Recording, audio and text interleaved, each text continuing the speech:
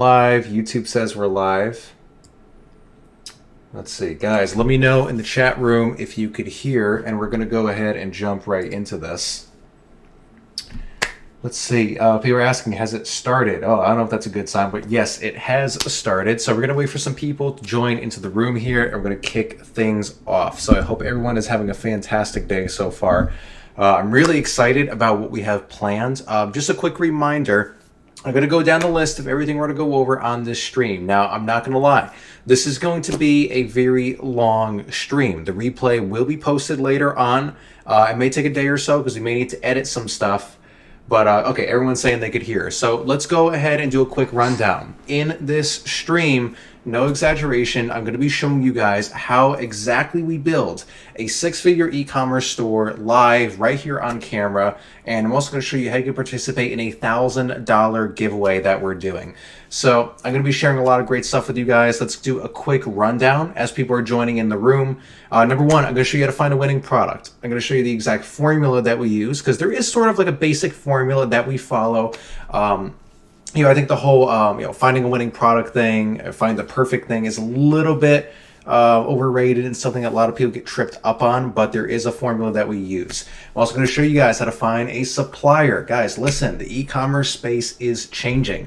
With the whole pandemic and everything going on in the world right now, we are entering into what I like to call the golden age of e-commerce. And this is something I want you guys to remember.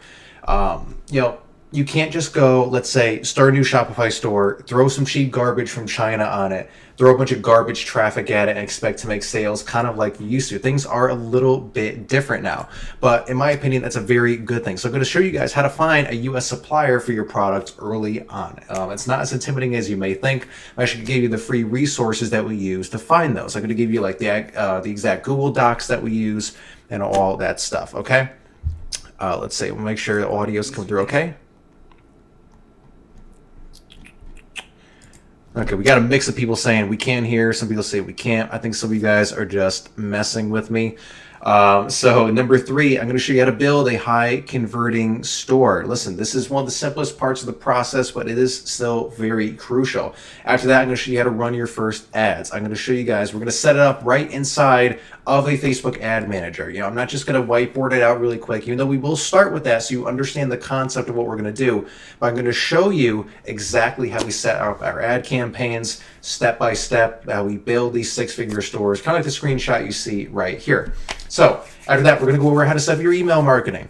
If you are running a successful and profitable e-commerce business in 2020 or beyond, you need to get at least 40% of your sales optimally from your email marketing. That's something that a lot of people trip up on. Basically, a lot of people, they'll get their ads to convert. They'll get a good product, they'll start running ads, they'll get it to convert. But the problem is they keep needing to spend money over and over to get new customers instead of just getting more sales from their existing customers. And you guys may have heard this before.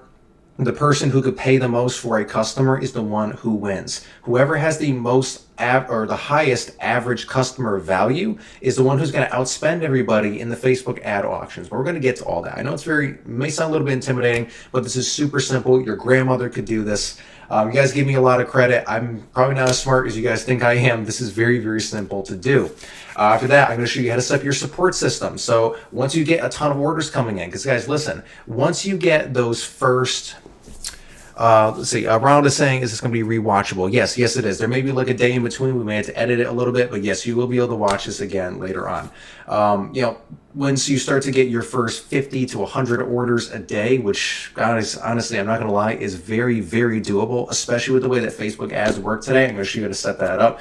You need to have someone or a system to support all the support tickets because you're going to get angry customers. You're going to get people asking questions. Where's my tracking number? Where's my order? And all this kind of stuff, right? So it's very important to keep that in mind. I'm going to show you the free system that we use. 100% free for life. It's called Freshdesk. I'm going to show you how to set that up. Very simple. And then I'm going to show you how we quickly scale to six figures in 30 days. The system that we implement on every e-commerce business that we own that scales it from these new little starter stores up to six figures. And then, yes, I am going to announce how you can win the $1,000 giveaway to all the workshop attendees. And of course, we're going to do a bit of a live Q&A. So as people are joining into the room here, I just want to check the stream really quick one last last time to make sure everyone's here. Let's see. Someone says, Matt, can I start with only 200 hours? Yeah, no, absolutely you can start with 200 hours. And for anyone else wondering, I would say that's probably a good limit. That's probably like a good balance to test your first product with your first ads. But we're going to get into that.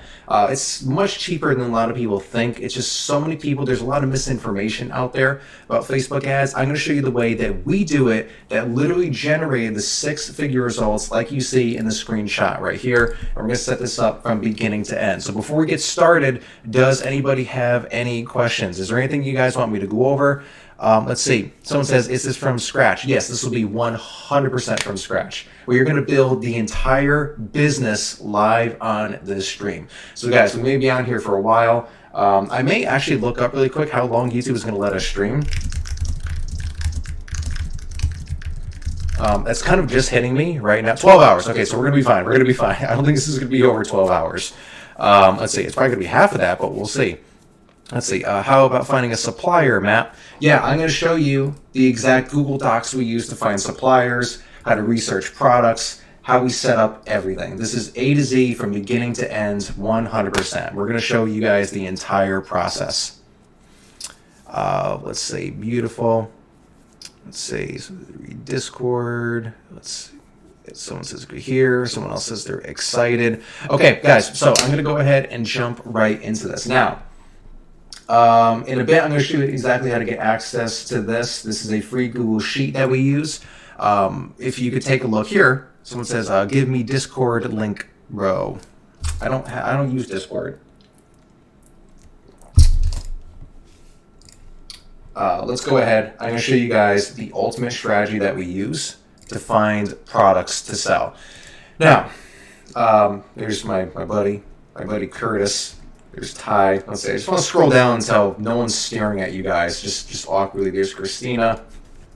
Okay, there. I think that's fine. It's Sam Ovens' thing.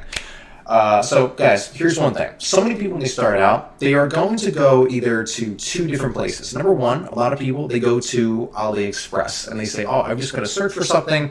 Maybe it's on the homepage. Maybe it's like a trending thing. There's a ton of orders. It's really popular, and this is the thing that I'm going to sell. Here's the problem with that.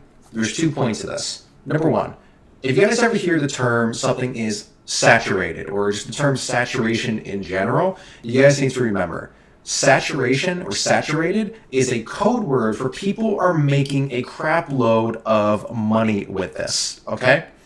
That's something that you need to remember. Someone says that Mike is echoing a little bit. Number one, if you guys ever hear the term something is saturated, or just the term saturated. Oh, that's a little bit weird. Let's see. Yeah, guys, let me know if anything happens with that. I want to make sure that we're good. Let me see.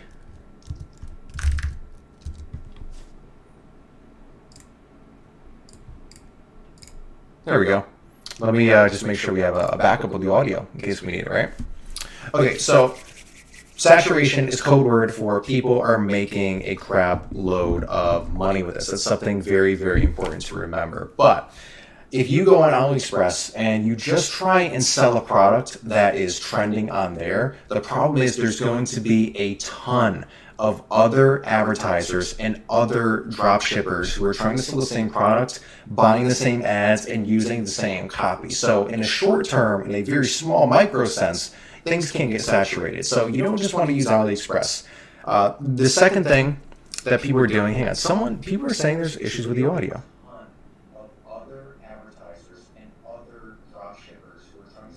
Okay, guys, no, I think we're fine. I just took a look at the stream myself. I think we're doing okay.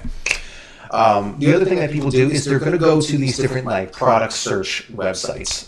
The problem with this is, again, there's tons and tons of other drop shippers. There's tons of other people who are going onto these websites and finding the exact same products that you are selling. And that's obviously not something that you want because you're going to be spending way too much on ads. Things are going to be very, very expensive. Hang on. Okay. We got to fix something with the audio.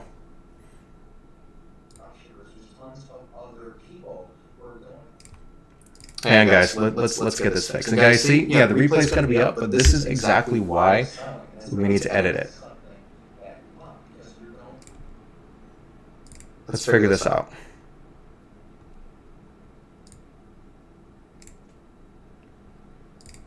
I have an idea. Let's try this.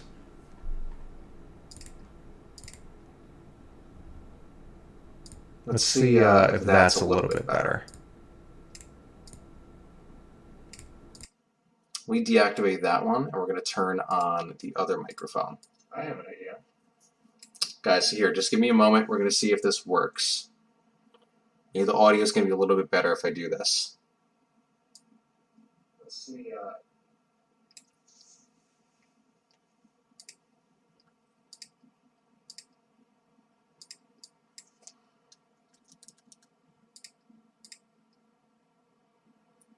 Works.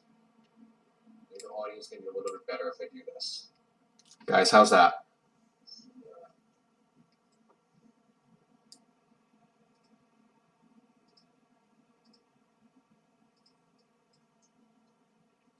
Is that going okay?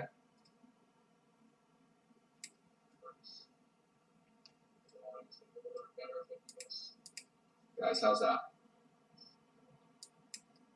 Okay. And how about if we turn on both like this? Let's see what that sounds like. Guys, this will be the last check, then we're going to jump into it. And guys, if you hear my echo in the back, I'm listening to my audio back. So if you hear me like a long delay, that's what that is.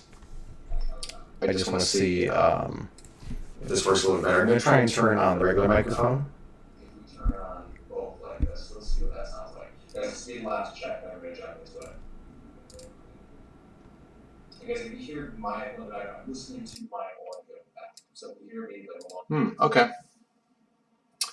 Okay, last thing I'm going to try.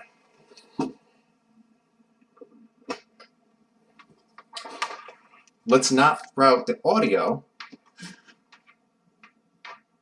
through here.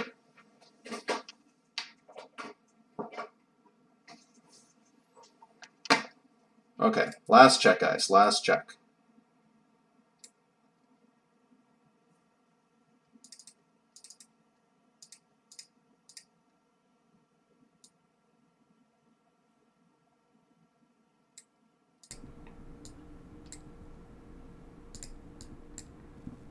Okay, last check, guys, last check. Okay, so now we have the audio routed directly into the machine. Let's see how that sounds. Someone says now it's perfect. Is it?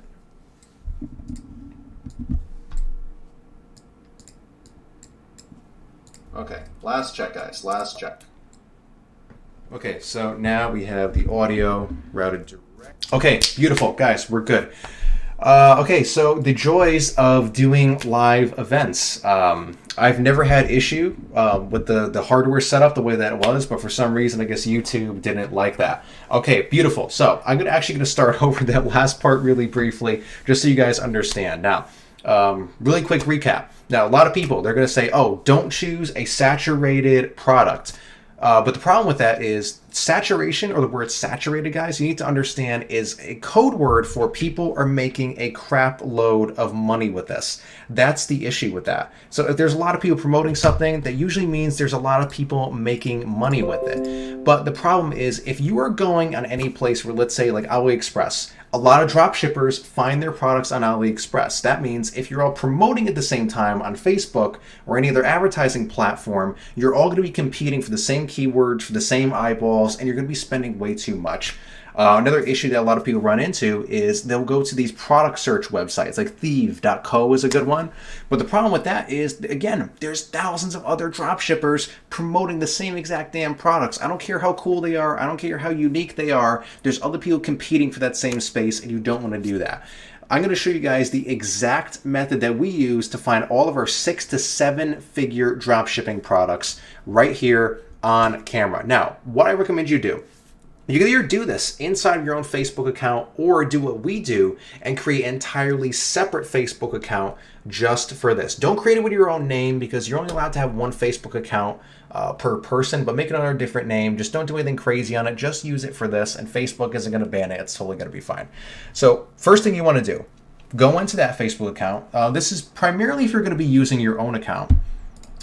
You want to go to facebook.com/ads/preferences, or you can find this in your Facebook settings, and you want to make sure that you take out any interests that are related to e-commerce or drop shipping or affiliate marketing. So for example, this isn't it right here, but let's say, because I typically clear this out pretty often, let's say this was AliExpress or drop shipping or Shopify. Go in here, remove that interest. The reason that you want to do that is a lot of skilled e-commerce entrepreneurs and drop shippers in particular, they will exclude anybody who's interested in any of those things because they don't want people copying their products. So if you remove these, what's going to happen is in your Facebook feed, you're going to start to see ads for other drop shipping products and things that people are having success with in the e-commerce space. And this is the absolute best way to find out products that you should be selling. These are products that aren't on some list somewhere. And the great thing is you actually see real proof, real verifiable proof that this product is working. Let's say like this Sam Ovens ad right here was a drop shipping product. I can go to this video. It has about 200 likes or so, 17 comments, bunch of shares. I may go past that one and we would find something that's going to be a little bit more successful. You just want to keep scrolling through your feed until you see some type of e-commerce ad. So I'm going to go down here. So boom, right here. So Liquid IV. This is very interesting. If you look right here, about 350 engagements, 100 comments, bunch of shares. That's not too bad. But even if this isn't a product that you yourself do want to sell, here's what you need to start doing. Every time you see an ad pop up in your Facebook feed, click on the Shop Now button. You want to like it. You want to leave a comment on it. And then if you can, add the product to your cart on your website. What this is going to do is tell Facebook, hey, I'm interested in e-commerce products. I'm interested in dropshipping products, so much so that I'm an engaged shopper. An engaged shopper on Facebook means that you click the Shop Now button and you add items to your cart. Do that for every e-commerce ad that you see, and after a while, your feed is going to start to be filled with different e-commerce ads. It's kind of a little bit counterintuitive to what most people want to see, but guys, this is the method that we use to find all of our successful drop shipping items. So this right here. All right, so that's for like a website editor. Again, this is my personal account. This isn't the one that we use for this, but you guys kind of catch my drift on this. So we're going to keep scrolling through here until we see some other ads. So there's an ad for running ads on TikTok. Guys, let me know in the chat, is everything coming through okay? You guys got really quiet. Is everyone still there, or are you just being attentive, which I do like. So boom, this right here. So this is someone advertising something for advertising. I do a lot of advertising, so Facebook tries to target me with those. Okay, so that's just an ad for someone's service. Boom. Okay, guys, right here. So it's the company's called 8. It's for this like foam carbon air pillow type thing. This is a perfect example because, again, I'm going to go like the post. Thank you, Brian. Thank you, buddy, for the super chat. If you rewind to the beginning, we're building a literal entire business live on stream right here. So, guys, we're going to comment on it. I'm going to click on learn more, and this may be, let's say, a product that we can sell. So right here, boom, this is pretty beautiful. One thing that you want to look at as well, go into the video itself. Let's see if I can bring this up, maybe full screen in here, resume video. Okay, it's not giving it to me here, but one of the main indicators of someone that has a successful product is, let's say, the video for that ad has 1 million+ views on it. Because here's the thing you guys need to remember. Running ads costs money, and people are not going to continue to run ads unless they're making some kind of a profit on it. Take it from me. We run a lot of ads every day and every month. You're not going to continue these campaigns if they're not working. So that's what I was saying earlier, where if you just copy products that you're seeing in your Facebook feed, you have verifiable proof that this product works, and you could reverse engineer and model the same thing for your own business. So let's say we wanted to sell a pillow like this. I'm going to minimize this. Do you guys understand so far how we find our products on Facebook? Go ahead and type a yes in the chat if you agree. If you understand why it's the most effective way to do it, don't use these product search tools. Don't go on AliExpress. Don't do all these other things. I mean, one thing that may be a little bit comparable is if you can go on Amazon and find something that's a little bit trending, that might be fine, but I still recommend just going through Facebook and seeing what's already working and modeling that for your own business. Okay, looks like everybody agrees. Someone says yes. Someone says all good. Someone says I'm taking notes. Okay, Ruben, good. Continue to take notes. Now, here's what we're going to do after that. This sheet right here is an actual product research sheet that we use in our business. And these are some ideas that honestly, guys, you can go out there, go ahead and steal some of these. You guys may be thinking, oh, no, everyone's going to go and do these, but I promise you less than 1% of people watching this stream are going to go out there and actually start building a website around these products. But I'm going to show you exactly how we have this set up. So this is just a spreadsheet inside Google Sheets. You can use Excel, you can use Sheets, numbers, whatever it's called, the Apple version of it. We have a couple columns. Product idea. So we have the name of the product right here, exactly what it is. Cost of goods. Cost of goods means how much you could purchase it for. So let's say we want to sell one of those carbon air pillow things, or I'll use an example right here. Solar power bank. Here's what we're going to do. I am going to go to AliExpress because that's where we're going to start drop shipping it from before we find another supplier. So solar power bank, okay? Let's say this one right here is the one we want to use. Now that's pretty cool.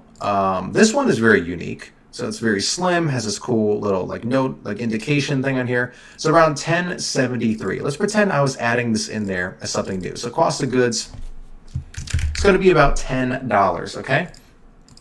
Shipping location. Can we ship it from the US? If I go back to search here, we're going to go ships from United States. If so, we're golden. Okay, beautiful. Here's that same product, shipped from the US. We're going to go back to our sheet. We're going to put in US. Shipping time, let's say it's 5 to 10 days. That's average. It would ship inside of the US. And now units per day. What the heck is units per day? Well, here's one of the main things that you guys want to look at.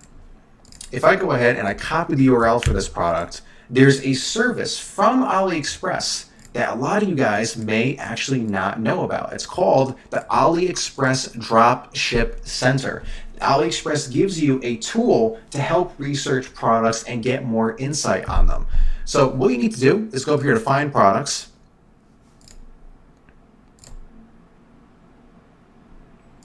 You can go over here to Product Analysis and paste in the URL of the product. You do multiple ones at once, but we're only going to do one at a time. It's going to bring up this graph. This is something that's very, very important. So this right here shows how many orders this product is receiving per day. The average amount, or I should say the minimum amount of orders that you want to be seeing per day for that product is between 25 and 50. That means there is some type of volume. Listen, the higher it is, the better, but that's the minimum, 25 to 50. Optimally, 50 to 75 orders a day is what you want to look for. So this one here is averaging pretty well. As you can see, I've already researched this, 50 to 65 orders per day. So guys, always put in the AliExpress Dropship Center, and that's going to show you what kind of results you're seeing. Now, how you read this graph is kind of very important too. If there's a lot of big dips and valleys like this, sometimes you may want to avoid that, because typically what that indicates is there was another e-commerce entrepreneur who came in, they drove a bunch of traffic to this product, and maybe it didn't work, and that's why it died out after a while. There's a bunch of sales in the beginning, and then it just kind of like trailed off. This, on the other hand, is a little bit different, because if you look at the numbers, this is very consistent. There's spikes, but the numbers are consistent all throughout here. So we're going to put the units per day. Then, estimated retail value. This is how much that you think you could sell this for. So go out there, do a little bit of research. For example, the first thing I think of when I think of solar power bank is that Lit Mobile company. Go on their website. So we can go over here, and let's see what our competitors are selling this for. Okay, I'm not sure what their website is, but I already know it's around $100. So our profit margin, we buy it for 10, sell it for 100, is going to be $90. Now here's the cool thing. I'm going to show you guys how to access this too. If you notice that if I change my cost of goods in the spreadsheet, watch the profit margin. It's going to change. I have this sheet set up automatically, so when I put these numbers in, it gives me, it spits back out the profit margin for the numbers that I put in. Now, the way you can do this, if I just double click right here, all you need to do is type in equals, in parentheses, F2, okay? So that's going to be the retail value, this cell right here, Mine is B2, cost of goods, close it out, and that's it. So you guys can just go ahead and copy that, type it in your own spreadsheet. And then I always have some notes over here. So this one, high profit margin. This one, brandable, high margins, really unique product. And these are some over here. So we have the solar power bank, full mouth toothbrush. That's an interesting thing I saw on there. Wireless charging lamp. So it's kind of like this really unique lamp where you do like wireless charging on, set your products on, like your phone, your headphones, whatever. And it also serves as like a lamp. I thought that was pretty cool. There was these book lamp things, which I saw a decent amount of other dropshippers promoting, but I think if you build a good brand around it, you can kind of beat them out. That's just my opinion. Ultrasonic skin scrubber. This one was very interesting. If I go and do a search for that on here, maybe this is even the one that we're going to go ahead and build a website around. This is something that I've noticed that a lot of other people are not selling right now. So, someone says there's something wrong with the audio. Let's double check. This one was very interesting. If I go and do a search for that on here, maybe this is even the one that we're going to go ahead and build a website around. That's strange.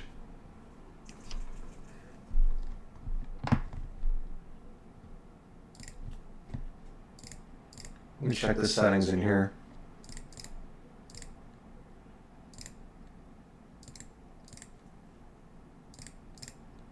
Let's see if this does anything.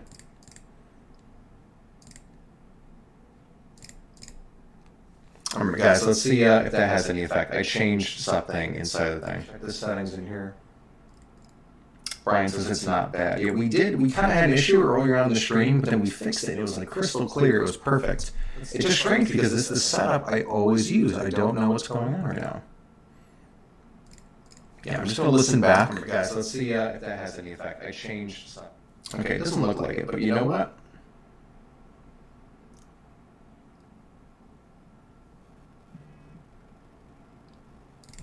Capturing your mic twice. Yeah, it does seem like that. You're right, but no, it's definitely not what's happening.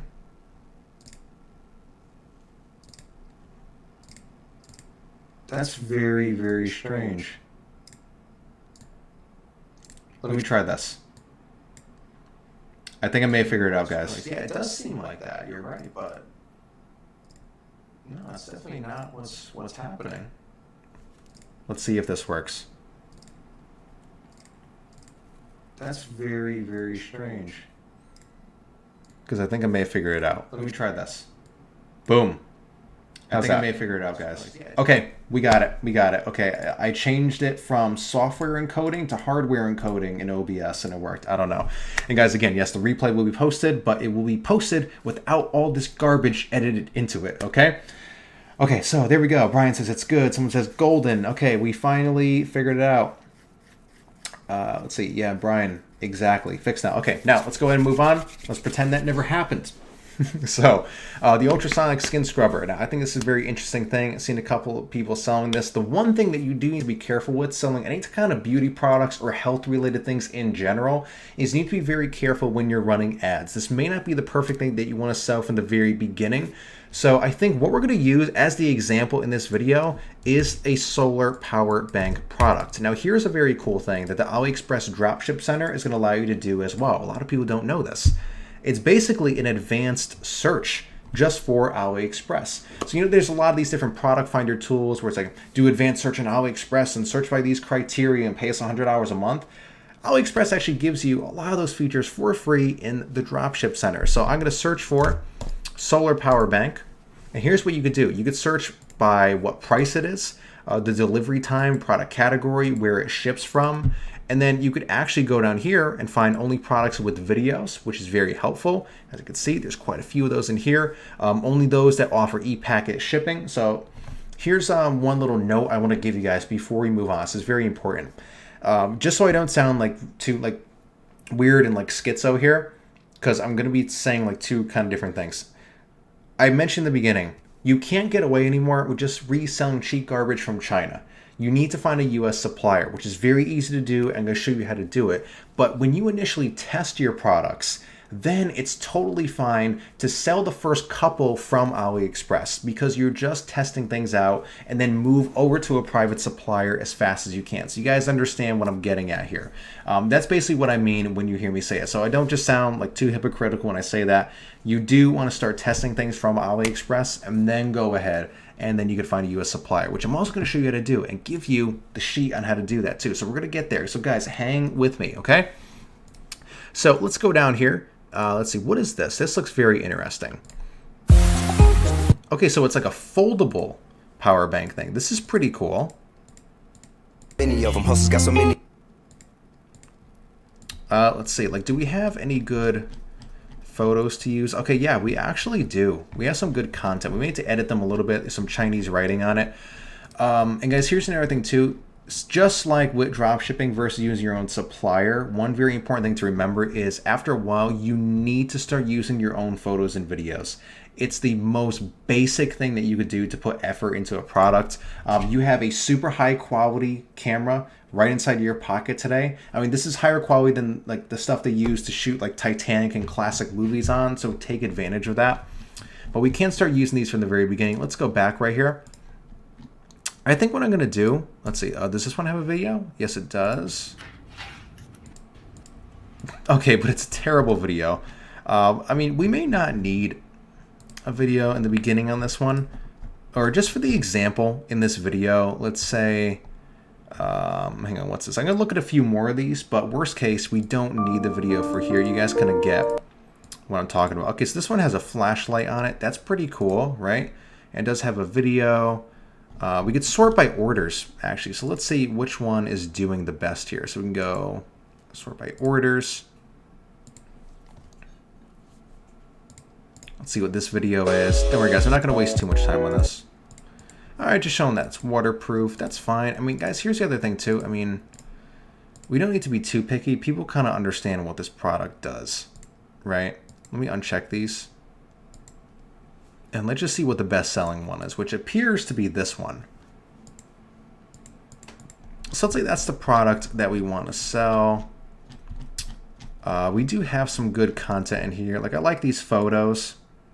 And then one other thing that you could do, too, a lot of people don't realize this, you could just contact the supplier through AliExpress, and they're typically going to give you higher quality images and videos right from the get-go that aren't just public on the page that a bunch of other people are using. So I'm just going to come here. Let's find these solar power banks. I'm going to sort by orders, but you guys are going to go ahead and follow the technique that I was explaining earlier. So this one's pretty cool. We have some good content on here. Like, we have enough to really build something. I'm not going to lie. And I know I'm being a little picky about this, but I'm just going to look at a couple others. Guys, what I'm thinking of doing with the website we build in here, I may just be giving this away to someone, just so you know. Okay, I like this one because it's pretty thin. I don't know. What do you guys think? Should we do this or another product?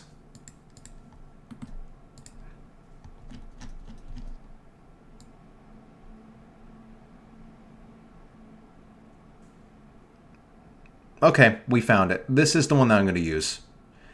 Really great quality content. I'm assuming the battery is a little bit bigger in this one.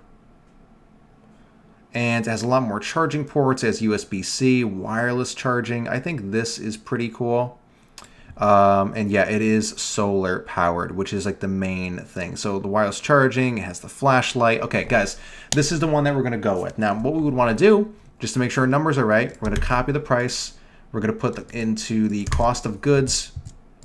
I could just type that in manually. So $17.99, or let's just round it up to 18 bucks. We definitely sell it for around 100, or let's say we want to get some sales a little bit quicker. We'll offer a discount, 84 bucks. We're going to make around $66 to $65 on it. Everyone says, do this, looks good, do this one. Okay, perfect. So that's one that we're going to go with. So let's go ahead. I'm going to close these out right here. And let's go back to our notes. So we found a winning product. So guys, that sheet that I set up, go ahead and set one of those up for yourselves. And here's one little like general rule to follow. I kind of apply this to myself when we're finding new e-com shops to start. What you want to do is give yourself a minimum of 1 day, but no longer than 3 days to find your product. Do not obsess over this. What I mean is, let's say you pick like a full day, you just add a bunch of products to that sheet, you want to analyze them, maybe you want to sleep on it, come back to it later, but don't go over like, okay, I'm actually going to say 2 days. Don't go over 2 days finding a product, guys, because here's the thing. Whether it works or whether it doesn't, the only way to find out is to set up your website, start running traffic, and see if it works. So the faster you do that, if the product doesn't work, the faster you're going to be on to a winning product. You kind of see what I'm getting at here. So you find your winning product. Now, here's what I'm going to do. We're going to go how to find a supplier a little bit later, because I want to get you guys into the real meat and potatoes of this as soon as possible. So let's go ahead and put this after setting up email marketing and then before setting up your support system. I'm just trying to get the priority in here, because like I said, you do just want to test it from AliExpress. Now, how to build a high converting store. Well, you're going to go ahead, head over to Shopify.com. Now, Shopify does run a bunch of various different free trials. The basic one is 2 weeks. No, there's no affiliate links here. There's no nothing. I don't get a kickback. I'm actually not even in the Shopify affiliate program. That's a whole story and a whole nother thing for another video, a whole nother day, right? So 2 weeks is more than enough to test your product and see if it works. If you're profitable, the $29 a month is going to be nothing. If it doesn't work, oh well, you move on to a different website. But Shopify always offers these various different longer free trials as well. So if you search around, Shopify 30-day free trial, 60-day free trial, whatever it is, you're usually going to be pretty golden with that. So what I've done here, if I go over to Gmail and actually set up an example email, because we're going to be signing up for a couple of accounts, I recommend that you set up a new email address for your business just to keep things organized. You don't got to do anything too fancy. Preferably, you're going to have an email address, you or hello at your domain name. That's totally fine, but you can start with a Gmail address. Sometimes you can get a 90-day trial. Yeah, during the whole lockdown, during the virus and stuff, they were offering 90-day free trials, which is pretty interesting. So I'm going to go back over to Shopify. We're going to type in Shopify, example email at gmail.com. That's the one that I set up. Forgive my weird typing. I'm kind of reaching around the mic now because I have to plug it in down here. Let's go again. Shopify example email at gmail.com. Password. I'm not going to give you my password. Store name. So we got to find a store name. Guys, this is another thing that y'all really obsess over. It's not that big of a deal. So let's see. So it's a solar power bank. Guys, here's what we're going to do. I'm going to let the chat decide what the name of the store is going to be. So throw out some ideas, and then I'm going to choose one of them. So it's a power bank, it's solar, it's something that's very, very mobile. A lot of active people are going to use this. So I like something kind of like, active energy, active power, try and think of something like that. Let's see, they stopped it. Yeah, they did stop the 90-day trials. It was a little bit unfortunate, but you know what? That's totally fine. You guys have plenty of time in those 14 days to see if your product works. And let's see, I'm actually going to start typing stuff in here because sometimes things aren't available. So let's say, obviously this isn't going to be available. Power mobile is going to be taken. Let's see, active power solar tank, someone says in the chat. Solar tank. That's taken, but I do like that. Let's see, anything else, guys? Let's see, what about solar box? Solar box? No, solar box is taken. We could do the solar tank, something like that. I think that's okay. Let's see, charger of life. Oh, or what about charge your life? No, not change. Charge your life. Wow, I'm surprised it's actually taken. Okay, let's try and find something. What about life charger? Let's see if lifecharger.com is available. It's for sale. It's for $1,000. Okay, maybe we don't want to do that. We do the life charger. That's something we could do because you guys got to remember, you got to find a domain name and a Shopify address. Solarix. Okay, SolarX is available. So let's see. Papa Demba Fall says SolarX. I think that's interesting. So boom, we're gonna go with SolarX. And guys, here's the funny thing. Yeah, I'm trying to come up with something a little bit quick because the sake of the live stream. But that's how quick that was fast and quick in between. Guys, I did not sleep that much last night. We're on a product launch right now. I'm not getting as much sleep as I should. It's not good. But that's how fast I come up with a product name just normally anyways. You don't want to overthink that. It's not that big of a deal. Okay, so what you put in here doesn't really matter. You just pick whatever, electronics, yeah, whatever. Okay, or we could just skip it now too. I forgot that's new. Okay, so this information. Here's what I'm going to do. I'm going to turn this off in case my browser decides to autofill stuff. Ooh, which it did. So I'm just going to go ahead. Let's go. I'm going to put in some fake information anyways, and then if I have to change it later, I can. So boom, there we go. And let's go ahead and wait for that to go away. We're going to turn the desktop back on. So I almost gave away my home address, even though it's the streaming computer. I'm not sure why Chrome saved that, but it's no big deal. So guys, welcome to your new home for the foreseeable future. Now, there's a couple different things we want to do to get started on this. So let's see, what is the first thing that we should really do? What we want to do, I'm going to make a folder on my desktop for these product photos. Now there is a Chrome extension you could use. Let me see if we can grab that. If you just search for AliExpress like image downloader, let's see if this is the same one. Then I can give you guys the link to it. Let's say Ali Save. That's gonna let you download all the images at once. Yeah guys, here it is. So I'm gonna put in the chat room. So put that extension in your browser. I'm gonna do it here on my streaming computer. Let's see, and it's going to allow you to download all those AliExpress images at once. It's going to help you download the videos. It's going to help you download the description images, because sometimes what happens is it's just going to download like that weird WebP format that you then need to go and convert, this and that, and it's annoying. But watch this right here. If we go to Ali Save on this listing, I could download the main images, the vary images, or description images. I'm going to do both. I'm going to download main images. You see on the bottom, download all of them. Download description images. So boom, there we go. And guys, by the way, I'm going to throw this out there very quickly. We're going to go over this at the end. If you do want to take place in the $1,000 giveaway, me and my partner Dan are doing this on some live workshops that are happening tomorrow, which are very similar to this, building these websites full blown from beginning to end. The link is on the screen right there. So go to deepworklabs.com/100. Even if you're not interested in the content itself, go ahead and register for the live training. There's 4 classes that take place tomorrow.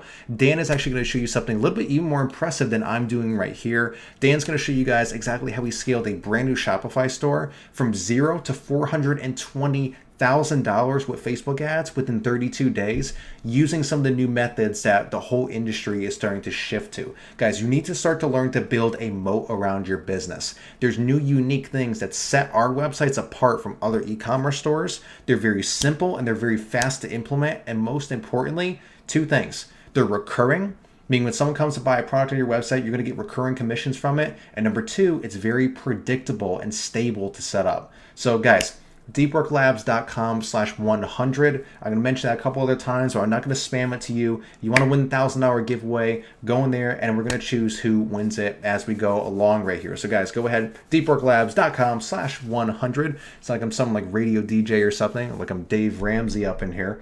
But I just wanted to mention that because I see some people asking about it and I know that's something you guys are here for. So boom, there we go. We download all of our images. Those are just going to be in our downloads folder right here. I'm going to take all those and put them inside of this new folder on my desktop. And let's go ahead and start to fix these up a little bit. I'm going to choose which ones that we definitely want. So for the main image of the product, I think this one right here, this very simple one, that's going to be fine. So let me go, let's see. Polished images. I'm going to go and throw that in there. We're going to choose the exact ones we want and which ones we don't. So this one showing the wireless charging is great. This one might be fine too for like the description. This shows the ports in there. This shows it charging a phone. This shows the dimensions. That's not too bad. This shows it's dust proof. Then I want to use these cool ones for the description as well. And the rest of these, maybe not so much. I'm just going to grab this one just in case. And the rest of these, it's just a little bit of overkill. So I'm actually just going to go ahead and get rid of these images. And let's go ahead and fix out the ones that we have right here. So let me go ahead and scroll through some of these. So this isn't bad. Night is no longer dark. What was LED? Flash outdoor. See, you want to go through these sometimes because sometimes they're written in broken English because they're people in China. It's their second language. Escort you in the dark. Yeah, see, I want to change that up there. So we could change that. The dustproof one, meticulous dustproof. See, that doesn't really mean anything. So I'd make that something a little bit more simple. But we do have some good stuff to get started with. Like this will be our main product image. Let's see if it wants to open up here. Let's give it a second. Let's see. Someone says, Matt, how do you withdraw your earnings from Shopify and you use PayPal? Because don't use PayPal, guys. Never use PayPal. PayPal is Satan.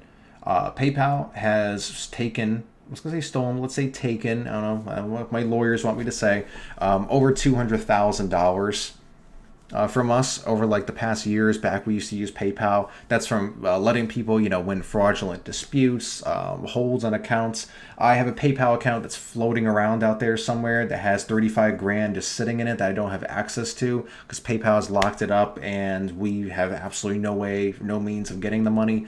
So especially for e-commerce stuff, only use Shopify payments or another credit card processor. Do not use PayPal.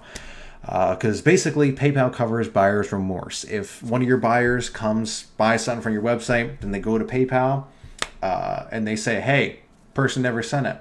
You could send all the proof that you want. I don't care if you have a tracking number. I don't care if you have written, signed documents from the customer that says they received the product. It's going to be about 50-50. They're going to go back to the customer and say, hey, he says you got it. We have a tracking number. Did you get that product? They're going to say, no, he didn't. PayPal will say, okay. And they take your money, and that's pretty much it. And if you get enough of those, they're going to shut down your account.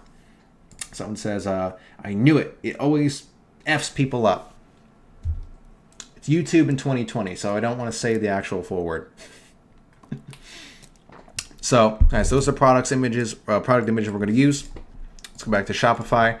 First thing that we want to do is going to make your life a whole lot easier. We're going to go here. We're going to install an app called Oberlo. A lot of you guys already know about this. Even though you're not going to be doing the standard drop shipping model, this still is going to help your life in so many ways. It's going to make it way easier because it still helps with fulfilling products. Even if you have a custom supplier, this is going to help you a lot. So, all right, password, sure.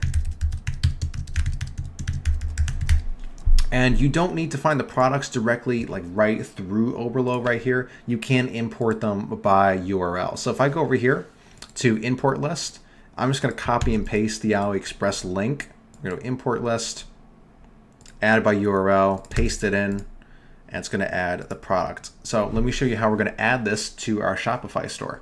So I'm going to leave the name for right now, and we're going to edit it inside of Shopify. Description, remove all of this. This is just supplier, warehouse information that's on AliExpress. You're going to see so many lazy ass drop shippers just leave that as a product description, which is pretty sad. Let's see, someone says, Matt already registered for the site but didn't receive any email. Really? That's interesting.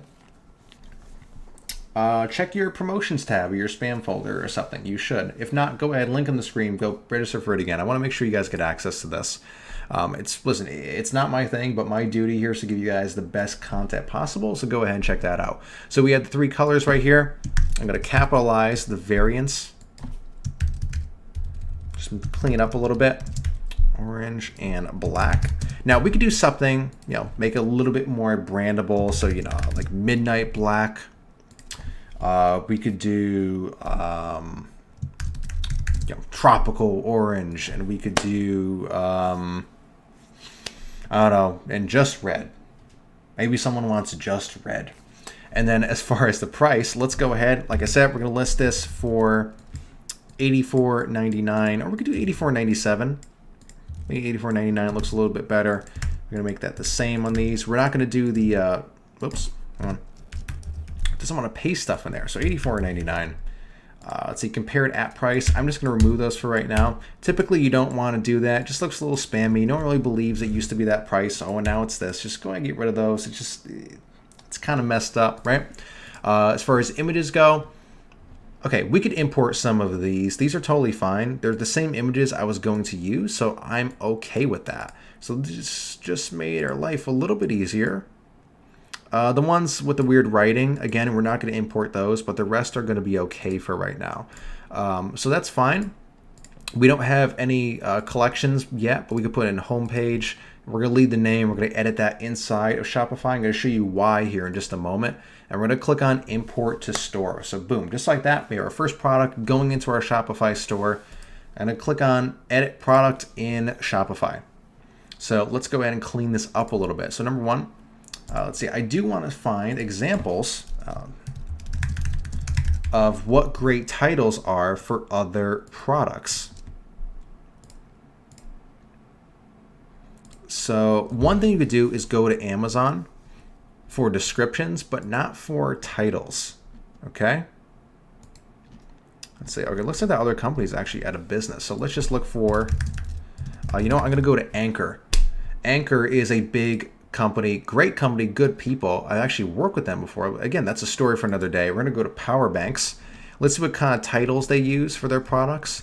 Let's see. So very simple. So they call it, you see like the Power Core, the Anchor Power Core Lite, and all this kind of stuff. So I'm going to do something fairly similar. Let me go back over here. So this is going to be the SolarX. Let's see, how many milliwatt hours are in here? So, or milliamp hours, 80,000 milliamp hours. So this is going to be the SolarX, maybe 80,000. See, that doesn't sound that great. The SolarX what? The SolarX solar powered or solar power bank. Let's see, how else could we like spice that up a little bit? I think one thing I'll do something similar to what Anchor has right here. And I'm just going to put 80,000 milliamp hours so people know, okay? Let's see, how is that typically formatted? So M, oh, capital A, that's interesting. So lowercase m, uppercase A, and then H, so milliamp hour battery, our power bank. Maybe we could even move this around. Or we could add like a something like that. I don't know. There, I think that's fine. And now here's one of the reasons we don't want to edit the title of the product inside of Oberlo. Someone's asking what supplier did we use? I'm going to show you in a moment. We're going to test the product on AliExpress, but I'm going to show you this right here, how we find US suppliers very easily in a moment. But guys, remember I said don't change the product name in Oberlo. Do it in Shopify. That's because you want to go down here after and you want to customize the link to the product. Because if you look down here, by default, because it was imported through Oberlo, it's going to have this weird, like oddly keyword stuffed like name in here. We really don't want that. So what we want to do is you want to try and find something that a lot of people are typically going to search for. A good way to find this is if you just go to Google, as in just google.com, and search for solar power bank. Solar power bank charger, review, price, Walmart, Anchor for laptop. We can go maybe just power bank, USB-C. That's something we want. Make sure we want to get in there. I mean, put that in the title for iPad, for laptop, for MacBook Pro. See, a lot of people, they want to make sure it works with their device.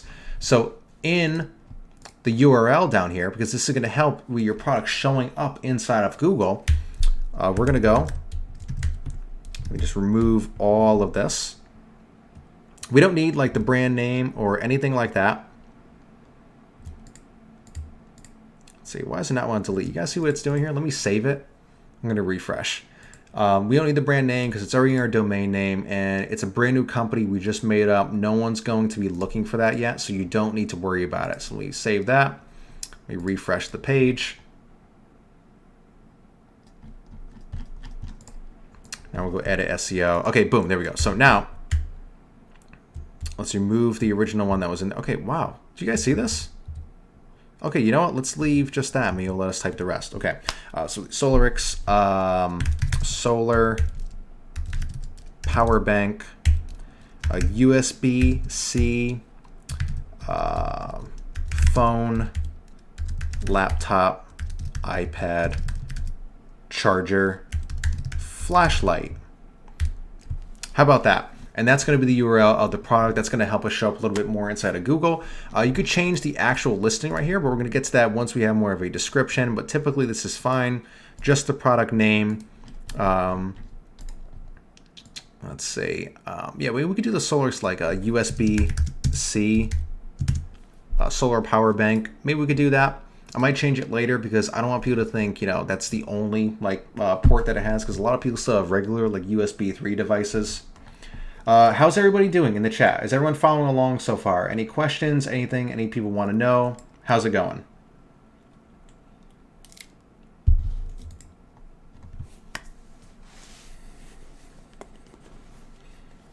It says, we can't paste your URL here. Hello, okay, try. Page was the best alternative for deep. So what the heck? I don't know. Let's see. Matt register in the site. Okay, beautiful. So guys, yeah, any questions before I move on? Someone says, good bro, we G, why? Someone says, why? Someone just got real, someone thought that was very accusatory. Does anyone have questions? Why? Why? Do I look stupid to you, Matt? I'm sorry, I don't know why I found that very amusing. Let's see, good, looking forward to learn something. Why would you sell something people could buy from Amazon? The same reason you don't buy every item in your life from Amazon. And after a while, listen, if you scale up enough, start shipping your products to Amazon, okay? People don't shop around for stuff as much as you might think. Okay, someone keeps saying, Matt, I registered on the site, but I didn't receive an email. Well, I don't know, maybe you don't receive an email. I don't think you do. Just, because it's going to go to this link right here. Right? Which is my site. Then you go and you fill in. This is your name. This is your email. Oh, guys, it's being a little bit weird. It's being squirrely on me. Hang on.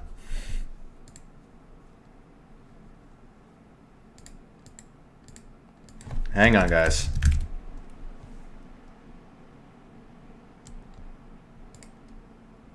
The joys of doing live streamed events, right?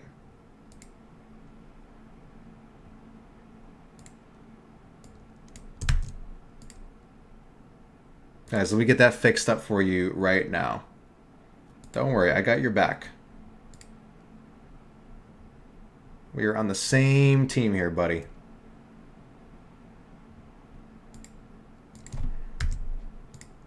Okay, and guys, if you want, here's the direct link. I'm going to put in the chat right now. That's the direct link. Guys, go to the link inside the chat room right now, and the one on the screen does work.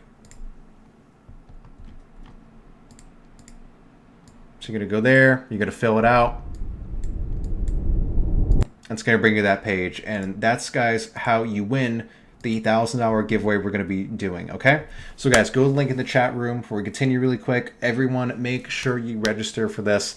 It's basically what I'm teaching you today on steroids. I'm going to show you how to get set up today, and then tomorrow in the 4 live webinars. So guys, this is not like, oh, it's a live webinar, but it's actually pre-recorded and it's just a video. No, Dan, my partner, one of my best friends personally, is going to be live on the webinars teaching you guys exactly what to do. I'm going to show you today how to set all this up, how to set the basics up.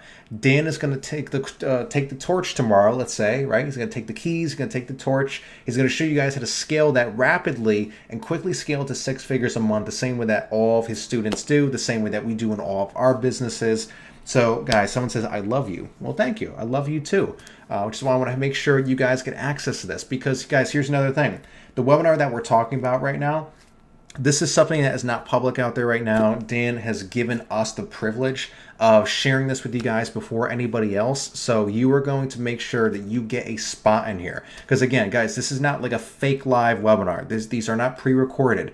Dan will be live on these live workshops tomorrow, training you, teaching you, interacting with you. And so that means there are only 1,000 spots in each of those 4 slots. So guys, go to the link in the chat room right now. Make sure you register. It's very important you go and register for this because I don't want you guys to miss out. Now, I'm not going to go on about this for the entire night, but this is something very special we put together. It's kind of like part 2 of what we're doing here. That's going to be like the steroid injection to what I'm teaching you to build on tonight's live stream, okay?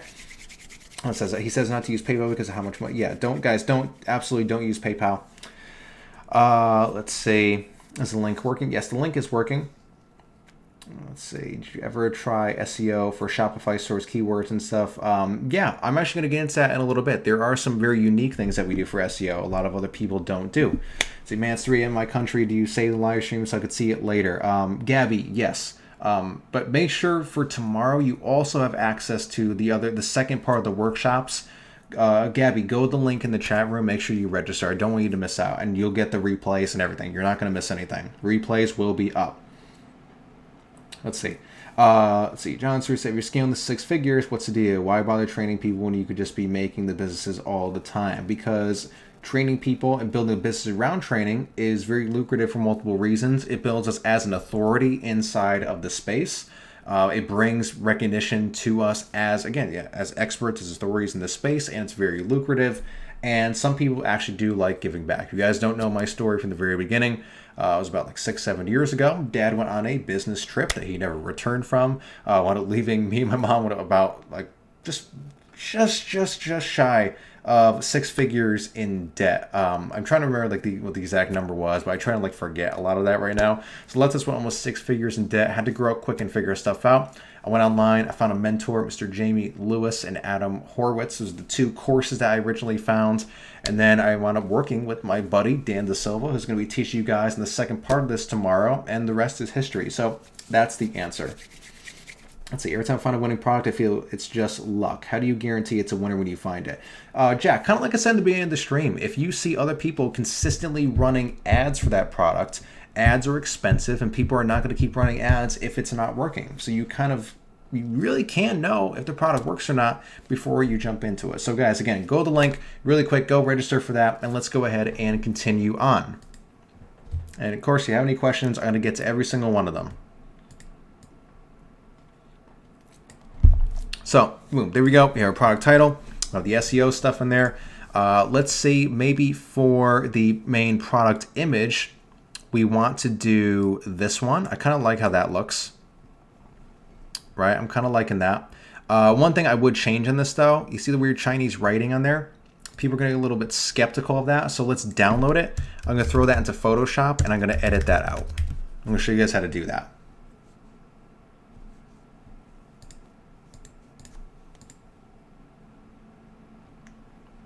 Someone said it's not working, but guys, I know for a fact it's working because I'm visiting the link myself.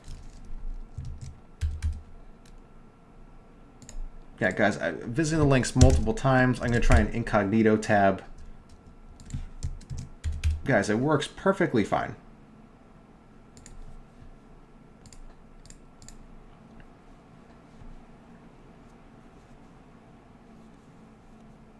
So is it possible to start with 100 hours? Yes, absolutely. All right, so guys, here is what we're going to do. We're going to remove the writing from that image. And we're going to re-upload it. So I'm just going to zoom in here. I'm going to use the spot healing brush tool, it's called, and whatever photo editor that you guys use, they all basically do the same thing. Someone says, do you enjoy stuff, or do you employ staff in your company? Yeah, right now we have 6 employees that we use. It's a mix like freelance workers and basically full-time employees. I'm just going to remove the watermark from this. Not watermark, but the text, I guess, right? So boom, there we go. I think it looks fine. I could do some basic image adjustments, make it look a little bit more contrasty, a little bit more clear. I'm just going to save that. Close out of Photoshop for right now. And then we have the clean version of the image. So one thing I recommend that you do, honestly, you can do this with all of your images. I'm not going to do it right here to bore you guys, but download all your images, make sure you edit them, and then make the image name the product name of what you're selling. That's going to help with SEO as well. Okay, I'm going to drag that in here. We'll make sure it's the main product photo. Everything else is looking pretty good. So let's go ahead and preview what this looks like right now. There's not too much to see, obviously, but let's go ahead and take a quick look. Someone says, what if you don't have Photoshop? There's plenty of other apps that you could use. Google free photo editor. They all basically do the same thing today. Let's see, someone says, it's not possible to start with $100. Only ads cost $100. I don't know what you're talking about. You could easily start with $100. You start a campaign, you run $50 for 2 days. That's going to be enough data to really figure out if your product is going to work or not. So you could definitely start with that. Okay, so here's what we have. Very simple. I'll make sure that's the main product photo. We have our different categories here. Changes the actual image, as you could see. Now, what you want to do in the description, guys, this is very, very important. You guys don't want to go and just leave some basic, simple little description here. You don't want to leave it blank. You don't want to copy and paste like the warehouse information from AliExpress. It's not a good idea. So what I want to do, we have these other great images here. For example, like this one, but we do want to change the text on these. So I'm going to fire up Photoshop again, and let's go ahead and start adding these in the description. Then we're going to do the text part of it. See, someone says Instagram influencers aren't that expensive. That's a terrible way to start, especially if you don't have experience. We don't do that. We never have. I mean, we have in the past, but it's not something we consistently do for our business. No, you want to use Facebook ads. Facebook is magic. Facebook is like sent from God. Facebook knows everything about everybody. That's the most beautiful thing about it. Okay, so let's go ahead and clean these up a little bit. And let's make much simpler titles for this. So I'm just going to go in here. I'm just going to fill this with black. Okay.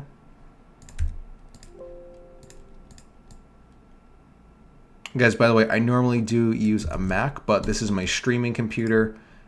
It's just much more powerful. So high power LED flashlight. Okay, very simple. Boom. So I would do something more akin to that.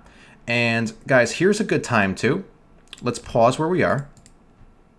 Let's make a quick little logo for the business. How about that? Because this is another thing you guys obsess over, which you really shouldn't. I want a dark background. We're going to go to, guys, write this down. I'll put in the chat, flaticon.com. All I want to do, let's say I want a lightning bolt icon for the SolarX logo, right? Lightning. Let's see, let's pick one of these here. Now these are all free to use. You can even just filter the free ones up over here. Let's see, maybe this is a good one. I want something that's a little bit more vibrant than that. Let's go ahead and choose.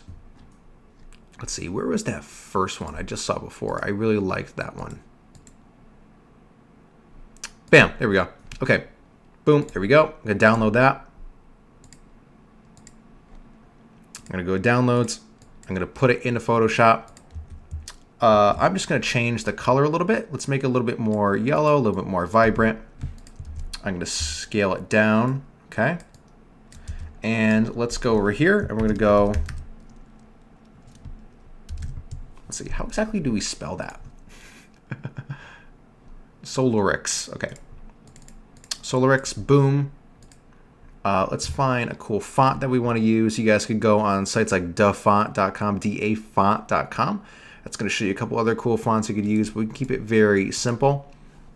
I would prefer to keep it simple with this one because I think for whatever brand we kind of come up with here, it's just going to be a little bit more fitting. Now, you could do some creative stuff. Like let's say instead of the eye, we make that this little lightning bolt. You know, you could do stuff like that. Like that's kind of cool. Yeah, someone in the chat says I use Canva. Yeah, guys, Canva is good too. You guys can go in and use that. Feel free to use that if you know something like Photoshop or whatever. Don't overthink it. It's really not that big of a deal. They all do the same stuff at the end of the day.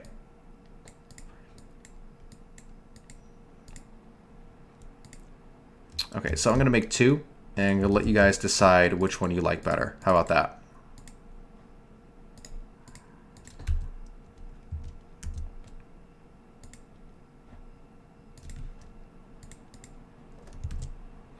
So we have the one where it's kind of like the eye in the logo, and then one where it's kind of like along the side.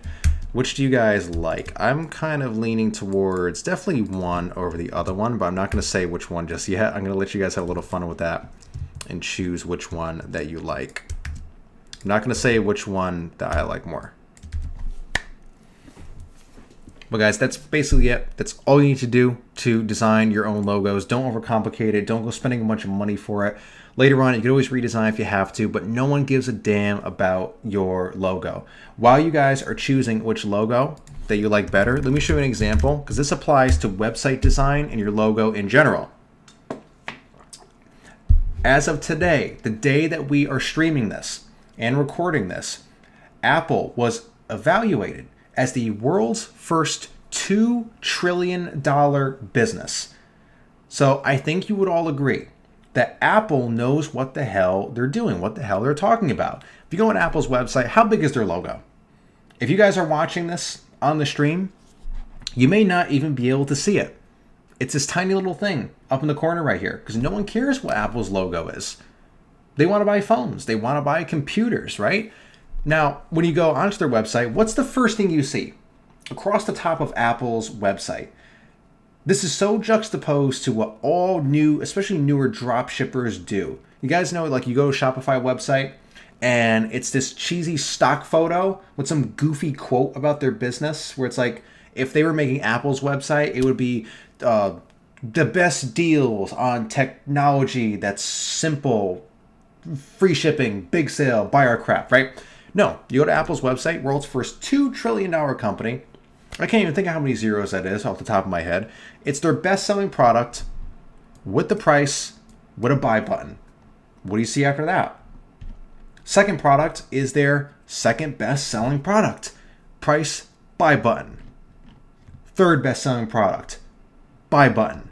And then some of the other stuff thrown in. So people come to your website to achieve a goal. They come to achieve the solution that your product solves for them, not to hear some fruity story about your business. So let's see, everybody is saying the top logo. Okay, good. I was definitely gonna go with that too. That's the one I was saying, but I wasn't gonna share before. So now that we have that, let me show you guys what I like to do when I'm designing logos. I'm gonna make a second copy of this. Let's turn off the background. And I like to make a light and a dark version of the logo. Not complete black, just because. So let's say it's on a light background, you use the dark one, dark background, you use the light one. Just have it there just in case, okay? Let's go ahead.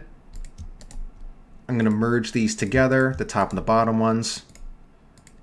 And guys, quick tip, to export something from Photoshop or another editor like with a transparent background, go in here, right click on the layer, quick export as PNG.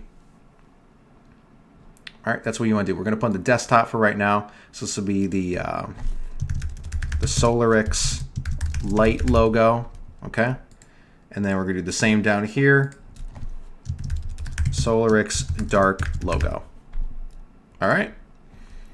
And now that we have that, let's close this out. Typically, you want to save the project in case you guys want to go back and edit it, of course. Make sure you keep things organized with the high power LED flashlight. And we could drag in our logo up here and just put this on the photo, and boom, right there, it looks way more professional, way more trustworthy, way more brandable, whatever you want to say about it, okay? Now, oops, don't want to do that. Let's see. Another reason that you should have kept that project open is because I want to know what font it is, but I think it's this one right here. This is the most recent one. Okay, there we go. So high power LED flashlight. So there immediately we have a much better quality looking image. Someone in the chat says, Matt, do you think it is still possible to grow a business based on your old strategy with affiliate Instagram influencers or any other zero? Yeah, of course, absolutely. Absolutely. I scaled my first e-commerce business to $3,000 a month when I first got started using nothing but free traffic. It's just some like the platforms, they're making it a little bit harder today. So for example, yeah, you could still do everything like that on Instagram. You just got to slow it down a little bit. Be a little bit more strategic. So guys, boom, I'm going to merge these together. I'm going to save this. I'm not going to waste all your time. I'm just going to edit all of these really, really quickly. Just bear with me. Just so you guys can see what I'm doing right here. This one, we're going to get rid of this top part. Let's see, it has this weird texture thing in the background. So I may have to use the quick selection tool to get rid of that.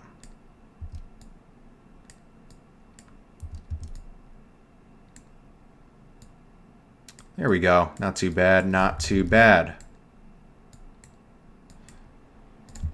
And guys, again, any photo editor is going to give you tools to do the same stuff I'm doing right here. So don't freak out. So we're going to go 100% dust proof. Now, guys, again, this is a good example of why you want to export two versions of your logo. Because as you can see here, we're going to need the dark version now. All right, see that? Boom, Solarix 100% dust proof, very cool. I'm gonna merge those together. Let's save it. We got a few more, and let's get those on the website for our description. And guys, we're almost done with the actual product.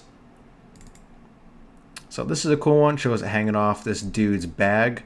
Let's just put our logo on that. We can use this. Like, these are good Instagram photos until you guys get your own. We could put it right there. Boom, Solarix. Get a little drop shadow just to make it stand out. I'm gonna merge those guys. See how simple this is?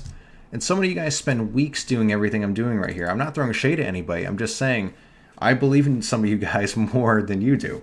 Let's see. Davis is marketing, says, Matthew, Shopify payments is not accepted in my country, and the ones that are accepted only accepts MasterCard and Visa cards. There is a workaround for that if you search it out. I'm not going to say it on this stream. It's a story for another day, and there's some elements I don't know if I even should say. And I'll leave it like that. But there are workarounds for that. Just do your due diligence. You're going to need some remote desktops. That's all I'm going to say. All right? You guys putting 2 and 2 together? All right, so bam. So guys, I think that's good. I'm going to close out of Photoshop right now. Let's go ahead and let's get these going on to, no, not that. Let's go to the other browser. Boom, there we go. That's the one we're using. Let's close out of Apple. Let's see. Someone says, damn, I'm about to buy this for 84 bucks. Well, go on AliExpress and buy it. You may have to wait a little bit, but catch my drift. So let's see. We want to get rid of the images that we added that to. Let's see. This was one. And let's upload the other. So let's put them in the regular images first, because then you could choose when you're adding them to the description to use your product photo. So boom, this one, this. I think that's all we really did for right now. So let's upload those here, wait for the media to upload, then let's put them in the description. So let's see, first, what I think I'm going to do is let's put this one showing it charging the phone. And that's the most basic thing, right? So product images, I'm gonna go below that. Let's go to the high-powered flashlight. Yeah, guys, I think we're gonna do a giveaway of this store, so stick around for both these workshops, which again, guys, register, link on the screen. Or link right here in the chat room, guys, go register because we're gonna give away the $1,000 and I am going to give away this store. So let's see, last product photo. Let's see, which one do we not upload yet? This one right here, boom, okay, perfect. So let me click on save, let me see what that looks like right now. Guys, check that out. That's pretty freaking nice. I like that. Now, we'll go out there sometimes, we'll buy like a premium theme for our store just to make it look a little bit nicer, but it's not necessary. I'm purposely not gonna do it here because I think that enables people to procrastinate. Now, if you're on a Mac, you can just hit, I think it's Command, Shift, and Space. It's going to bring up the emoji menu, but I'm on my streaming computer, so I need to use the Emojipedia to copy these emojis. Okay. So what I like to do, let's add these checkboxes, and let's add some of the top features in here. So we're going to go let's see, 8,000 milliamp hours. I'm just going to the top of my head. I think that's a lot. Let's say I don't know, 12 phone charges, or maybe like 12 hours of power. Don't quote me on that. Make sure you do your research, guys. After that, we're going to go solar powered. I don't know, not backup. We're going to go USB-C compatible. Ooh, not compatible. Compatible. It's going to be here's the high-powered LED flashlight, dust and weatherproof. So I recommend that you start off with some bullet points like that. Let me see what that looks like on the page really quick.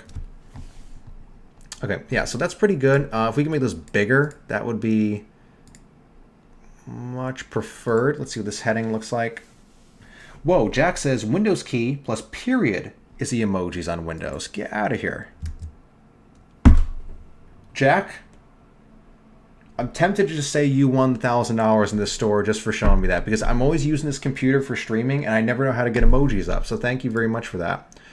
Let's see, I want to make these a little bit bigger. We're spending a little bit more time than I would like on doing the copy part of this. I want to move on to showing you guys how we run our ads and whatnot. And guys, again, if you register for at the link, the replays are going to be up and all that stuff. So don't worry about it. Just make sure you register if you have to go. So boom, preview. Okay, that looks pretty good. And then we can just add something in here. So let's see, Solarix. Let's add, just regular text paragraph. Solarix was designed by travelers and outdoor lovers for the adventurous. You guys see where I'm going with this. You don't need to be too picky about it. So it was designed with the travelers and outdoor lovers for the adventurous tech lover, and you never be disconnected from. Oh, let's do something like this. Let's use the fear angle. Let's see. Eliminate charge anxiety. I don't know if that's a thing, but I just made it up now. It's this new scientific term, charge anxiety. Anxiety from your next adventure.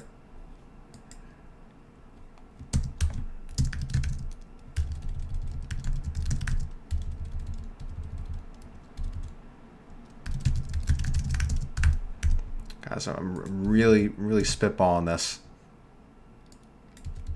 Here we go. Your next adventure with the built-in solar charging panel and ultra durable weather and dust proof design.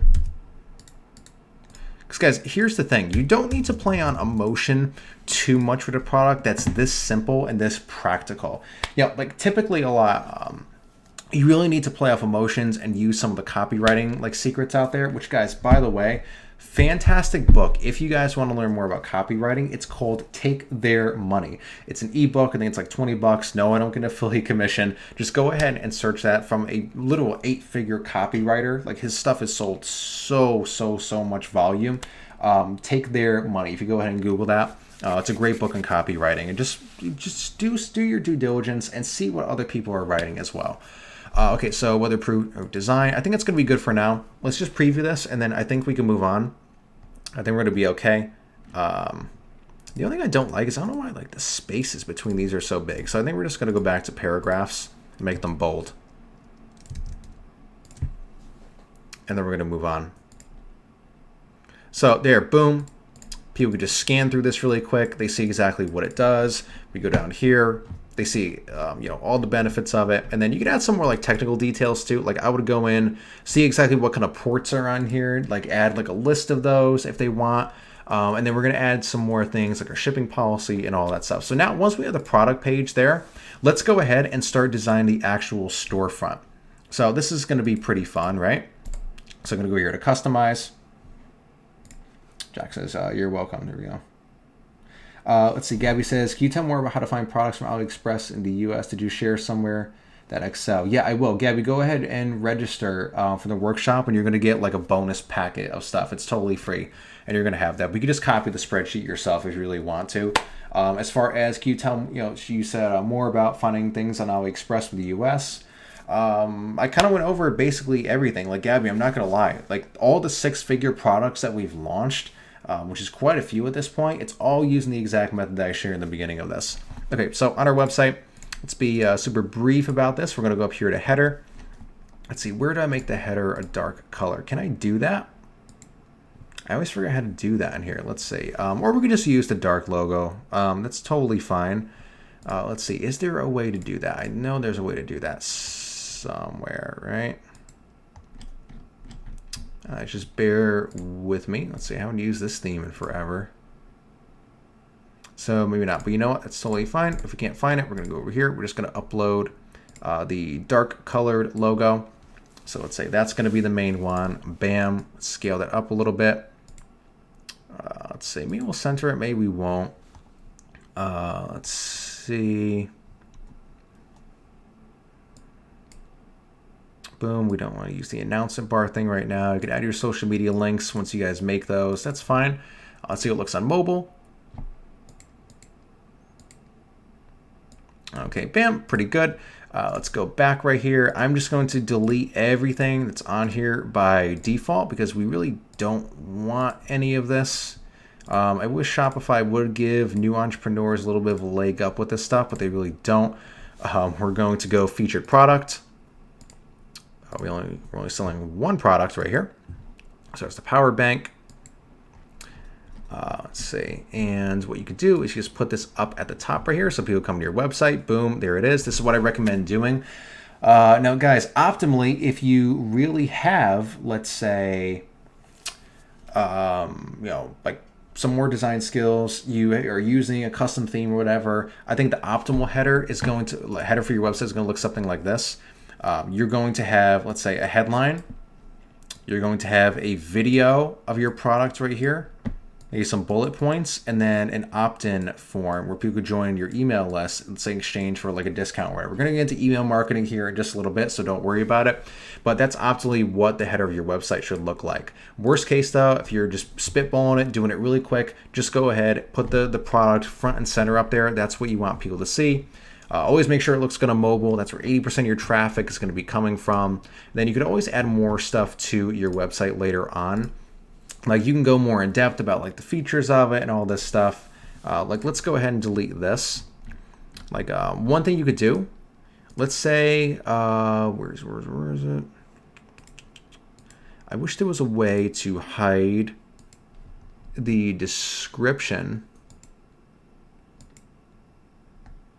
Let's see, is there a way to do that? Like if we don't do like a custom coding thing? Because what you would do, let's see, if we want to remove these from the description, the next blocks on the website, what I would do, you go image with text. Okay. And then we would use one of those featured blocks. So let's say like the flashlight one.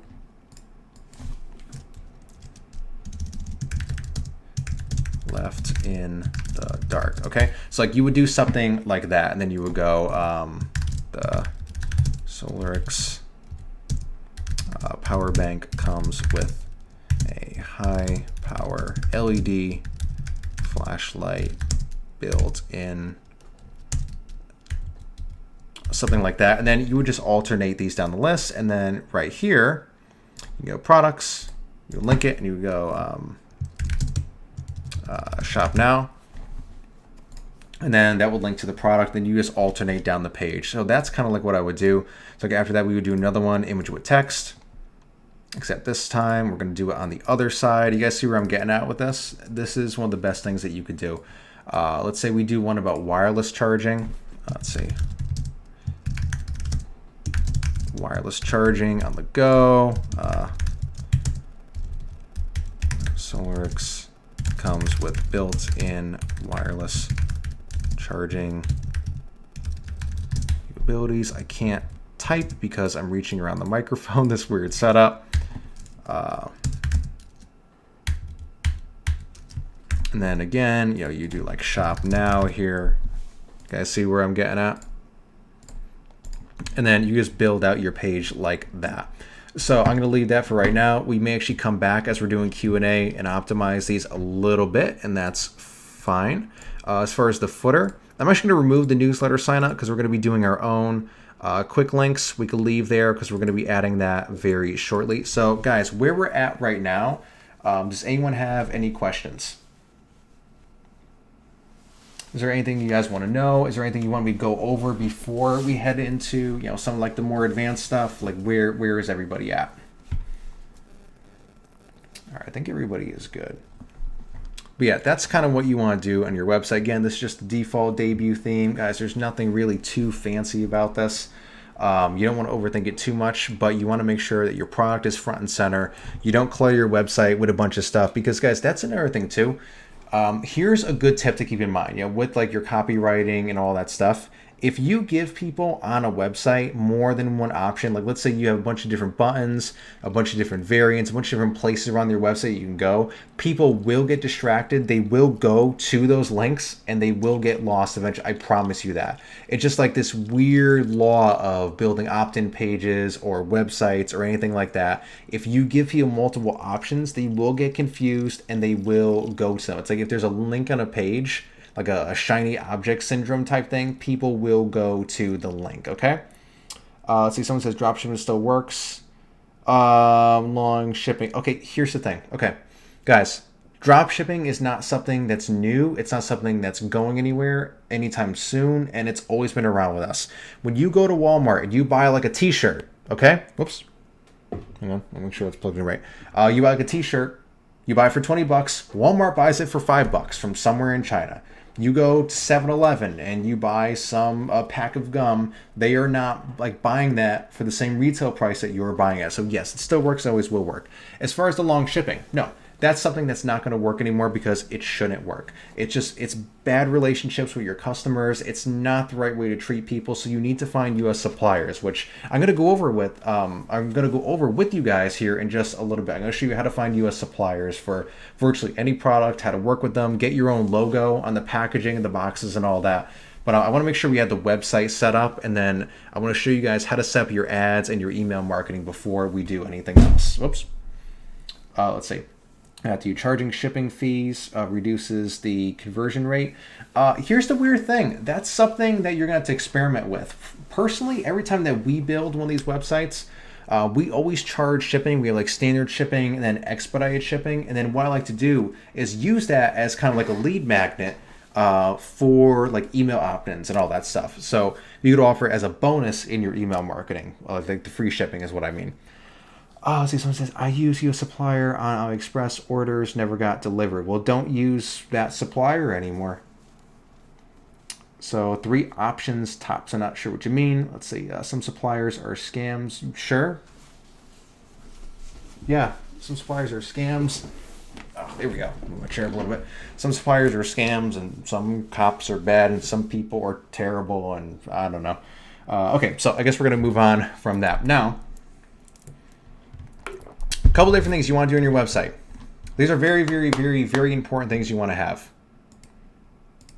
These are crucial if you don't want to get your Facebook ad account banned. Let me put it like that. We go up to Shopify right here. Let's see, where do they have that? Yeah, you want to go up to the top. You want to go to search for legal and then go to this page right here. On Facebook, if you're advertising your products, it's very important to have the following things. You need a refund policy. You need to have that very clear. You need to have a privacy policy. And guys, don't get me started on the whole rant, this whole privacy cult thing. People obsessed about their privacy and this and that. It's this new big movement. I can't stand it. I hope privacy dies as soon as humanly possible because it makes people like us more money. I love when social networks spy on people. I love when people collect your data because people like us take advantage of it, and people like you, I should say, because we are one and the same. If you're watching this stream, the next time that you hear, let's say, your aunt or uncle at Thanksgiving or whatever complain about, these websites and Facebook, they're violating our privacy and this and that, take that as a personal insult, because that means they want those companies to be censored from providing data to people like you, entrepreneurs and small business owners. But you do need to have a privacy policy. It's very important. Facebook's hands are tied the same as everyone else's. Refund policy, privacy policy. I always recommend having a shipping policy. It's a custom thing you can make on your website. Just be very upfront with your customers. And another thing I'm going to show you how to add is a disclaimer at the bottom of your website that says your website is not associated in any way with Facebook. Now, we know this because one of our account reps at Facebook gave us some insider information that I could share with you guys. There are so many idiots out there that they will buy something through a Facebook ad, and they actually assume that they're buying the product from Facebook, even though it's from your website. So Facebook doesn't want to deal with that. Facebook doesn't want it to be caught up with the liability of it. So if you post that on the footer of your website, it's much more likely if you get a manual review by a Facebook ad rep that you're going to be in the clear. So let's see, somebody in the chat says, Matt, brother, tell me, is it better to start one product store than grow it to niche? No, just start selling one product. It's hard enough to get one product to sell, even if you know what you're doing, or unless you know what you're doing, I should say. One thing that I like to bring this quote up all the time, especially like with our students. There was a famous individual you may have heard of. His name is Elon Musk. He's a multi-billionaire. He is a genius as far as we know, and he has a great rapport with the public and all the resources in the world. He said in an interview one time I was watching, he almost bankrupted both of his companies, Tesla, his electric vehicle company, and SpaceX, his rocket company, because he was splitting his time between the two things. Now, I don't know about you. I don't have the money, time, resources, or intelligence that Elon Musk does. So why would you split your attention between more than one thing when running one is hard enough? So I hope that answers your question. So it says, thank you so much for this video. Noah says, who's Elon Musk? Yeah, I know. He's not very, very popular right now. Let's say, do you do PPE or straight to purchases? We're going to be getting to that. We're going to get into that. I'm going to unveil our exact Facebook ad strategy, which is simpler than you guys may expect. A lot of you guys are really overcomplicating it to the point where sometimes I'll teach people this and they think sometimes I'm making it up until they start getting sales. I'll put it like that. So we're going to be getting to that very soon. Let's move on. So guys, go to the legal section of your Shopify store. Refund policy. Click on create template. Make sure that you go in here in the Shopify template, customize it with the email address that you want. Okay, make sure that the refund policy is what you want. Typically a lot of places offer a 30-day refund policy. The truth is, in the current state of online commerce, you always need to have let's say 3-month refund policy. So just for the sake of it looking good, I'm going to bump that up to 90 days. It looks a little bit different. People aren't used to seeing that. And I'm going to bump that up to 90 days right there, because here's one thing, very similar with PayPal. If you purchase something online with a credit card, and this is kind of like a rebuttal to those people, it's like, oh, is this a scam? Is this, it's that. Guys, you can't scam people on the internet, period. Unless you're giving someone cash, a direct bank transfer, or you're paying them with Bitcoin, it is impossible to be scammed on the internet, because all you need to do is go to your credit card company and open up a chargeback. A chargeback is essentially the bank negotiating that purchase. You're saying, hey, this business defrauded me. You get the money back.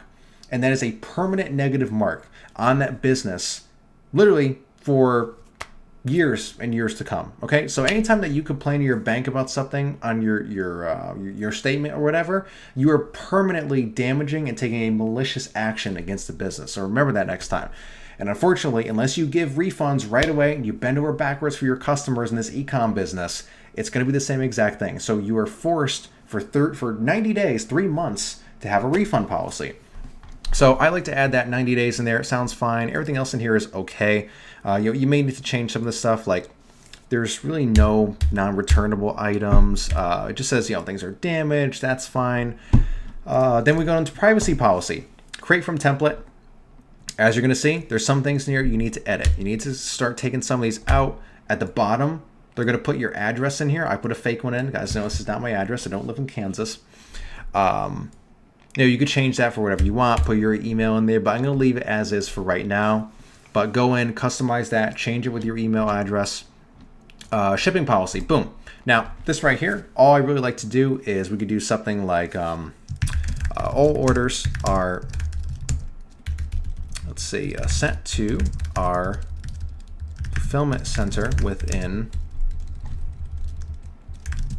24 hours of placing your order and are shipped out within 24 to 48 hours, depending on the shipping method you choose at checkout.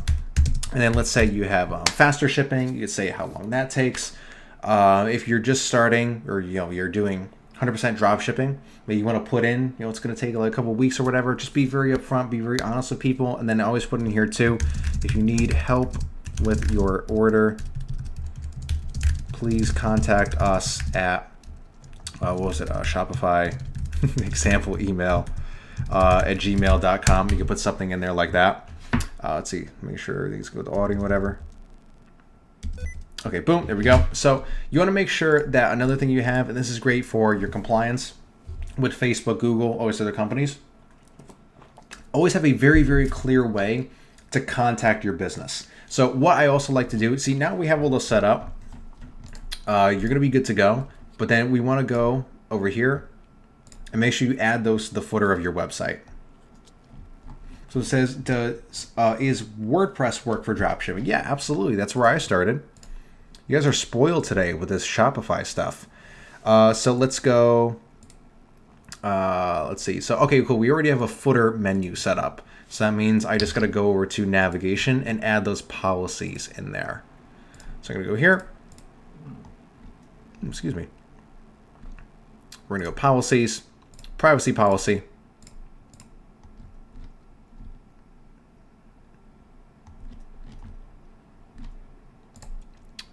Refund policy, and let's add our shipping policy. Boom. Okay, there we go. Now, let's see.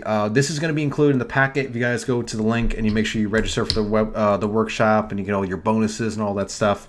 But then what I like to do is let's go back to online store. Let's see. Does the debut theme allow us to type something custom in the footer? I'm pretty sure it does, right? Yeah, we can do text. So then down here, basically what your disclaimer is going to be, or let me grab it really quick for you guys from one of our websites, and I'll paste it in the chat room. Let me pull this up really quick, and then I can actually give you guys the exact text, because we did have this looked over by our lawyer, and I want to make sure that you guys have the exact one. I'm just bringing it up on my other screen right here. I'm going to paste this in the chat room so you guys can put this. Guys, everyone, put this in the footer of every one of your websites, especially if you're struggling, getting your ad accounts banned on Facebook and all that stuff. This is going to help you out when you get a manual review. Okay. So let's see, where is it?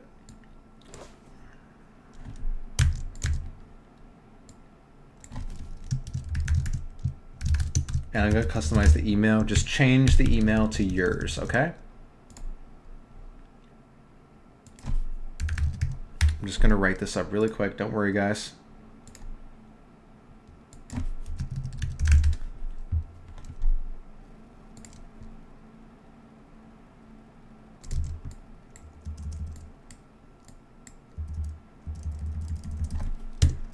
Okay. So here we go. I'm going to paste it into the chat. Guys, paste this in the footer. While you're, oh, are you serious?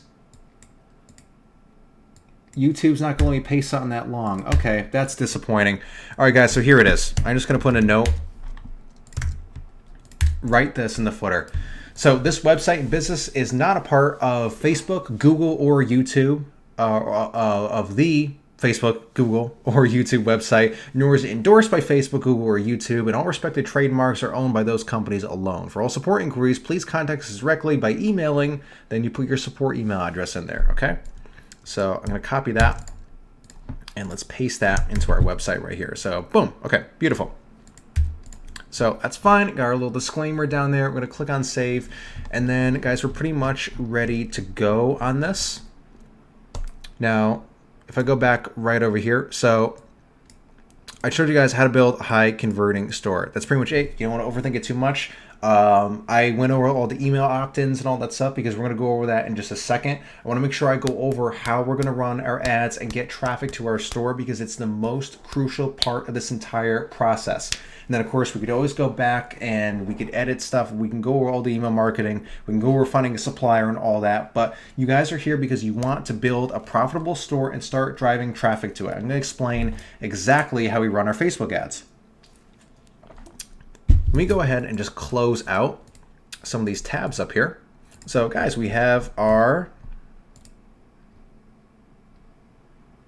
website right here, which we're going to go on and we're going to customize a little bit later once I'm implementing the email opt-ins and stuff. Guys, we're going to here for the long haul. I'm going to show you guys the entire process. So bear with me. I don't want to rush anything. So now you have your website. You customize everything. You have your images, you have your disclaimers, you have your policies, and everything in here is good. What you want to do, a moment, let me make sure I go ahead and open up the right ads manager because I'm going to start building these for you live on the video. So let me just make sure and log into that. We have multiple ones, obviously, and I'm going to explain a little bit about how we never get banned from Facebook. We basically have no ban anxiety, guys. Like, I swear to God, I'm going to show you the loophole that we found for that, which is something that's not going to die anytime soon. Something that you guys could use to basically make yourself impervious to the Facebook ban monster, whatever you want to call it. Okay, so we're going to have this open here in just a moment. This is a brand new ad account, never had anything run in it so far, and we have a couple hundred of these. Again, I'm going to go over that soon, guys, don't worry.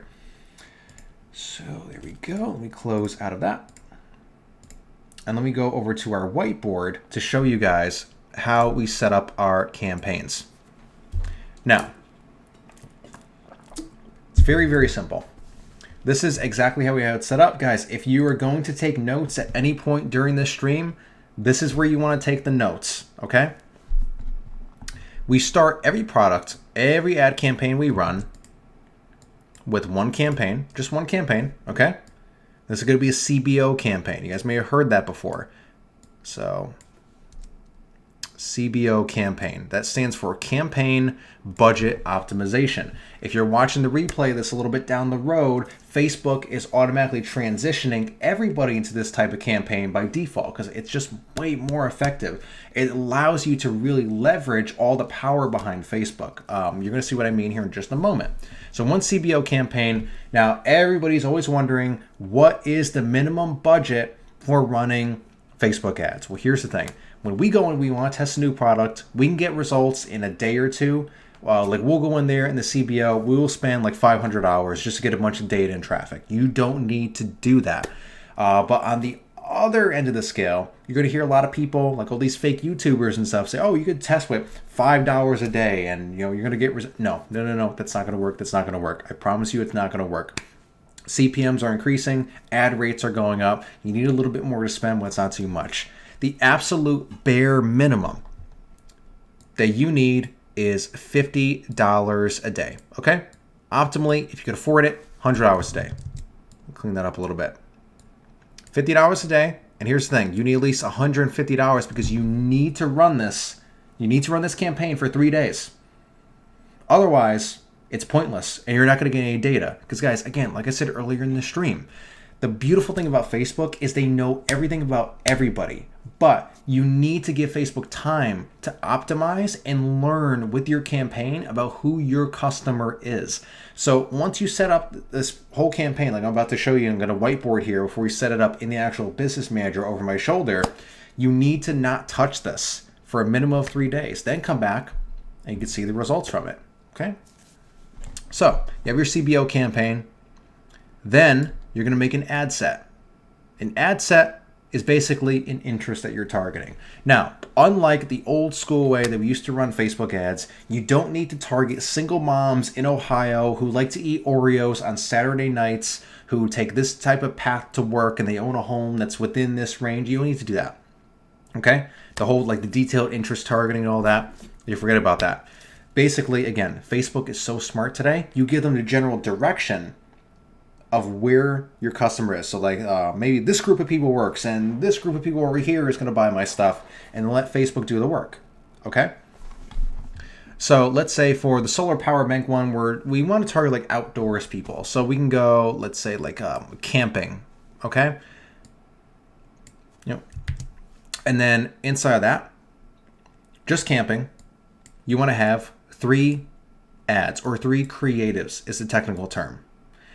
So let's say you have a video ad, you have a photo ad, and you have another photo ad. So guys, do you remember we had those cool photos for our product right here? Now, I'm not saying I would actually run these. I'm not saying that.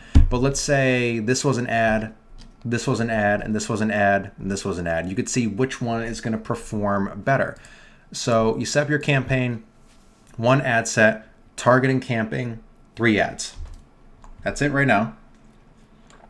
Then what you're going to do is you're going to go in your ads manager. You're going to duplicate this ad set twice. So now you have 3 ad sets, and each one of those ad sets still has those 3 ads inside of it. The reason I like to make the ads in the first ad set and then duplicate it is so you don't need to make 3 ads every time you make an ad set. Just make the 3 ads once and keep duplicating the ad set. Does that make sense, guys? Let me know in the chat. Someone is asking, how long does it take for Facebook pixels to collect enough data for you to start running Facebook ads in the first place? You can do it from day one, buddy. Do it from day one now. Just start running ads from day one. In those 3 days that you're going to be running this campaign, Facebook will get enough data. Now, these ad sets are going to be camping, so we changed something else. You could change it to hiking or iPhone owners, just in general, something like that, right? Very broad interest. Now, this setup right here, 1 campaign, 3 ad sets with 3 ads each inside of them. Guys, that's it. That is our entire Facebook ad setup that allows us to scale to 6 figures over and over and over again. It's not the Facebook ads. It's your website, it's your product, and it's your audience. Those are the things you need to get right, okay?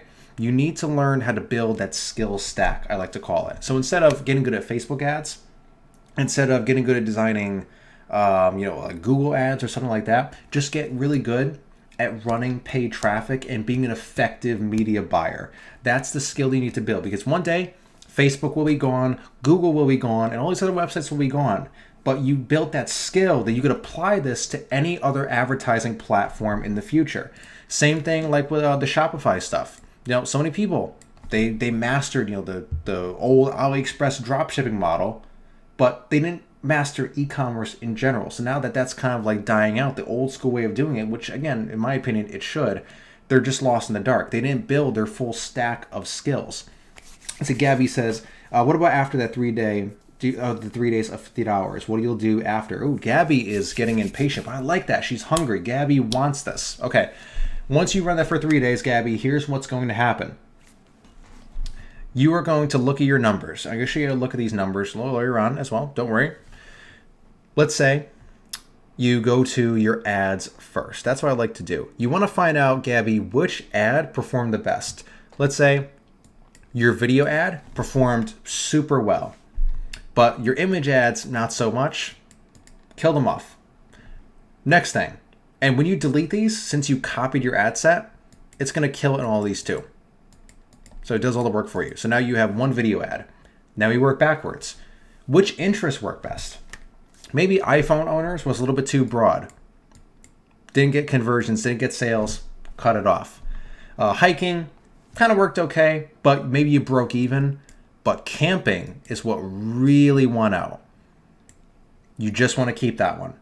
So now you're just going to have 1 CBO campaign, 1 interest, which is camping, and 1 video ad. And let's say that's already starting to get you sales. What you're going to do, obviously, Keep running it for a couple of days, keep getting sales, keep letting Facebook collect more data. You're going to be making money, so you don't really got to worry about how much you're spending on it right now. And then when you're ready to scale up, this is very, very important. This is where a lot of people screw up. They get their Facebook accounts banned. They start below breaking even. They start losing money. When you're ready to scale this up, what your instinct is going to tell you to do is go to that $50 a day CBO campaign and increase the budget from $50 to, let's say, $500. Okay? That's not what you want to do. Instead, spending $50 a day, this one campaign, and increasing it, duplicate the campaign. So then you have, let's say you duplicate it twice. So now you're spending $150 a day with the same ad set, the same ads, same angle, everything's going to be run the same, but you're spending more and you're getting more traffic. There's this weird law of diminishing returns on Facebook ads. When you start to increase your spend for whatever reason, you start to get diminishing returns. But if you scale horizontally, that's technically the term that we call it, like the media buying space, scaling horizontally. That's the way that you could really scale your business to the moon. So let's say you have like one block right here. This is, let's say, a campaign spending 300 hours. This may not get you good results. But if you took that same money and you split it into 3 smaller campaigns that were all spending 100 hours a day, you're still going to be getting 300 hours of traffic. But the weird way that spreading it out like this works, it's going to get you much better results. Guys, in the chat room, does that make sense before we move on? And I show you how to set this up in the ad manager. So it says, can you please repeat CBO? Oh, CBO stands for Campaign Budget Optimization. Basically, the old school way was, see how you have these different ad sets in here, buddy? You would go in and you would personally, or I should say manually go in and determine how much you spend on each of those campaigns. But now the way it works with CBO campaigns, Facebook will decide which ad sets and which ads to spend money on to get you the best results. And goddamn, does it work. Gabby says, man, I love your way to explain. Thank you. Someone says, I just came up. How many ad copies? How many ad copies? Well, you want to run 3 different creatives to start, 3 different ads. And after you're running it, you want to only stick with one that works. And as far as interest, your ad sets, I typically start with 3. But guys, here's the thing. Let's say you're running this with your camping interest and your video ad for a while, and it's working for you. Start testing other interests, because after, let's say, like 6 months or so, it's not going to be as profitable for you, and you need to start finding other interests. So while you have your campaigns in your manager that are running, start testing other interests in other ones. Let's see, someone says, so the campaigns are exactly the same, but splitting up the spending improves the results. Yes, as weird as that sounds, it just plain works. Do it that way. Trust me on this one. Let's see, how do you know which interest to pick? Common sense. Literally just common sense. Let's see, does free plus shipping still work? No, don't do that. It's not a sustainable business. It's a money-making loophole that's not sustainable. Don't waste your time on that. And no, it doesn't work anyways. Let's see, do you scale horizontally or vertically? Horizontally. So again, like I was showing right here, instead of spending 300 a day in one campaign, split it up. Because guys, here's the other strange thing. Oh, let me show you exactly why this works, because I do have a theory on why this is more profitable. Let me explain this to you guys. Let's say this circle right here, this is a group of people. This is your camping interest, okay? The one that you're having results with. When you're running, let's say this 100-hour a day campaign, you're gonna be targeting this group of people. This one is gonna be targeting this part of this group of people. And this one will target this group of the camping niche. This is why when you scale horizontally, another phenomenon that you're going to notice is some of these, it's the exact same campaign, the exact same interest, the exact same ads, the exact same traffic. Some are going to be way more profitable than others. And sometimes some may not even work because you're still targeting different groups of people inside that same interest. I hope that makes sense. let's see, someone says, if we want to test new interests, would you recommend creating a new CBO 50? Yes, do the exact same thing over again. Don't mess with your one that's already working. See, Brian says, are these all asking for the buy, or are they warming up the audience prior to purchase? Yeah, okay, here's another thing too. No, I'm not saying you're saying this, but a lot of people teach this, and you guys got to like deprogram your brains from like this BS people have taught you. Do not set your campaign objective to anything other than purchase. For example, some people say, oh, start by optimizing for add to carts. No, that's ridiculous, because again, the entire process of training, like Facebook literally calls it the learning phase. They'll say it in your ad manager. You are training Facebook to give you window shoppers who never check out. Why would you want to optimize for people who add products to your cart? Optimize for people who are going to purchase your product, okay? Let's see. Someone says, should we do 3 video ad creatives, or should we try photo and video creatives too? Doesn't really matter. Here's one reason I always like video creatives, despite the fact that they just tend to work better. People are very visual. People like seeing how the product works. The main benefit is when you are getting the results back, like let's say after those first 3 days, you could have a column in your ad manager that says percentage of video watched. So let's say you're running 3 different video ads. You could actually determine which one performed better by how much of it somebody watched. So that's one other reason that I kind of like using video ads versus just still photos. Is there a limit to how much you can scale horizontally? Sure, but by the time you find that limit, you're going to have other things to worry about. So do you horizontal scale lookalikes too? That's a good question. It doesn't really work that way. And I guess let me go over that really quickly before we move on and to go over some of the more practical stuff. Guys, basically what Jack is talking about, if you guys are new to all this, lookalike audiences are where, let's say you drive maybe 100 sales on your website using the methods we just went over to your Shopify website, your e-commerce business. Your tracking pixel, which I'll go over how to set up. Your tracking pixel from Facebook monitors every action on your website, who comes to your website, and tracks all this stuff. After a while, you can go into your Facebook ad manager. You can go into audiences and create what's called a lookalike audience. Basically, you're telling Facebook, hey, see this group of people? These 100 people who bought something from my website? Send me more people like those. So even without targeting, without interest, without anything, Facebook is going to go and find you more customers who are similar to the ones that already came through to your website. So that's something you want to look at too. Now, let me go ahead. I want to make 3 example ads. Okay, let's say this one, and this one. I don't know what that preview in there, but some of the images we made before. Now guys, listen, take my word for this. These are not ads that I would run, okay? Not like the single thing, or maybe like that's a good one or something, but these are not ads I would run. Maybe probably like the second workshop or whatever, we're gonna go over that. But I'm just using these as examples. These are example ads. I'm gonna fire up my ads manager right here. And here we are. So guys, business.facebook.com, create your business manager, and you're going to be able to start creating ads in your ads manager and get started doing this. Listen, I recommend you create a business for your business in the business manager, but you do have a personal ad account as well. So when you create a Facebook page for your business, you're going to be able to run ads right through there. So kind of splitting hairs in the very beginning, but set it up right from the get-go. Create a business inside of your business manager, and then go ahead and start this stuff up. So I get over here to create. What I want to do is I'm actually going to go to quick creation. Okay, not guided creation.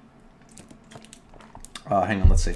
Oh, it says, gotta go, 4 a.m. Hope to see you soon. Registered, and I'll watch it tomorrow. Okay, Gabby, awesome. Thank you so much for coming out. We got a lot of value out of this. And yeah, the replay will be up sooner rather than later. Okay, so campaign name.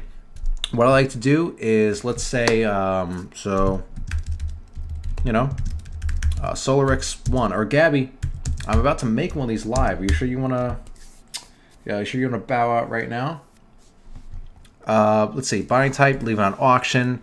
Campaign objective, again, right here, conversions. You want to optimize for conversions, very important. Daily budget, let's start with $50. That's the example I used before. Ad set name, so this is going to be our first interest, okay? So we'll go camping. Ad name, we're going to go creative 1. And yes, it's very deliberate when I'm naming these. I recommend you do the same thing. We're going to creative 1, 2, and 3. So I'm going to go save to draft. And right in here, we're gonna have this window that opens up on the side right here. I'm just trying to figure out how you guys can see this. There we go. Let me move it over. Okay, perfect. So everything in here is okay. We're gonna go into camping, which is our first interest, our first ad set. Here's something very important as well. Very important you guys do this. You don't want to start your ad campaigns when you start creating your ad campaigns. Like let's say like right now it's 9:15 p.m. I wouldn't want to start running these right now. You want to start your ads running at midnight the next day. The reason is you want to give Facebook a full 24 hours to distribute your budget accurately. So you want to give them the entire day to distribute the $50 that like we're spending on this campaign. For anyone just tuning in, you can rewind to the beginning if you want. And again, make sure you register at the link on the screen for part 2 of the workshop. My partner Dan, he's going to be giving away a lot of free stuff. He's going to be giving away $1,000. We're going to be giving away like the store I'm building right here. Go register at that link right there for the live workshop tomorrow for part 2. I just don't want to make sure, I want to make sure no one really misses out on this. Okay, so I'm going to go in here. I'm going to go to Thursday. I'm going to go 12 a.m. And that's when our campaign is going to start. Okay, so guys, very important. Always give Facebook the full 24 hours. Now, here's another thing too. Location. I don't really discriminate by location too much. I just do like the big 5. So we're going to go United States. We're going to go Canada. We're going to go United Kingdom. We're going to go, you can do some others like New Zealand is one a lot of people like to add in there. Very similar. But we're going to leave it at that for right now. As far as age, I never touch that. Gender, I never touch that. Detailed targeting. All we want to do in here is go to camping. Camping. Boom. There we go. So big audience. Good stuff. May get some results.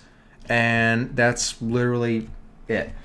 See, someone says, can we do drop service business on the Shopify drop? Okay, I'm not even sure what that means. Let's see. Do you pause the campaign? No. Once you start this campaign, you need to let it run for 3 days without touching it. Otherwise, you are going to lose money. Okay. Facebook needs at least 3 days of running this, at least $150 in ad spend to learn who your customers are. And it's the big mistake so many new drop shippers make. Essentially, what happens is they'll start a campaign. They won't become a millionaire in an hour, and they'll turn off the campaign, and they'll do it over and over and over again. But unless you run this for a minimum of 3 days, you will not get results. Let's see, what about the time Facebook does for an ad review? Does it count the 24 hours? Yeah, well, that's the reason you want to always schedule it for 12 a.m. the day after, because you want to make sure your ads get approved. Now, typically that only takes about like an hour or so. And let's say that cuts in 1 hour to that 24-hour period, big deal. Let's see, do you always need to give it 24 hours? Well, you would always need to give at least 72 hours. How about that? That's the minimum amount of time you need to be giving these campaigns to get results. So anyways, guys, that's all you're going to do in your ad set. Now let's move on to the creative. So let's say we just have an example page in here. We didn't create a page for our business just yet, but we will. So let's say this Gravity Cove example page. I think it's the name of the business manager we have on this account, right? We're going to go down here, create ad, single image or video, right? And then let's go to add media. I'm going to upload one of those images. So let's say we want to start with this one, the guy with the backpack. I'm going to wait for that to upload. And let's actually upload the others just so we could select them later. It would just make it quicker. I don't want to waste your guys' time. Let's go the dust-proof one, okay? So we're going to go first image, first ad. This dude with the SolarX charger on his back. No, I don't want that one. I want this one. There we go. So single image, beautiful. Headline. Literally what I typically do is just the name of the product. So let's go ahead. Let's make sure we have our website open because I'm going to be copying some of this. So I literally just do the name of the product. if guys, you are selling something that's in like the fashion space, for example, we have like a website that sells jewelry products that we're just edging on 6 figures a month right now. If we were selling that one, works even better. Just put the name of the product in there. And then you can customize a little bit too. I'm going to use the shortcut Jack shared with me. Let's do a little lightning bolt. I think it looks pretty cool. You could add that in there. So that's fine for the headline. As far as the primary text of the ad, this depends a little bit. If you're selling more of like a technology like product, kind of like this one right here, what I would recommend doing is give them the bullet points.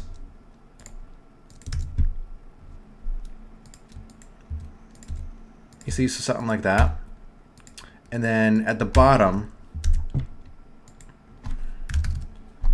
I would go, you know, get, where did that disappear to?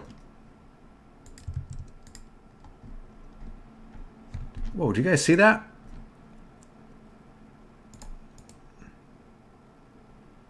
Whoa, that was strange. Hang on, where did the...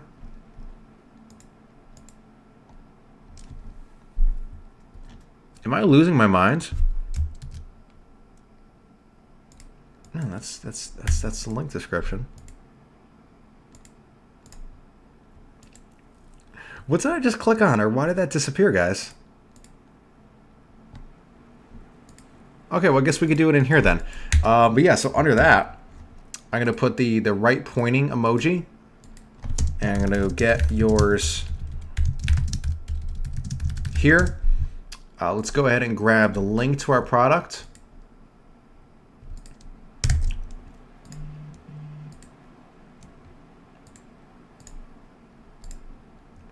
Let's make sure it's not the preview link.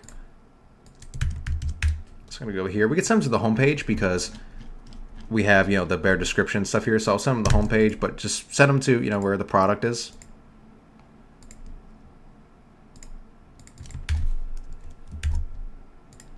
And that's basically it. So guys, like I said, for tech products, add some bullet points and stuff like that in there. But let's say it was a fashion product. I'm familiar with some like the jewelry products and stuff like that. I would just do the product name and then get yours here. And that's it. That's all I would really do. And then website URL. I'm going to paste in the link to our product, obviously. Describe the link. You don't really have to do that. Call to action is going to be shop now. Okay. And that's it. That's all we're going to do. That's all we're going to do for this ad. Now, instead of publish or anything, I'm just going to go over here. So as you guys can see, it's organized in your ad manager in 3 tabs: campaigns, ad sets, ads. Very simple. Could be intimidating in the beginning, but it's very simple. I'm going to duplicate that image ad twice. Okay. Uncheck the box that says show existing reactions, comments, and shares, because you want to see which ad is getting more engagement than the other ones are. So you don't want to share across all of them. I'm going to duplicate it twice. I'm going to rename them.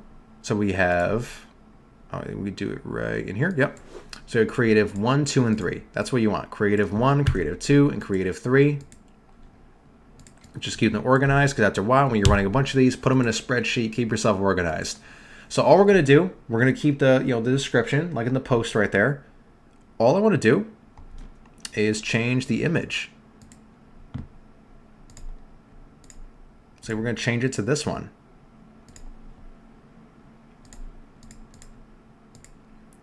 The flashlight one. For creative 3, we change the image again to the dustproof one. Okay, so now we have 3 ads. Dude with a backpack, flashlight, dustproof. All right. I'm going to collapse that for right now. So now we have 1 campaign, 1 ad set with 3 ads. Now, do you guys remember what we do next? We're going to go into ad sets, camping. I'm going to duplicate that 2 times. But this time, here's very crucial. You want to keep the box that says show existing reactions and comments, etc., checked, because you don't want each ad set to have different ads. You want your ads to be different not share engagement, but you want your ad sets to be using the same ads, okay? Because you don't want, you don't want to do that. So I'm going to click on create duplicate right there. And now all we're going to do is, let's say the next one, what was the other one? We were going to go hiking, right? Third one is going to be, let's see, iPhone users. So just like before, we want to keep everything the same. See, it's scheduled the same time. We duplicate it so everything's the same, except in detailed targeting, we're going to remove camping. We're going to add hiking. Or I guess let's say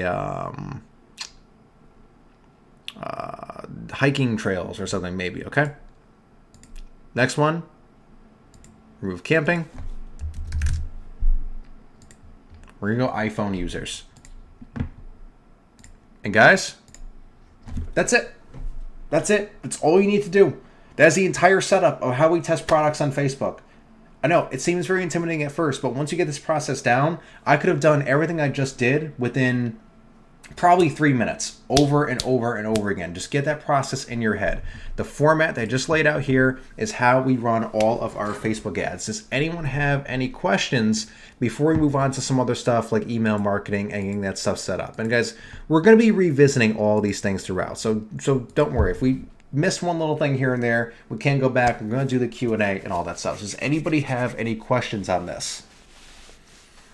Let me just check something really quick while I'm in here. Just make sure we're up and running okay. So maybe reason, like I always have like my phone and stuff here.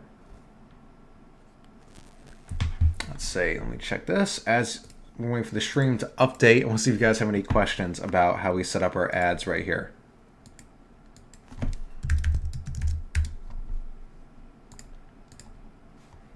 Someone says understood. People keep asking which is the best, video or image ads. I prefer video because it gives you some more data, but it depends on your product, honestly. If it's something like a tech product or a gadget, something like that needs to be explained, sometimes it's better to show it through a video. Same goes for products that solve a problem, right? Like show how it solves that problem through video. But if it's like a fashion item or jewelry thing or clothing, one good solid image of it should work just fine. Someone says, do suppliers from the USA ship to... Okay, guys, we're going to go over all the supplier stuff in just a couple minutes here. I'm going to have a whole section on that, don't worry. So I'm going to save those for that. Let's see. Someone says, what's the process after 3 days? I went over that, but I guess I can go over it again. Can you clarify what the show existing checkbox does? Yes, I can. Let me do it on the whiteboard to make sure you guys know what's going on here. Okay, let me open up a new one. So, campaign, ad sets, ads. Your ads on Facebook are seen by the system the same way that posts are, okay? So, the same way like on Facebook, you have a post that has likes, it has comments, it has engagements, and all that stuff, right? The reason that you want to keep them the same between your ads, I'm pointing at the screen like you could say, the reason you want to keep them the same between your ad sets is because you don't want 9 different ads, okay? You want 3 different ads. So every one of these posts, it's groups of 3. So let's say we have, I can explain this a little bit better. Camping, hiking, and then iPhone users. Ad number 1, if someone likes this post right here, this post is going to get a like, and this post is going to get a like. Not 9 different ads. If someone comments on your video ad, they're going to comment on the video ad here, they're going to comment on the video ad here. You're using the same post for the different interest. That's basically all that means. The reason that when you want to uncheck it when it comes to the ads is because you want them to be 3 separate ads. You don't want someone to like ad number 1 and like ad 2 and 3. Does that make sense? I hope that that makes a little bit more sense. I know it's a little bit convoluted, but let's say, do you optimize? Don't you optimize CPC? Yeah, we're gonna go over that. How you look at the numbers. Let's see your ad is your creative that people are seeing. Yes, exactly. Guys, ad set and interest, basically interchangeable. Ad and creative, also interchangeable. Those terms basically mean the same thing whenever you hear me saying that. Let's see, someone says, do you really use the bullet point copywriting? I always thought it was too basic. Jack, here's the funny thing. I'm going to take it a little bit further. If I was really running that campaign, I would probably only put maybe 3 bullet points and make it less. The less copy in your ad, the better. You want to make it as simple as possible. As simple as possible. Because you guys got to remember, when people are seeing these ads, they're scrolling through Facebook on their phone like a mile a minute. They want something that's instant. They want to know what it is. They want to click the button and that's it. People aren't scrolling through. It's like, oh, I'm going to scroll through next post on Facebook. Oh, that's an interesting ad. Let me see. Oh, it's the bug killing machine that does X, Y, and Z. Let me look at that the ad creative. Okay, I see. I'm going to choose not to click. Next Facebook post. Ooh, it's the SolarX charger. Let's see. How many milliamps? This. Okay, I'm going to click on shop now. That doesn't happen. People, they're neurotically scrolling through and something catches their attention. They read it for 1 second and they choose whether they're going to go to your website or not. Okay? Does that make sense? That's why I'm going to keep it very, very simple. You can put a lot of copy on your website because once you have them hooked, they're on your website, they show an interest, then give them all the details. Answer all of their questions, but not inside of your actual ads. Okay? Let's see. So there's less is more. Yes, exactly. Let's see. Someone says, Rudo God says, that makes sense. Thanks. Your ad creative. That people saying, yeah, exactly. So okay, so I think you guys kind of understand where we're at right now. But guys, literally what I just set up right there, we have made 6-figure store after 6-figure store after 6-figure store just following that exact blueprint right there. Now here's the thing that you need to understand. I'm going to go into a little bit like the mindset thing behind this. I'm being very practical here, guys. We are just building a business. I'm not like gonna like BS you guys. I'm not gonna give you a bunch of fruity like positive thinking stuff, even though this may sound like it. But this is so crucial. This is one of those things that I kind of wish like someone told me back when I got started a little bit earlier. The key to this is hold the vision, trust the process. I'm gonna explain what that means. It's very important you understand this. I'm actually gonna write it out right here.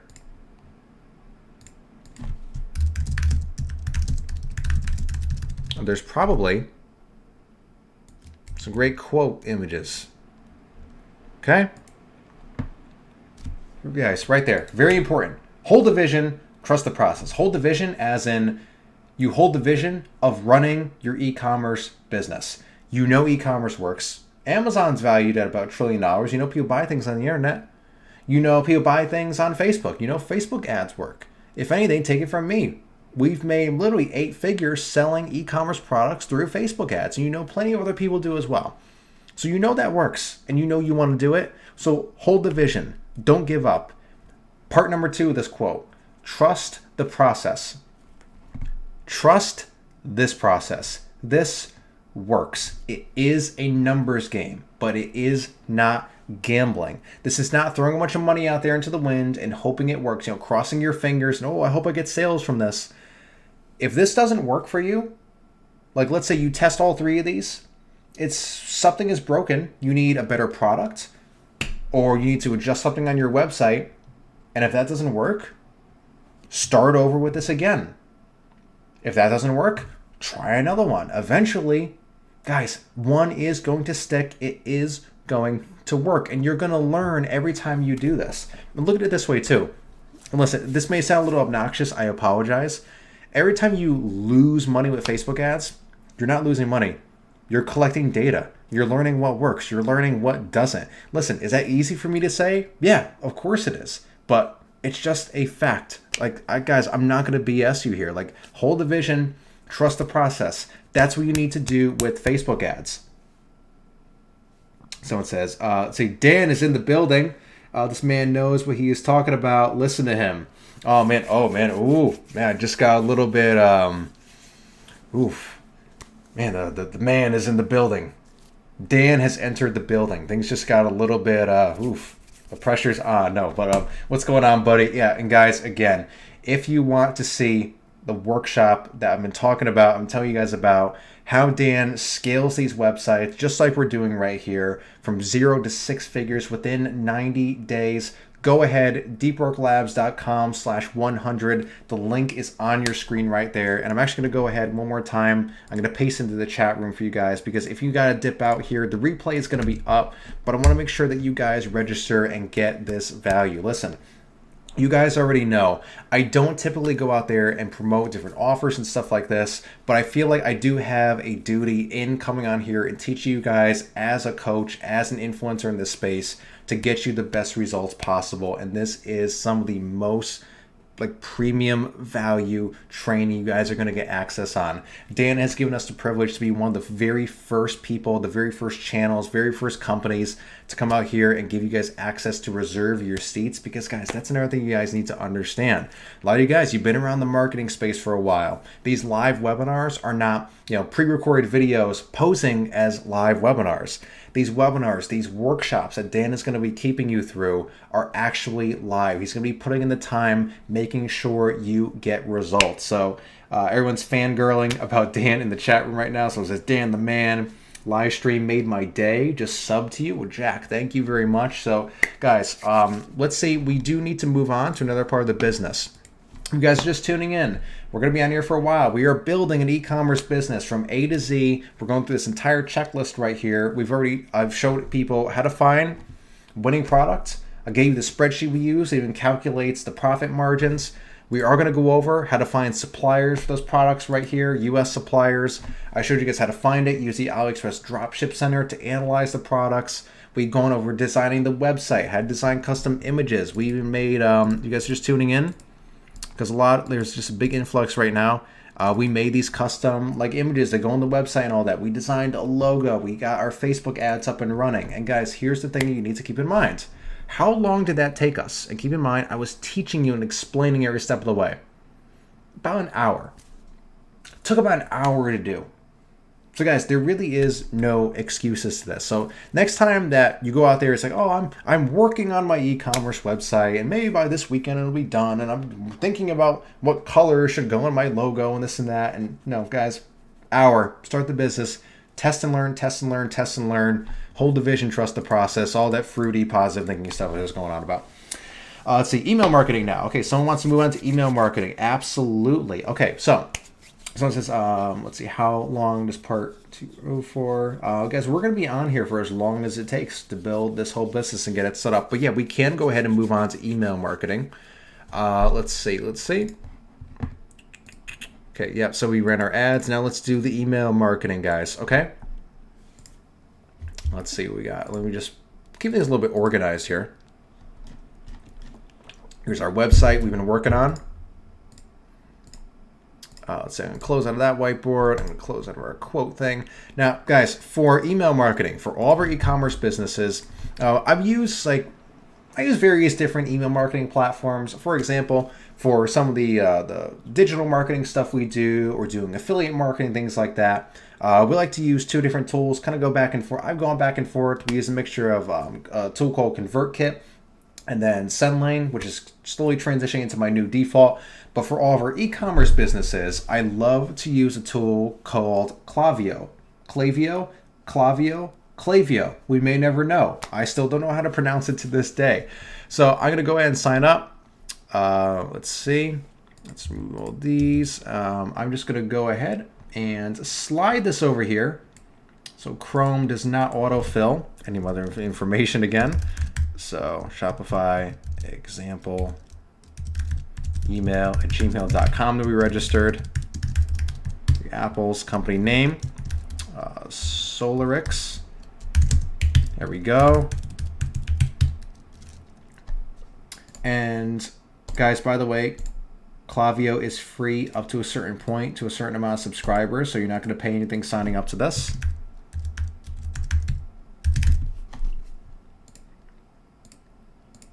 I'm going to go create account.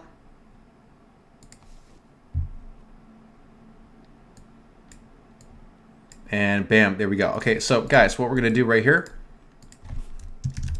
we're just going to put in our Shopify URL just to start out with. But once we go back to clean up our website, I go into some more advanced design. I am going to show you how to register your domain name, how to get like the email opt-ins, everything all set up perfectly. But I want to get the core business set up, and then we can perfect it from there, okay? So it's an e-commerce business based on Shopify. Click continue. And then we're going to connect our Shopify account through their Shopify app. So we're going to click on connect. It's going to install the app into your store. So Klaviyo is going to integrate directly with your Shopify website, meaning it's going to pull in all the events. It's going to know everything that's happening with your purchases, and it's going to track all that data. So you could actually send out what I guess we can call intelligent emails. So like abandoned cart reminders. You could send out things when someone just visits one product on your website. Let's say they're already on your email list. They're browsing your website, and you notice they keep checking out this one product, or Klaviyo notices it keeps checking out this one product. You could trigger an email to send out to them and say, hey, we saw you were looking at this. Here's like a discount code. You guys can see what I'm getting at there. So Shopify is successfully connected. Let's see. We'll just go ahead and answer these quick questions, quick little survey thing. I pulled in the address from our Shopify store. That's fine.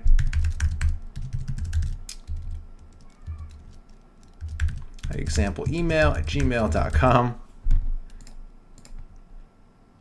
And now let's go ahead and upload our logo, which we already made. I'm going to use the dark version so it shows up inside of the emails. I think it looks pretty good. I'm going to continue. Now, one thing I like to do, guys, when I'm putting together, let's say, my brand assets, let me show you this really quick. This is something I think you guys will find interesting.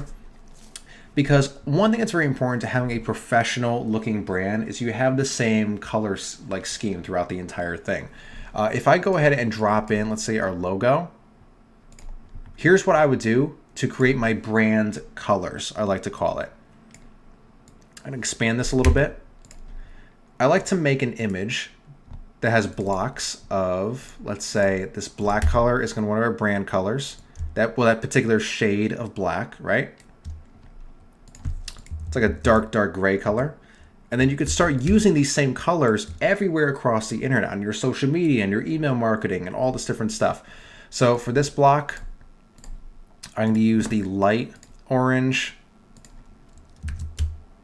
For this block, let's use the darker orange color. And then for the other version of our logo, we did have a lot of white. Okay, we did have a lot of white in there. So I'm going to do that. Now, here's what I like to do. Let's crop it down just to this. This is our brand color image. One thing I like to do to make it a little bit easier, if you guys are unaware of anything regarding like design and stuff, this right here is called the hash code of the color. So 181818 is the actual like code, the number profile for that color. I don't know how else to explain it. So what I like to do, just for reference, is I will write it over the brand colors. So when I just open this really quick, when I'm on a website somewhere, I could sample the color if I have to, and I also know what the exact code is. So I will just go ahead and do this for all these colors, and I really recommend you guys do this as well. Because I promise you, it's gonna make your life a lot easier once you're setting up all your other content, and it's going to sort of, I guess you could say, prevent you from being lazy, instead of just saying, oh, this color looks close to the one that I was trying to type in. I don't know why it's not letting me duplicate that, but there we go. You can just go in here, go into your brand colors. It'll give you the hash code for it in here, and you guys kind of see what I'm getting at, right? So we're just going to paste that in there. Let's do two more of these. This one, we'll make it black, but the code for it is going to be white, which, by the way, is just a bunch of Fs. You guys aren't aware. I'm just going to do this one other one here. You guys are probably like, oh my God, this guy is so OCD. Is he really doing this? Yes, I do. Because, guys, I'm not going to lie. Perfectionism is overrated. Typically, all that happens is you guys are perfectionists about really stupid things, like your logo, like the name of the business. But little details like this, they do add up. So this will be the SolarX brand color palette. So that when we're setting up things like this, let's say the links we want to be that dark orange color. I'm going to go here. Oh, gee, look at that. I have the orange color right there, FFAD20. And it's going to be the exact color of the one inside of our logo. So I just want to throw that out there really quick for you guys. I recommend you do that for every business that you start. Start a folder in your Google Drive for every business. Keep it all organized in there, very important. If you have a select font that you use, we didn't really choose any particular one, so I'm gonna leave it on that. I'm gonna go continue. Everything in here is fine. And okay, it wants us to confirm it in the email. We'll go to Gmail really quick and let's confirm that. Confirm email. Oh, that's from Shopify. Let's see. Let's make sure we type it in right. Example email at gmail.com. Update and resend. No, we don't want Gmail to send us notifications. Okay, boom, there we go. Confirm Klaviyo email. That time it went. I think it was just a delay. And now our Klaviyo email marketing account is all set up and ready to go. So I'm going to click on Let's Go and let's start setting this up. Now, what I want to do, first and foremost, go into Shopify. We're going to go into Settings and we're going to go into Notifications and disable the default Shopify abandoned cart notifications. Okay. So let's see. Where do we disable those? Because we don't want those in. We don't want to be sending two of them. There we go. Abandoned checkouts. Nope. I'm trying to remember where we disable those in here. Email marketing. Nope. Let's see. Disable Shopify cart emails. Whoops.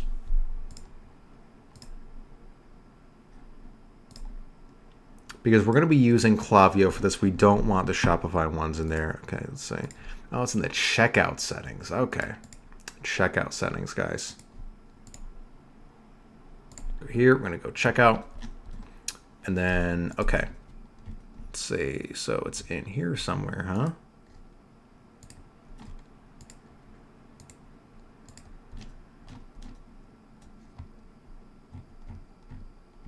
No, they definitely move that because this is not correct. Okay, where do we disable the default ones?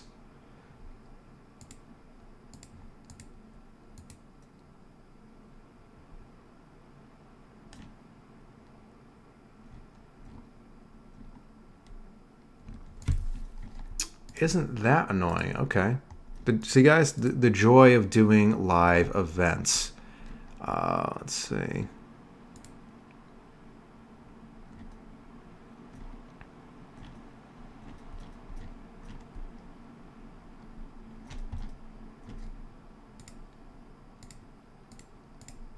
Don't worry, guys. We're going to find it here. Guys, in the meantime, do you guys have any questions? Go ahead and drop them into the chat room. And I'm going to go ahead and make sure I get to those for you.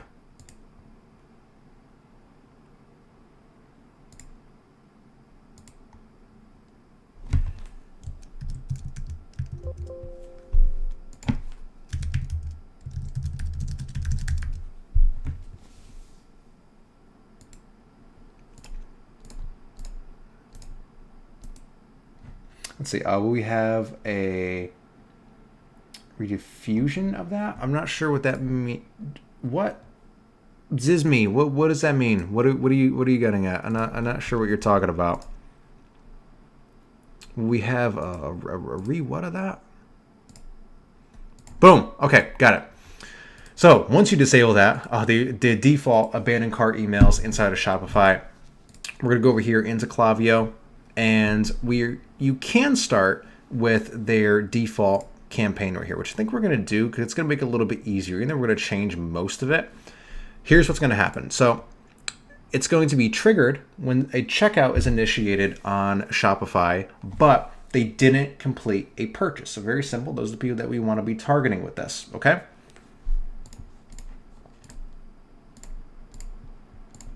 And here, guys, one moment.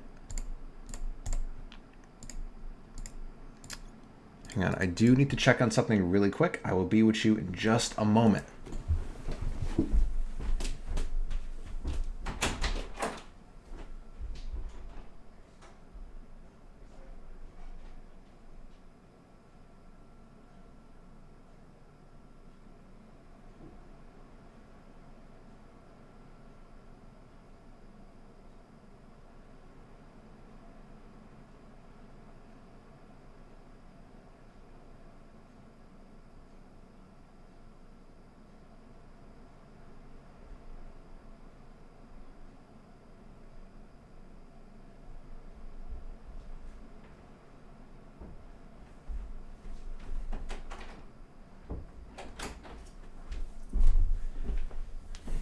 All right, there we go. So let me show you guys exactly how we start designing these emails. So when someone comes to your website, they don't check out, instead of just hoping, oh, maybe one day down the future, they're going to see one of my ads again and come back to my website.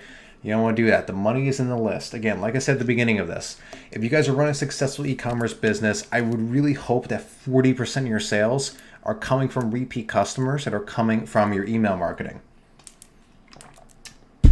Someone says, sorry, I'm French. This live will be in video or not? Yes, this will be posted. And maybe a day or two, because we had to add some stuff down. Dan says, imagine he's going to punch a hole in his wall because Clavio made him mad. Be right back, loud smash. No, I wish. So here's what we're going to be doing, guys. So typically, I do not like to wait 4 hours to send a abandoned cart email. I like to do a little bit quicker. I like to set it to be around 10 to 15 minutes.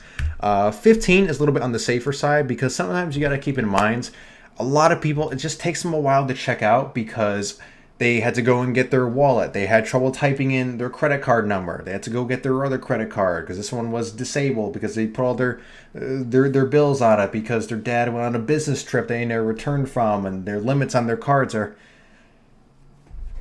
Okay, so 15 minutes is a good safe limit for that, and we're going to go into abandoned cart email 1. Now I'm going to show you guys, we're going to open up Photoshop and everything, exactly how I like to design my abandoned cart emails and just email campaigns in general.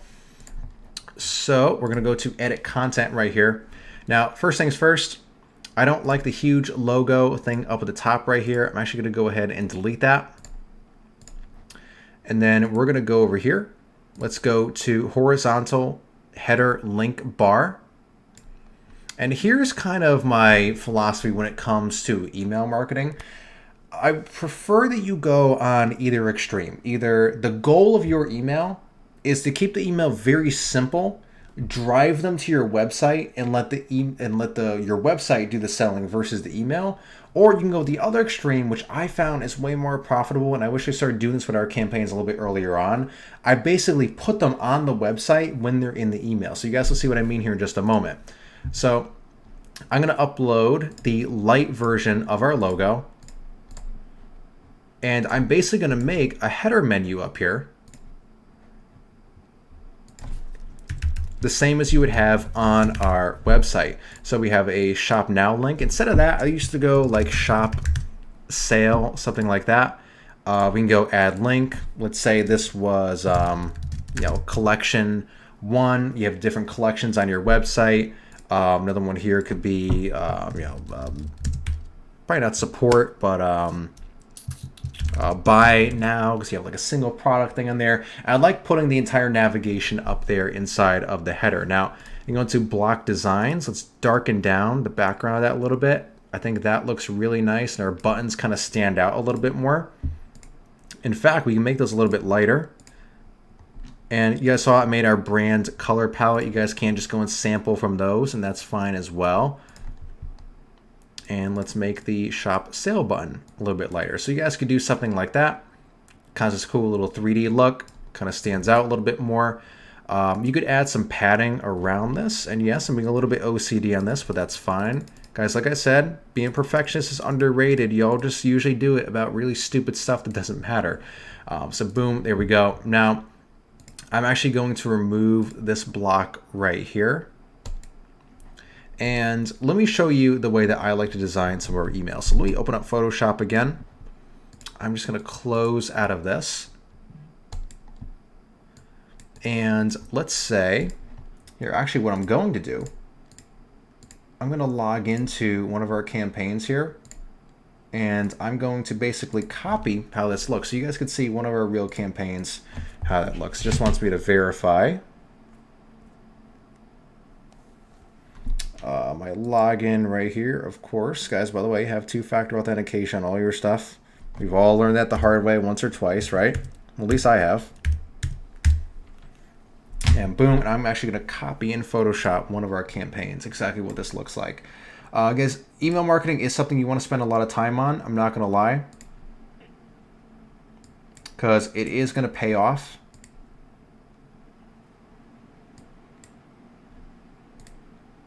Let's see, not SMS.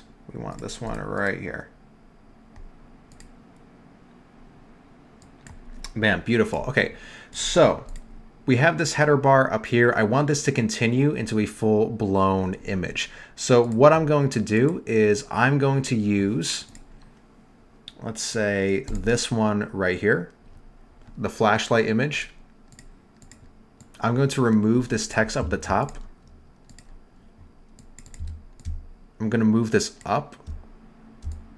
Or maybe we'll do a little bit the opposite because we want to fade this a little bit. Okay.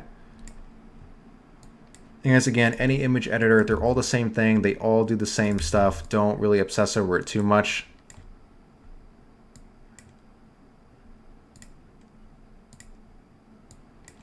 And then what I'm going to do is I'm going to take the text tool, is I'm going to go 10% off, not $10 off, 10% off.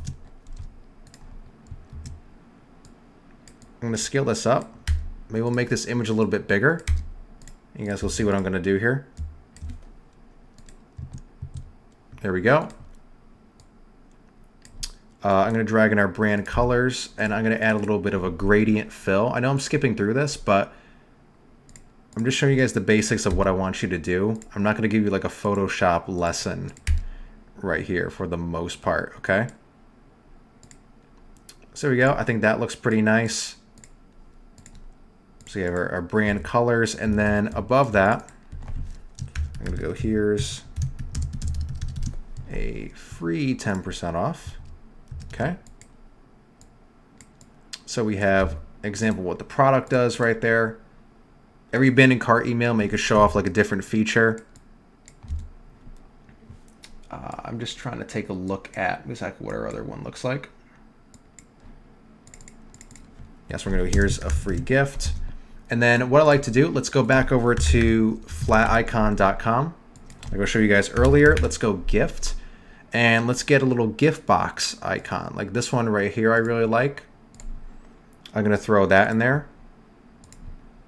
Go to downloads. Let's grab our, not all the images, just the gift. I'm going to put that down here. I think that looks pretty cool. Let's spruce this up even more. I'm going to go back to flat icon, and I'm going to search for magic. Okay. I want a little something that's like coming out of the box. I want it to look a little bit special. So that works.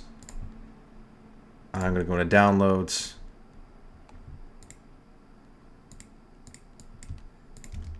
I'm just going to cut out this little part of it. But you guys see how simple this is?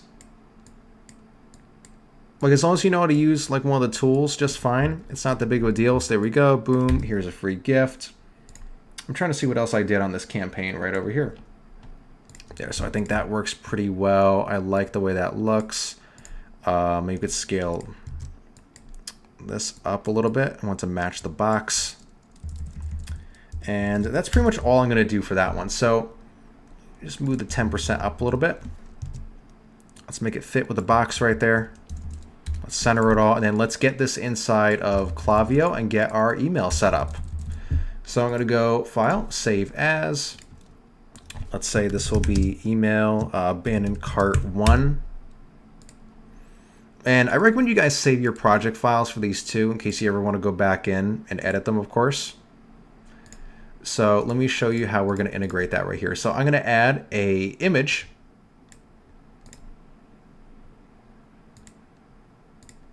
Let's upload that from our desktop. So boom, there we go. And I want to center it, and I don't want to have all this padding around it. I want this to fill up the entire space if we can.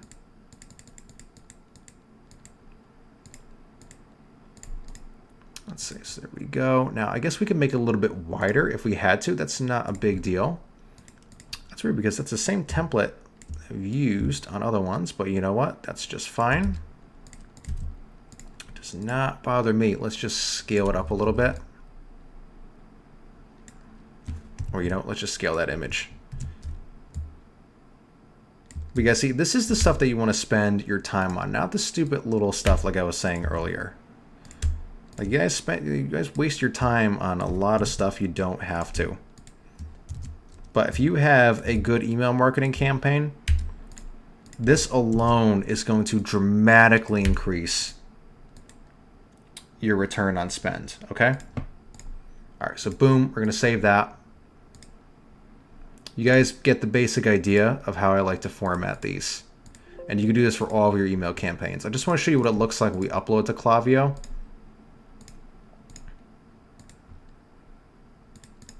And how it fills that entire space. Because any like scammy looking like dropshipping site is not going to have beautiful emails like this. This is one thing that's really going to set yours apart. So, boom, let's see. How do we, okay, fill image area. Boom, there we go. Okay, so guys, check that out. So instead of just like this one little text email down here, we have this beautiful thing. One thing I guess we should do, this will be the final thing I do on this, don't worry, is let's add, and we could add like our logo in there, right? We could do something like that, but don't worry, I'm not gonna do that. I'm not gonna re-upload the whole thing and do all that again for you. So 10% off.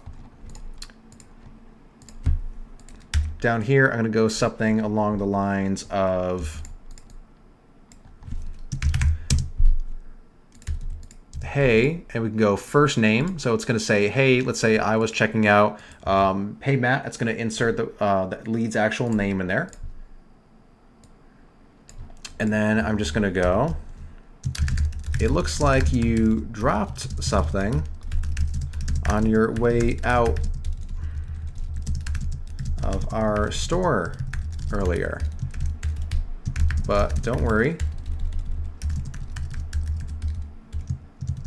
You saved your, let's go, we've not only saved your cart, but are giving you a free gift of 10% off.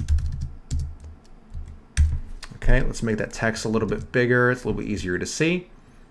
And keep in mind, you always want to preview how these look on the mobile device as well. It's still where most of your traffic is going to be coming from. So this is right here. That's the product that they were going to order. It's going to dynamically update that with the exact product. We have the return to cart button. That's fine, using our brand colors. I'm going to click on save right there. And then what we want to do, let's see, guys, any questions so far? Any questions? Let's see, any deep social alternative? From the influencer marketing video I did? Yeah, there's probably tons of tools like that. Let's see, there's a free tool for email marketing created by Shopify. Yeah, Shopify does have built-in email marketing now. The only thing is it's not going to allow you to do the advanced stuff that this does. And Klaviyo is free up to, don't quote me on this, I want to say it's like 500 subscribers or something like that. Guys, this really is going to pay off in the end. I promise you that. So that's free. Yes, it is. Let's see, Prakar says, love your content. Thank you. Let's see, how do you enter in the giveaway? Will the stream be available rewatching? Yes. And guys, again, make sure, go to the link on the screen. Make sure you register for the other workshop. Make sure you join Dan. Dan's going to show you how he scales these stores to 6 figures within 90 days. Super simple. It's predictable. It's scalable. And it's recurring. Go ahead and check that out. Make sure you guys don't miss out on this. Let's see. Oh, he's sweating all this hard work. Hang in there. Thank you for guiding us through this. Let's say I am. Am I sweating? I don't think so. Actually, it's pretty cool in here. It's Alan here. Oh, Alan! Alan, what's going on, buddy? Alan is actually one of my other students. So, Alan, welcome to the chat. But let's go ahead and continue on this. So, what I want to do here, I'm going to add another text block right here because we want to actually put in the coupon code. All right. Oops. And I'm going to show you how to do that in a moment because there is a way to do that dynamically. I'm going to make the background black just like the rest of it. Whoops, let me just make sure I'm staying organized over here.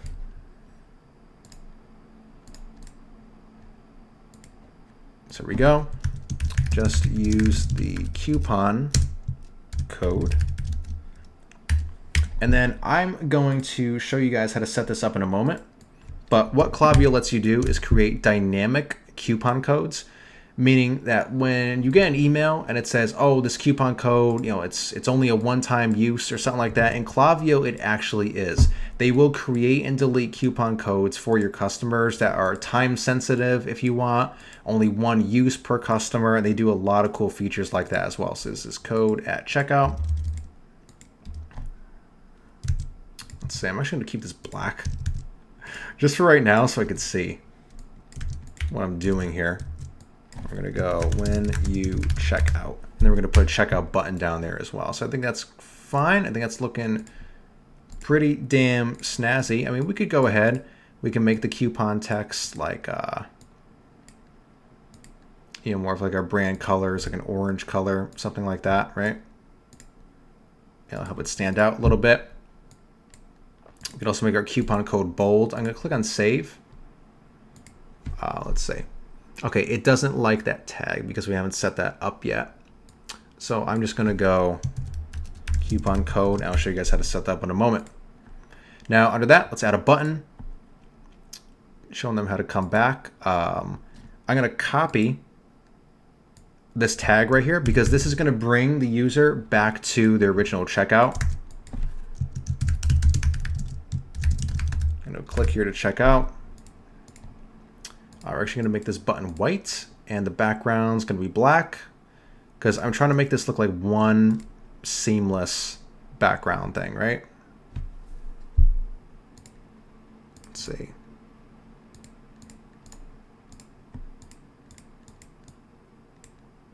There we go. And the text is going to be black. Clear checkout. You guys can make it, you know, like more rounded if you want by going to like maybe 30. Maybe that looks pretty nice.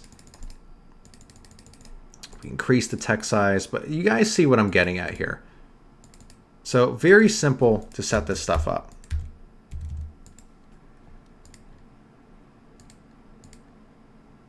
Oh, there we go.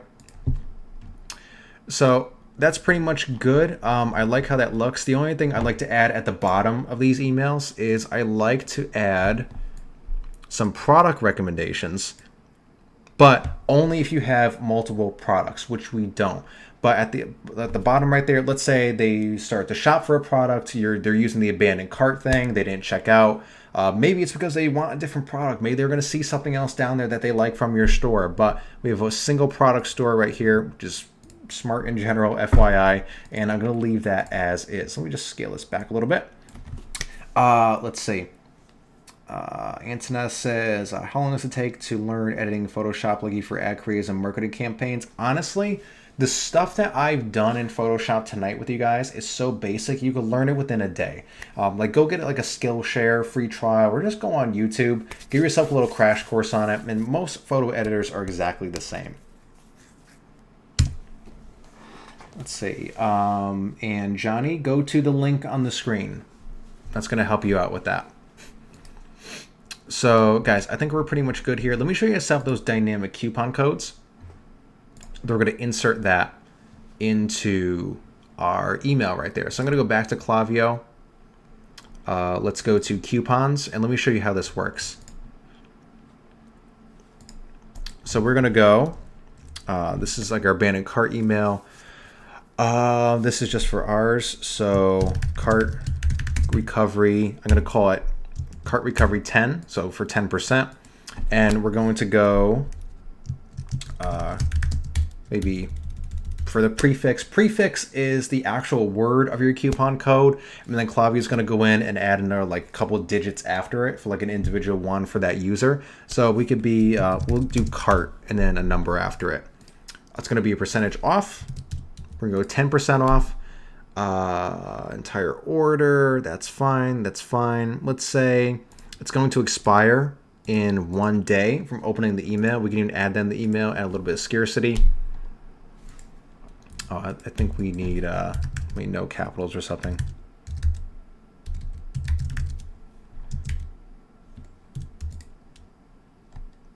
Boom. Okay, there we go. Beautiful. So what we're going to do, we're going to go cart recovery 10. I'm going to copy this dynamic coupon thing from my other email. And let's put that into our flow. And then guys, we're pretty much going to wrap up some of the email marketing stuff here and move on to another part. We'll edit content again. Let's go in here. I'm going to paste that. So now it's going to be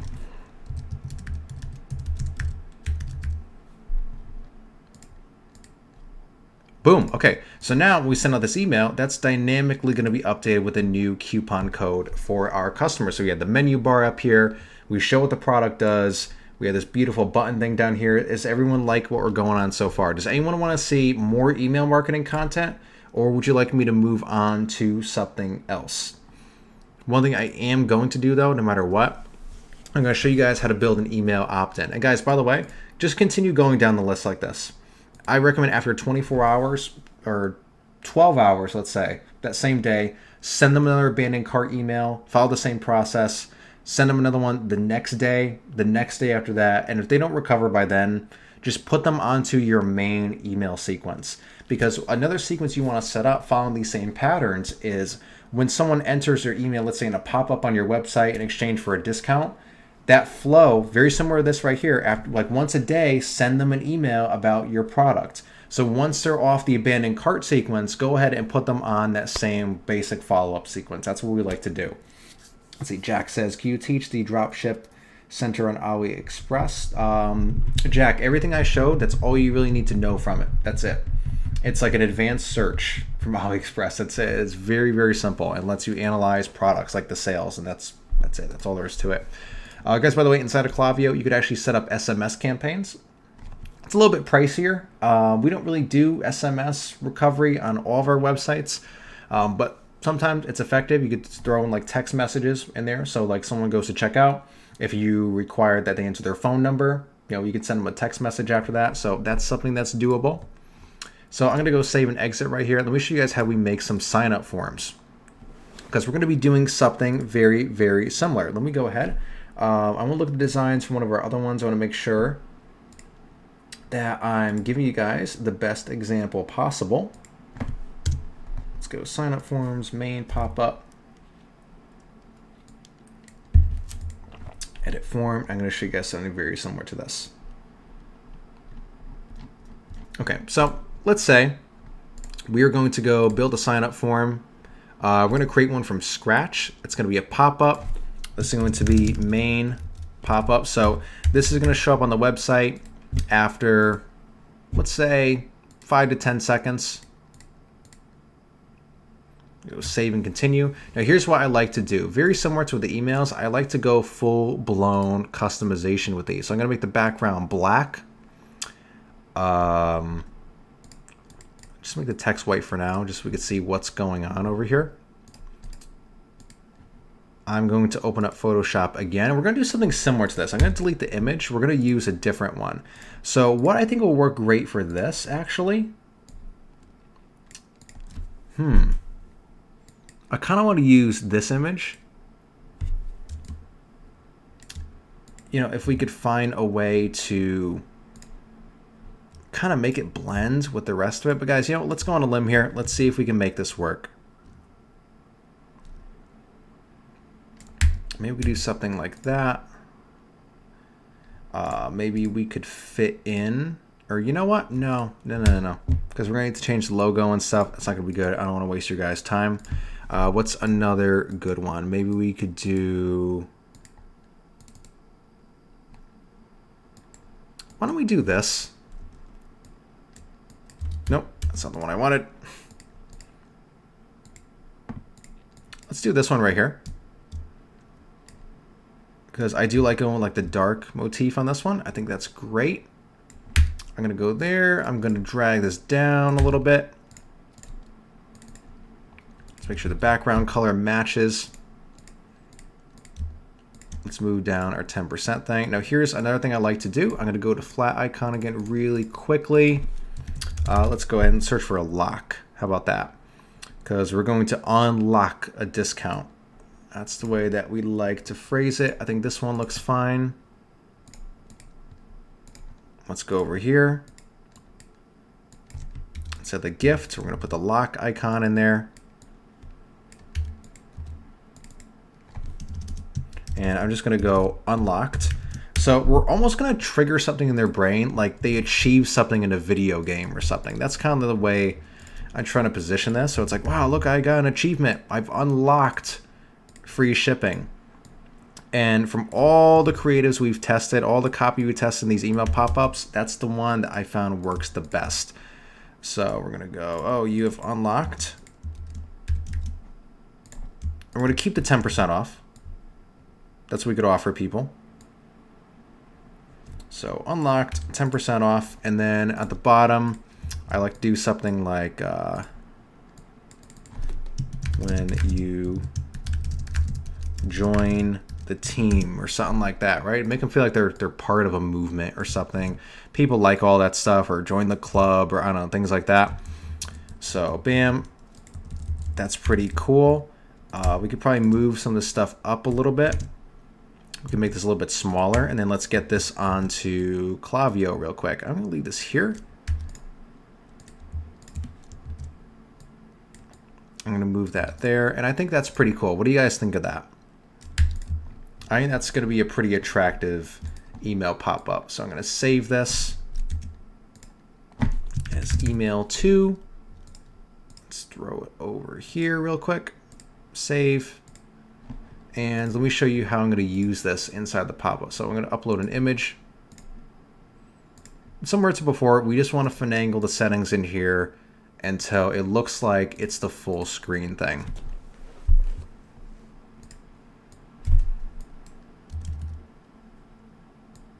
I'm going to go a little bit bigger than that. We're going to get rid of the padding around all the sides. Go. Let's make the background this thing in a dark blue color that we have in the background of this image from the light. There we go. Very nice. I'm actually going to remove this text block here because we already said everything right there. The subscribe button.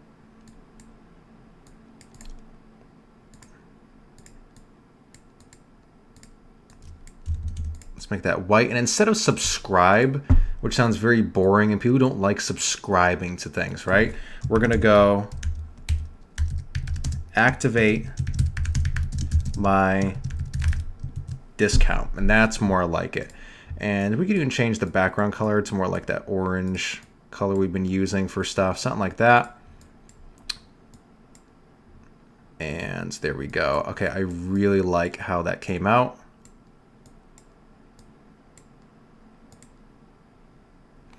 And guys, there you go. That is your email pop-up. Now, I just want to make sure we bring in the padding a little bit. Let's make it look nice. And then let's get this onto our website. I'm going to show you how to make this pop up when people come to your website here in just a moment.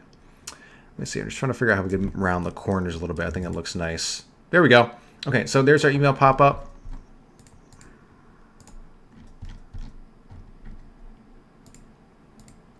Change like the size of it. Usually leave it on medium. That's fine. We're going to go publish. And let's see if this pops up now when we go to our website. Oh, but first, let's set the behavior. How is it going to pop up on the website? Yeah, I choose that in here. So it's going to show not immediately on page load. We're going to do a delay of about 10 seconds. How about that? 10 seconds on the website. If they're browsing for that long, maybe they'll need an extra discount. Let's see, if someone leaves, let's say don't show it to them again for 7 days. We're going to show it on mobile and desktop. We're going to show to people who are not existing Klaviyo profiles, meaning we don't want to show this again to people who are already on your email list. It kind of defeats the whole purpose, and you're just giving away a free 10% for no reason. And then I think we're good to go. So I'm going to click on Publish Changes. And boom. Okay, we visit our website. There we go. I can enter my email address. I can click on Activate, and we're good to go, guys. So that's how you set up your email marketing. Now, one thing I would like to see you guys have, when someone enters this pop-up, subscribe them to a basic like newsletter list. So when someone enters this, they get their discount. Make sure that's the first email, goes out immediately. Give them their discount with a link back to your website, and then design other really nice emails. So I've been showing you to go out once a day for as long as you want, and keep building up on that. Like have like a 30-day autoresponder that keeps sending people back to your website and getting more customers. It's going to allow you to spend more on advertising because you could pay more for a customer, if you catch my drift. And we can go into more of that later if we have to as well. So if you guys have any questions about this, what do you think? Let's see. Someone says, could you do an example of an abandoned cart after 20 hours or welcome flow? Do you think it's important to do a welcome? Oh, I just went over that. Okay. Probably a little bit of a lag. After people register a newsletter for, yep. Let's see. I just don't understand the product analysis feature. Is 100 the peak? What number? Okay. No, the product analysis thing, the orders, that's just going to show you how many orders on average that item is receiving a day. You just want to make sure it's very consistent and they're getting at least 30 to 50 orders a day. That's the very important part there. Let's see. Someone says it looks perfect. You're a beast with graphics, Matt. Well, thank you. I appreciate it. But listen, it's not the hardest skill in the world. You guys can definitely do this too. Give yourselves more credit. All right, so I think we're going to go ahead and move on. So guys, that's essentially all there is to email marketing. Now, one thing I want to go over really quickly is finding a supplier for your product. So we found the winning product. You built your website. You started running your ads. You have your email marketing in place. Now you're getting sales. But the problem is those sales are coming from China. The boxes are marked with Chinese writing. People aren't going to like that. They're not going to come back. It's going to take 14 to 30 days to get their items. As of the time I'm streaming this, we're about to go to we are in basically a Cold War with China. So some kind of weird tariffs come about. You can't get your products here and there, just like we saw at the last crisis in early 2020. Your business is going to be dead in the water. And on top of that too, it's just a good principle. It's just a good act to have in your business. You need fast shipping. You need to take care of your customers, and you need a supplier that's going to help you out and not only giving you cheaper prices, but they're actually going to be able to work with you, give you updates if there's something wrong, put custom packaging. That's another thing a lot of people think too. You don't need to go right to a fulfillment center and get a warehouse to do custom packaging. There's a lot of these suppliers where if it's something very simple, and they know that you're moving a lot of volume, they will do it for you for a very cheap cost, or they'll do it for free a lot of times. So let's go and jump into exactly how to do that. I have my spreadsheet that we've used for other products right here too, and I'm going to show you how you could use this yourself to find a good supplier. It looks a little bit intimidating, but it's fairly simple. Here's what I would do. AliExpress here, and you're also going to open up a tab for Alibaba. Okay, AliExpress is just the individual wholesale thing of Alibaba. So I'm going to go to my suppliers list. Now here's the columns that you want to make. Okay, let's see. Gabby says I couldn't go to sleep. You're a beast, man. Keep going. Okay, awesome, Gabby. I appreciate it. So supplier name. So that's the name of the supplier, obviously. The supplier URL, that's the link where you can go back to their website on Alibaba or AliExpress. Make sure you keep it all in check.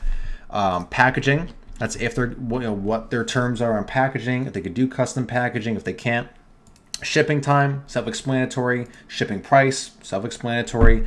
MOQ. MOQ stands for minimum order quantity. This is how many of these items you need to buy from the supplier for them to fulfill an order and give you a specific price. Now, there's plenty of them out there. Even if they're on Alibaba, where it's more like a wholesale model for distributing products, they still will drop ship them for you. So a lot of them are going to be just one. So if that's what you're looking for, you could just strictly go for those. Best price, self-explanatory. You're going to ask what the best price is. Will they ship with no packaging? This was something very specific for this particular product that I was researching, so ignore that. I'm going to delete that column. Do they drop ship? Yes or no? Contact info. Most of these places use WhatsApp, so go ahead and download that on your phone. So it's a free app to use, a different mobile messaging thing. Go ahead and download WhatsApp. It also works on your desktop computers as well. So here's what you want to do. Let's say I'm going to go over here. I'm going to go solar power bank. Okay. Now, what I would do is middle mouse click or command or control click to open tabs with that link. So open that link in another tab. I'm just going to go to every listing here that's selling that same charging bank that we're selling. Okay. And once I open up, let's say 100 of those, I'm going to go to their store in all the tabs. Okay, so you kind of like batch doing this all at once. All right, so there's always a ton of suppliers selling that same item.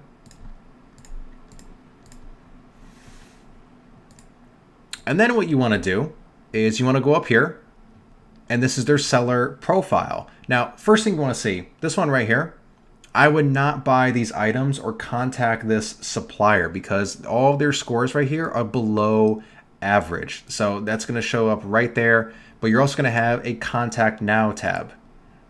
So I'm going to sign into this account. I'm going to go contact now. And then all I would do right here is, let's say, let me see if I can get a list for you guys of basically what we do to contact people. There's like a list of stuff. Hang on. Bear with me. Let me just log into my other AliExpress account because I can give you guys a template of what to send these suppliers. Let me find a real one that I've used before. Guys, you're really getting a peek behind the scenes at a lot of this stuff, so it's pretty exciting. Let me go into my messages in this account because, like I said, I could show you exactly what we've sent to these people before. Let me go to Message Center. Here's a good example. Okay, so here's what you're going to write to them. And this applies for every kind of product, no matter what you're doing. I'm going to go up here. I'm going to go contact now. Here's basically what you want to write out. So you're going to say, hi, I'm looking for a long-term supplier to fulfill orders for our store and potentially other stores in the near future. If you can get back to me with answers to the following questions, I would greatly appreciate it. So number one, what is the minimum order quantity? Okay, now this is going to apply more on Alibaba. If it's on AliExpress, you by default could order more than, or you could like drop ship them. You could order one at a time, I should say. Are they available to drop ship individually? Same question. Are you able to ship the items to customers with no existing packaging, branding, or writing? So that's very important too, because a lot of these products, even though, yeah, there's sort of like white labeled products, sometimes a lot of these companies, they will sell them with their own brand on it. It's not going to look too great. It's not going to match up with yours. People are going to wonder what's going on.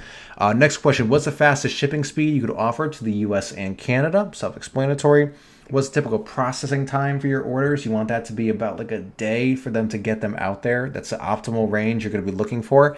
And then do you use WhatsApp, Skype, or another service to communicate easier? Once you have that, they're going to start replying to these emails. Start filling out your sheet right here. Start pasting them in here. And guys, once you find a supplier that works for you, once you have like a big sheet filled out, go over the numbers, see who's going to give you the best price, the best shipping rate, who could do like the packaging and stuff that you want. Once you have that, boom, there's your supplier. Now, after that, here's something else that you want to do. Once you find that, let's say they're on AliExpress, you want to ask them, you want to negotiate a little bit on the pricing, which is totally acceptable. It's fine. It's not a rude thing. People, they are used to doing that, okay? See if they can give you a better rate on that price. Once they do, ask for what's called a VIP link on AliExpress. You may see these pop up here and there by accident in search. A VIP link is a private listing on AliExpress, meaning it's the same product that other people are selling, but it's your particular VIP link. You're only going to be fulfilling your orders, let's say through Oberlo, through that item. It's going to be like blocked out. It's not going to have like the product photo, nothing like that. It's just going to have your name with the better pricing. So guys, that essentially is how we find a supplier. Just do your due diligence, go on AliExpress, go on Alibaba, find these different suppliers, reach out to them with those questions. When they answer, put them into a spreadsheet just like the one I have right here that we use for this product, and then go through the numbers, find the best one, contact them, make a deal, get your VIP link, sign contracts if you have to, and then you're going to be good to go. You have a supplier that you're actually working with. So guys, in the chat room, does that make sense, or would you like me to go over that a little bit more? What questions do you guys have about that? That's basically all we do to find suppliers. Guys, again, link on the screen. Make sure you sign up for the full-blown workshop. I'm going to show you how to scale to 100 grand in 90 days and how we do it repeatedly. I'm doing a lot of that here, but Dan is going to take over the reins tomorrow and show you how to do basically what we're doing here on steroids. Just going to wait for you guys to answer in the chat real quick, and then we can move on to some other stuff. And I do want to clean up that website a little bit for you guys as well. Now, I'm just going to check something here. Let me sign into something. Let's see. Gabby says, Jax is exciting. Gabby says, shipping isn't usually 30 days plus. Not if you're shipping from the United States. Look for United States suppliers. A lot of these people, they will have warehouses in the United States. And with current events, that's becoming way more prevalent, way more popular than you may expect. See, Travis says, what time is Dan going live? How long does Dan's video take? Okay, guys, here's the thing. Again, link on the screen. I can put in the chat room. Dan is actually doing 4 live workshops tomorrow. 4 live workshops. Dan is basically going to be going into beast mode and give you guys value for 4 workshops during the day. They start at 9 a.m. They go all the way to 10 p.m. So go on there, but it's very important that you make sure you register for the spot, because again, these are not like, you know, the fake live webinars that people they say they're live, but they're not really live. These webinars are actually live. We're using GoToMeeting, we're using GoToWebinar. Only 1,000 people are able to get into the webinar. That's why I'm haranguing you guys to make sure you get in on this, because I don't want you to miss out. Okay? So again, guys, here's the link. You got to make sure you register. What's Gabriel says makes sense. Mo says, will the workshop in this video be available for re-watching? Yes. We may just have to edit this a little bit. I do want to cut it down, just, you know, like we had some like those little mishaps, like the audio thing, fixing the mic. I always cut that stuff out, but yeah, it'll be available for you to watch. Let's see. Pickle Rick is in the room. Pickle Rick says, once someone makes a purchase in your store, you then purchase it for them on AliExpress. Yeah, but you're going to be doing it through one of those private links, like a VIP link, through your supplier, like I was just explaining. And if you use an app like Oberlo, it's going to make that way easier for you. And guys, here's the thing too. Look at it this way. Speaking of like outsourcing and stuff, if you scale this website, like let's say we do the SolarX website, we scale it to like 50 grand a month. You could hire a virtual assistant to fulfill those orders, and as well as someone to fulfill all your support requests and all that for around like $1,000 a month, 1/50th of your income. And this store is basically running itself, and all you're gonna do is run the ads, and that's kind of it. I'm not gonna lie. Let's see. Do these suppliers take you serious before you order in bulk? I'm not sure what you mean. Oh, I think I see what you mean. Yeah, no, 100%. That's totally normal. It's nothing weird. Awesome, just registered. Mo, beautiful. So Gabby says, do they put your logo on the box or not if you just send it blank? Okay, yeah, see, here's the thing.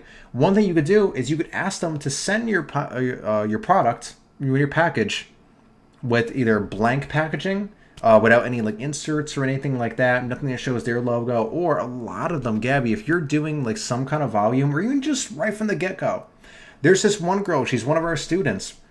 She got a supplier to print her logo on the physical item before she was even making sales. So you got to go out there, reach out to a ton of them, and you are going to get lucky. So Gabby, yeah, sometimes you can get your logo and at least your name and logo on the packing slips as they go out. I've done that so many times.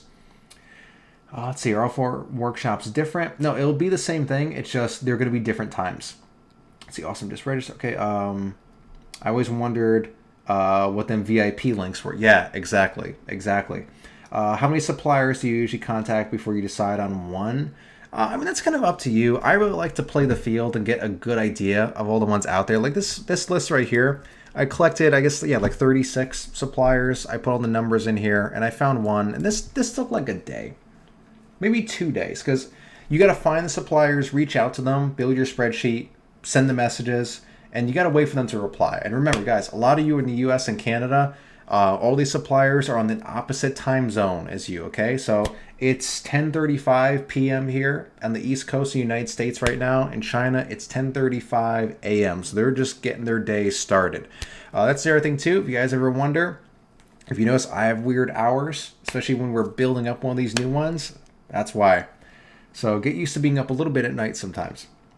Let's see. How do you deal with returns? Do you have them return the product to the supplier? No. For the most part, depending on the item, unless it's something super expensive, as in like your cost of goods, like you pay a lot for the item, just give them their money back.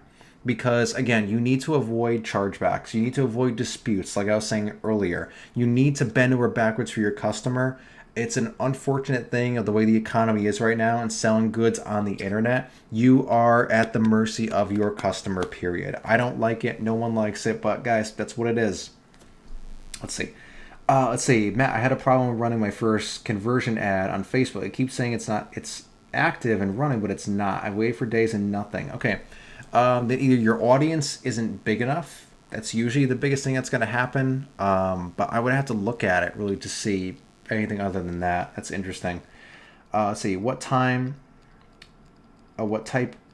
of tea do you drink to increase sales? I found that Earl Grey increases sales dramatically.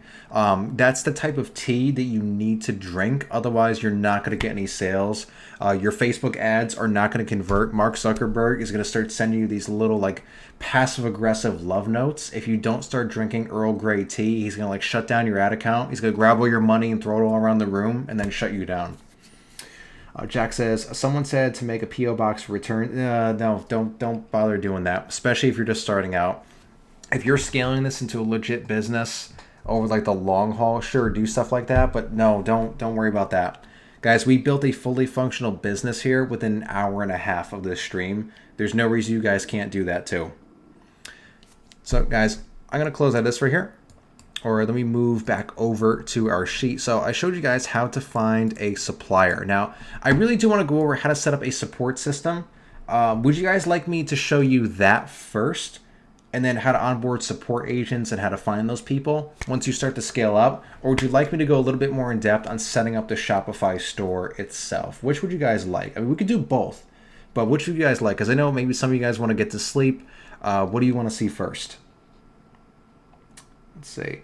Gabby says, it's 5:30 a.m. in Europe. You passed the vibe. Man, I hope I'm not keeping you up too late, but I appreciate you spending the time. Guys, I feel extremely blessed, extremely thankful to be able to come on here and do this with you guys. When I first started out doing this a long time ago, when we were borderline going to be homeless, when I really had to figure a lot of this stuff out on my own, I did make a vow because I got into this industry following people like Jamie Lewis, like Adam Horowitz, people like Dan DeSilva, who hopefully you guys are going to get on his workshop tomorrow. I kind of made a vow with the universe or God or whatever you believe is out there that if I was able to make this stuff work, I would give back to people and I would teach others. So this is a real blessing to be able to come on here and do this with you. Jack says he wants to see support. So it's more. Matthew wants to see more in depth on the store. Let's see, the stream going to be uploaded when it's over. Yes, not immediately. We got to edit it, but it will be up sometime soon. Let's see. Someone says I'm ready for Facebook ads. We just went over that already. You can rewind in the stream. YouTube lets you do that now.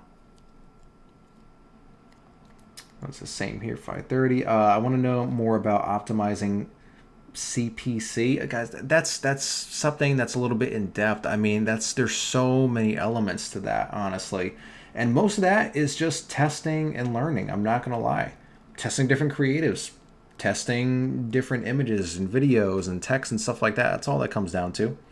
Sure, it comes down to your audience quite a bit, but... So do you guys, again, do you want to see how to set up your support system, or do you want to see more in depth on just setting up that Shopify store, kind of prettying it up a little bit, I guess you could say? So let's just put timestamps. Yeah, absolutely. That's another thing too. We don't just want like this stream to go up there. I want to put timestamps and all that stuff if we go ahead and upload it. So it says, how do you figure out your price? Ooh, Pickle Rick. Okay. I've never said this in a serious context. Pickle Rick, good question. The way that I like to see it is I want you guys to be making at least 3 times what your cost of goods is. So if you're buying an item for $10, I don't want to see you selling it for any less than $30 because you need to leave room for ad spend as well. And you want to be making some kind of decent profit from it. So my rule is about 3 times what the cost of goods is. But listen, it's not written in stone. You could go way higher. For example, the power banks. I know we could sell those for like $100, maybe like $80, something like that. We're buying them for 10. We have some like fashion items in some of our most successful stores where we'll buy them for $10, sell them for $200. So it does vary a little bit, but 3 times is a good ballpark. Let's see. Josh is from New Zealand. How TF do I get good shipping times here? That's no different than anywhere else. I mean, yeah, maybe a little bit more complicated, but there's going to be suppliers that are in New Zealand. And listen, there are some suppliers. They could be shipping from China or the US, and they will give you pretty decent shipping times. It may not be the best, but it's going to be at a rate where you can operate with those, okay? Someone wants to see more of the store. Okay. All right, guys, here's what I'm going to do. I'm going to briefly go over the support system because it's really not that complicated, but I do want you guys to understand what you're getting into and what you need to do. So let's go ahead and jump into that, and then we'll optimize the store a little bit more. How about that? So let me go ahead. Let me close some of these tabs I have open over here. So much crap open. Because I keep monitoring everything, making sure the stream is good and all that stuff, right? Snat says you're an absolute machine, man. Hey, well, I do this for 12 hours a day, every day, almost 7 days a week. But listen, you got to give yourself some time to chill. You got to give yourself at least 1 day off. It's very, very important because after a while, you need to program your brain in the positive way. You need to train your brain that, hey, I'm going to get some kind of break after. I'm going to get some kind of reward for this. Here's one thing I want to give you guys too. I want to give you guys, hang on, this book to check out too, which is related to all of this. Let me just grab the link to it quick. Let me see if I could find it. Then we'll move on to the support stuff. Okay, guys, this is related to all the stuff that we're doing. This is a free ebook, again, also written by Dan the freaking man. If you guys want to check that out, it's kind of like a written out version of some of the stuff we're going over both in this live stream and then Dan's workshop. So go and check that out. I just posted the link in the chat room. So let's go ahead and move on to support stuff. I see a little like love connection thing going on with some people in Europe in the chat room. They're exchanging numbers. They're sending nudes. They're getting their prenups written. So guys, tool we use for support is called Freshdesk. Used to use Zendesk, but I prefer Freshdesk by a mile. I just think it's a little bit easier to onboard people. And one of the best things about it, for all the features you were ever going to need for your e-commerce business, it is 100% free. There is a free lifetime plan. You go to freshdesk.com, go and sign up. I'm going to do it right now with you guys live to show you how this all works. So here we go. Here we go. Shopify example email at gmail.com. So SolarX is the company. I'm putting some number in there. No, it's not my number. Let's see. Hustle never sleeps, you know. Bam, there you go.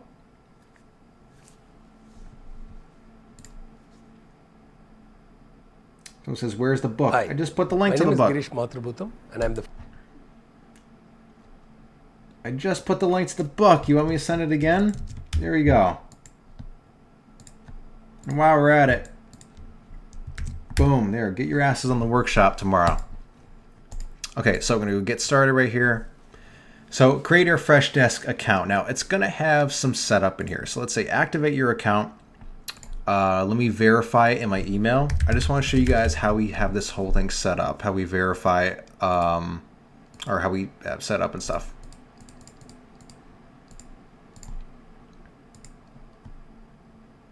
Let's So you choose plan. I'm going to choose the free plan.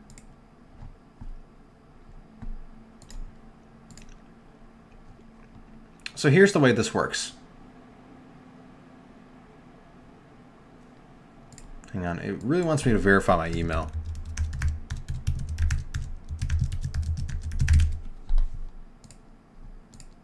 Let's do that quick just so it calms down. There we go.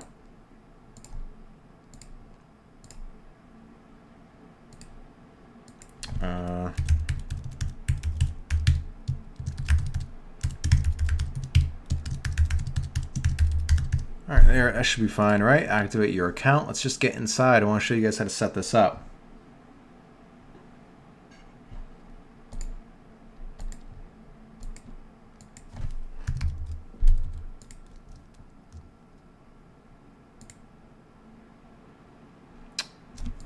What is happening here? Let's log in.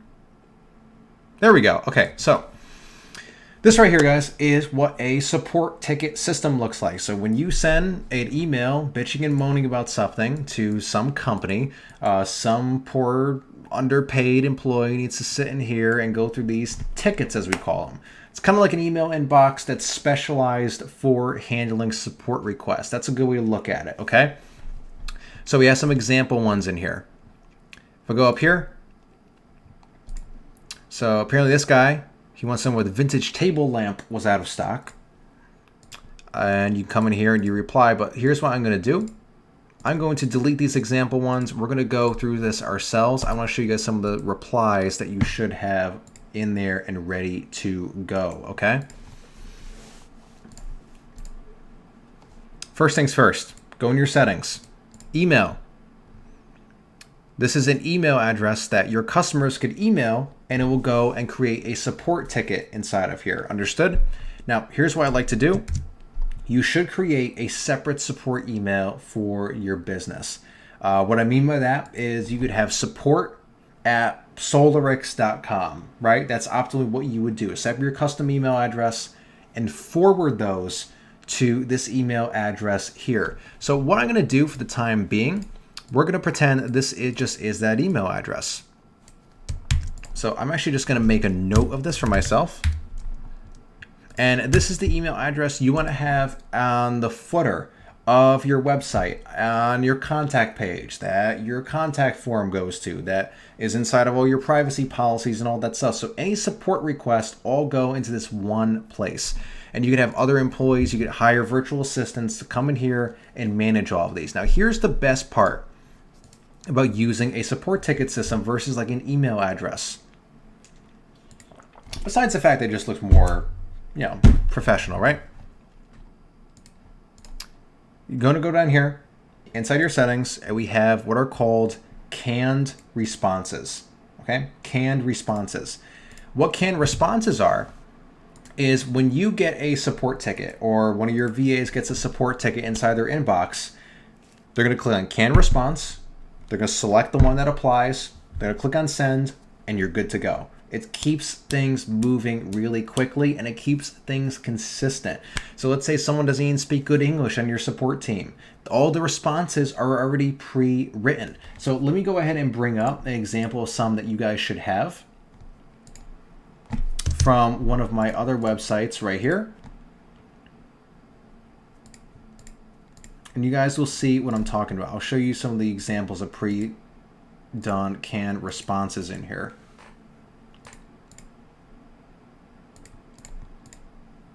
Let's see.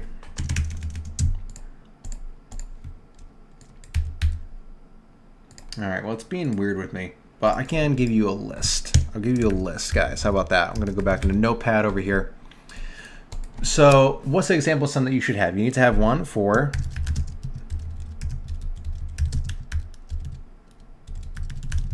refund request. You need to have one for a tracking request. So when someone comes, hey, where's the tracking number for my order? And here's one thing that you can do. Some you guys may think this is kind of silly, but what I have inside of my canned responses for all of our VAs to use, I have regular ones and I have angry ones. Not angry as in my support agent is angry to the customer, but the customer is angry, because you want to diffuse that situation the best that you can. Because again, guys, unfortunately, you are the you-know-what of your customer in the online space. If they file a chargeback against you, it's a permanent mark. You could have your merchant account shut down if you get too many of them. You could never be like allowed to accept payments on the internet ever again. It's this big crazy thing. So you want to be able to diffuse angry customers as well. So you want to word those a little bit differently. Be very tactful about it. Now, one principle that I want you guys to keep in mind, this is literally in the handbook that I give to our support agents. It's F you with a smile. Okay, you got to be so nice. You got to be so over accommodating that it's almost patronizing, and it diffuses the situation. Okay, that's something you want to keep in mind. You want to be very nice with your customers. You want to be very polite. You want to just be very cordial with them. You don't want to agitate them. Give them what they're looking for, and you want to reply as quick as possible with the solution. So let's say I want to have a canned response in here. So let's see, what would be a good example of this one? This could be,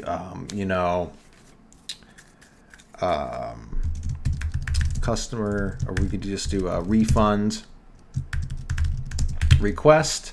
Now here's what I'm going to do. I'm going to go, hi, insert placeholder. We're going to go requester first name, so it'll be hi. Let's say I'm sending it. Hi, Matt. My name is, and then I'll put the person who's replying to it, the agent name. So my name is agent name, and I'll be happy to assist you with this today. Okay, you can even put a little smiley face in there, right? You want to keep cordial, want to keep a good rapport with the customer. And let's say they want a refund. You can say, I'm sorry to hear you weren't entirely thrilled with, as it is hard typing, reaching around the microphone, thrilled with your, let's say, SolarX charging bank. But we are dedicated to offering, the best possible service to each one of our customers. And let's close the placeholder thing. And I would like to offer you a free refund on your order. And again, like I said, we're going to no need to return the item. Keep it as our free gift to you. Okay. So again, guys, it depends on what the item is. Typically, you don't even want the items back because they're going to return it probably to your supplier, and it's going to be more hassle. You're going to have to see when they ship it back to you, and then you give the refund. If it takes them a while to ship it, they may already have filed the chargeback. It's this big mess, right? So just let them keep the item, and it looks good on your part. Then we go, if there is anything else I can help you with today, please just let me know. And then we'll go down here. We're going to go placeholder again. We're going to put the agent name, and then we're going to go SolarX. Yeah, SolarX support team, something like that, right? So now that you have that, I'm going to click on save, and let me show you what's going to happen. Let me go ahead and open up that email address, and I'm going to pretend to send one from my email. So I'm going to log in over here. I'm going to log into my actual email address, and I'm going to pretend I'm contacting SolarX that, like, I want a refund for something, okay? Give me a refund. And customers are always angry, and they treat support people like shit, and it's terrifying what's happening to humanity. Okay, so hi, I want my money back for my order, Matt. Okay, just something very simple like that, just an example. And here's what's going to happen. So either you could start answering these from the beginning, or your support person is going to do it. I'm going to wait for this to show up in here. And give this a minute. Let's see what's going in the chat. Someone says, "Well, my man, I gotta sleep. I'm getting asleep. The stream has been very useful. I'll watch the rest of it once it's up on YouTube. See you, man." Well, Snats, thank you very much for coming out and hanging out with us. Hope you got some value. But on that note, we have a support ticket. Matthew Sabia has filed a support ticket at SolarX, guys. We haven't even gotten orders yet. We're getting support tickets. So here's what you or your support person is going to do.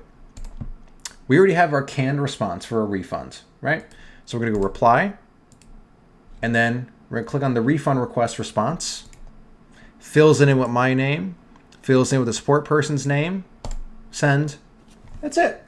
Now all they got to do is go in your Shopify store, process the refund.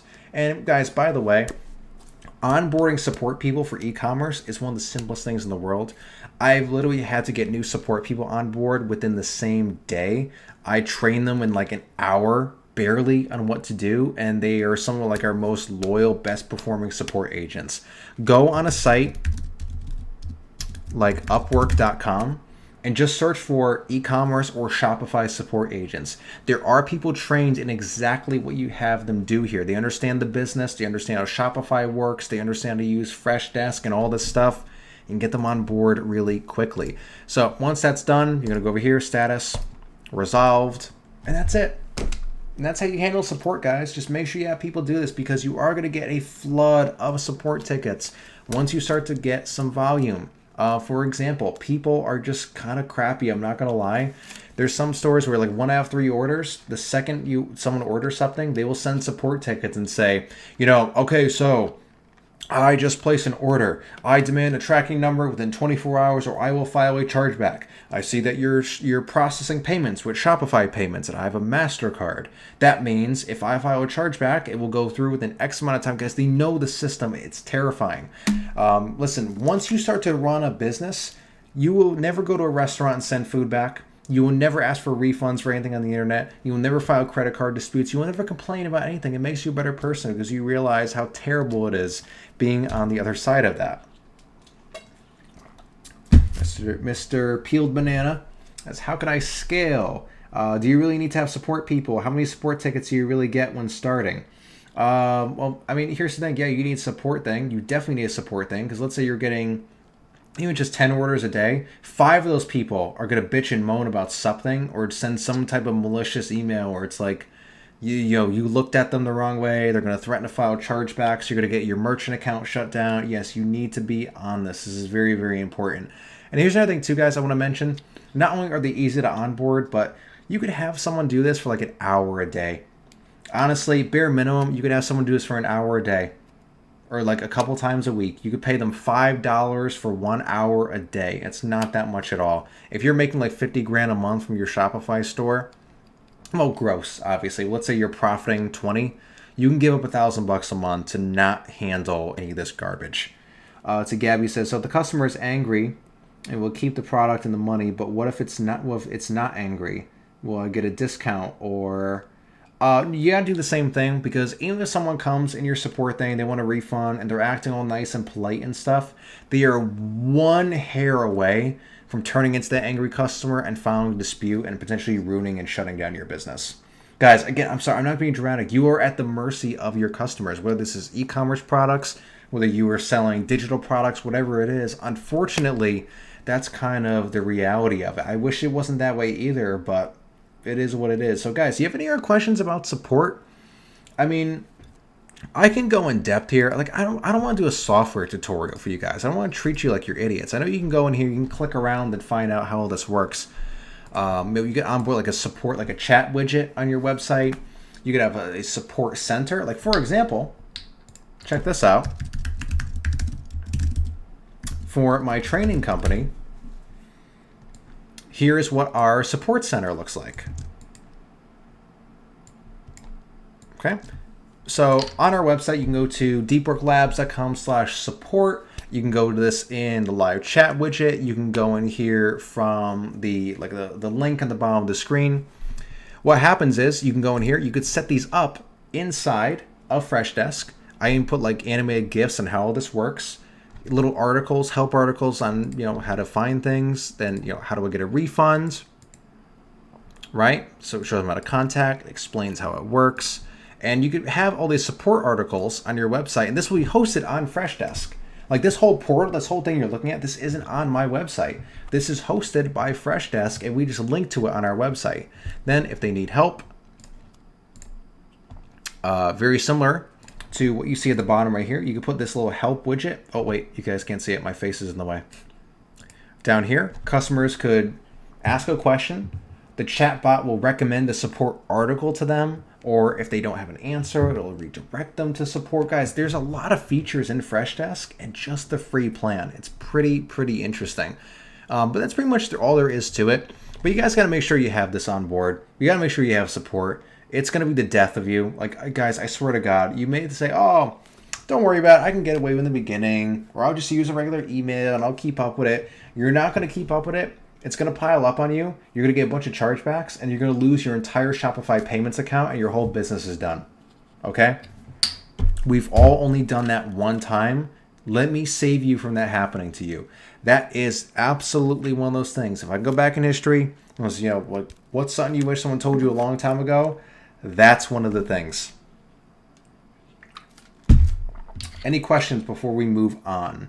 I guess we can go and spruce up that Shopify store a little bit, huh? I'm going to do that right after this. What does everybody think? Well, that's how you manage support tickets.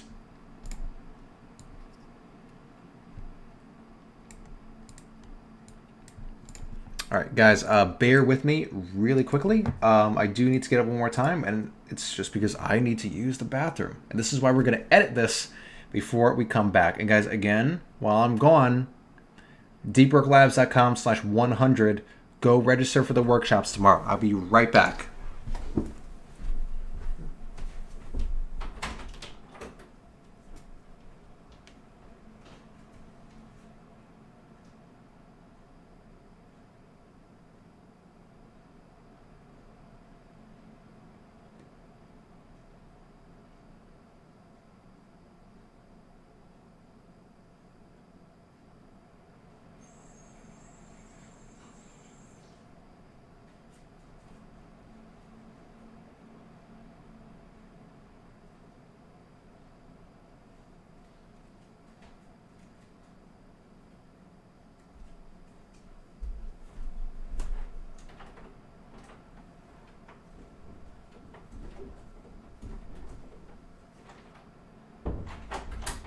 All right, I'm back. Oh, yes, that was quick. I washed my hands. I sang happy birthday and all that stuff, right? Let's see. Let me just look at some things in the chat here. What's going on, guys? How much do you estimate a newbie can start dropshipping with? Minimum $150 for your advertising. But that's it. Don't need more than that. You could test a product and have it successful just with that. Let's see. Josh says, yo, guys, are the 4 slots for the workshops different? No, they're not actually. It's going to be like the same workshop. It's just they're actually live and not pre-recorded webinars. So Dan's going to be on there live working with you guys. So all 4 are the same, but the system that we're using limits each one to 1,000 people. So right there, make sure you get in on time. You guys are some of the first he's giving us access to. So go ahead, register for your spot because they're limited to 1,000 each. If one is taken, do one that's later on in the day. Let's see. Are they at different times? Yes, they are at different times. There's going to be 4 of them starting from 9 in the morning all the way to 10 at night. So, and here, let's make sure you guys have the link for that. And boom. Okay, there we go. So guys, let me check one thing and then let's go back into our Shopify store and let's spruce that up a little bit. I want to get all the basics out of the way and now we can go back and kind of like perfect some things. Because I know a lot of people, they want to come on here, they want to get their results, and they want to go. But I want to make sure that everyone can see the entire process. Hang on, what is happening here? I just want to check one thing really quick and I'll be right with you guys, okay?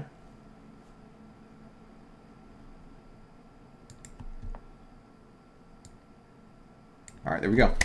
Let's see. It says, thanks so much for your time. No way this should be free. Well, thank you. I appreciate that. Do affiliate marketing through IG influencers still good? Yeah, why not? Yeah. See, guys, that's the funny thing. Like, I think it's so strange that people ask questions like that. Like, not that one in particular. I'm not saying like anyone's here is dumb or whatever, but when people ask dumb questions like, "Does e-commerce still work?" Yeah, people still buy things on the internet. Yes. Does affiliate marketing still work? Yeah, you could still sell other people's crap for a commission. I mean, guys, these are things that aren't going anywhere. The platforms we use are going to go away. The tools we use are going to go away. But that's why you shouldn't become romantic about those things. Okay? You guys hear me say it all the time. Like, you go some of my YouTube videos. I try so hard to avoid using specific tools in there because it's only a matter of time before 3 months go by and that tool gets, I don't know, bought by Google or gets shut down. There's another one and people are bitching about, oh, I can't do this anymore. And because the tool is gone, it's like, use Google. Google, find another one, right? That's all there is to it. So, okay, guys, last call for questions before we move back over to optimizing that Shopify store. Guys, I'm really enjoying this. I think we'll make a regular thing out of this. What do you guys think? Now that my schedule's a little bit back to normal, I'm not as like my head isn't like as down. I'm not as just hardcore mode focused on stuff. I may start making just some regular videos again and stuff too, because I really enjoy doing these. But I also have a real business to run. That's the funny thing too. Like people say, it's like, oh, you don't post on YouTube that much. Yeah, because I'm running a business. All these other people you're following, who they're posting daily, pretending that they're very wealthy. They're not, because you can't run a real business and post daily on YouTube unless you are just starting out and you're not really running a business, or you have a team around you who you're paying to help you produce that content. So you're on either end. Let's see, your live streams are a vibe. I appreciate that, man. Someone says, let's do it. Okay, guys, I think we're good with the questions. Doesn't look like anyone has any. Let's go ahead and hop into the Shopify store. How about that? Guys, one quick question though. How is the audio and what I mean is like the audio levels? Am I too loud? When I get loud, is it blowing out your eardrums or something? I just want to ask you that. Because it looks totally fine in the levels, like in OBS, but I know sometimes it's a little bit off.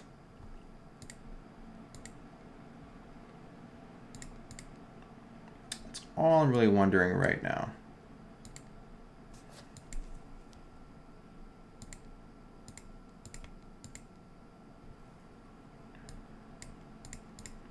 Just checking my email. Like I said, we were in the middle of a launch, so I'll say it's okay. Let's do it. It's good. Okay, cool. Let's move on. Let's go back to our Shopify store. So, solarix.shopify.com/admin. Let's go and frickin' do this, guys. Getting my second wind.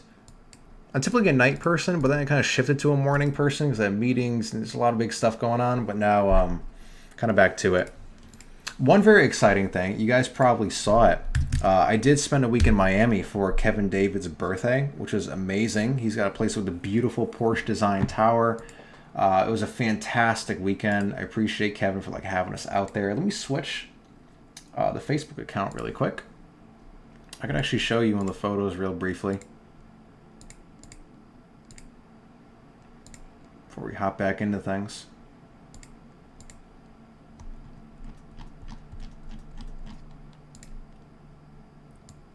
So here's me and Kevin wrestling some alligators.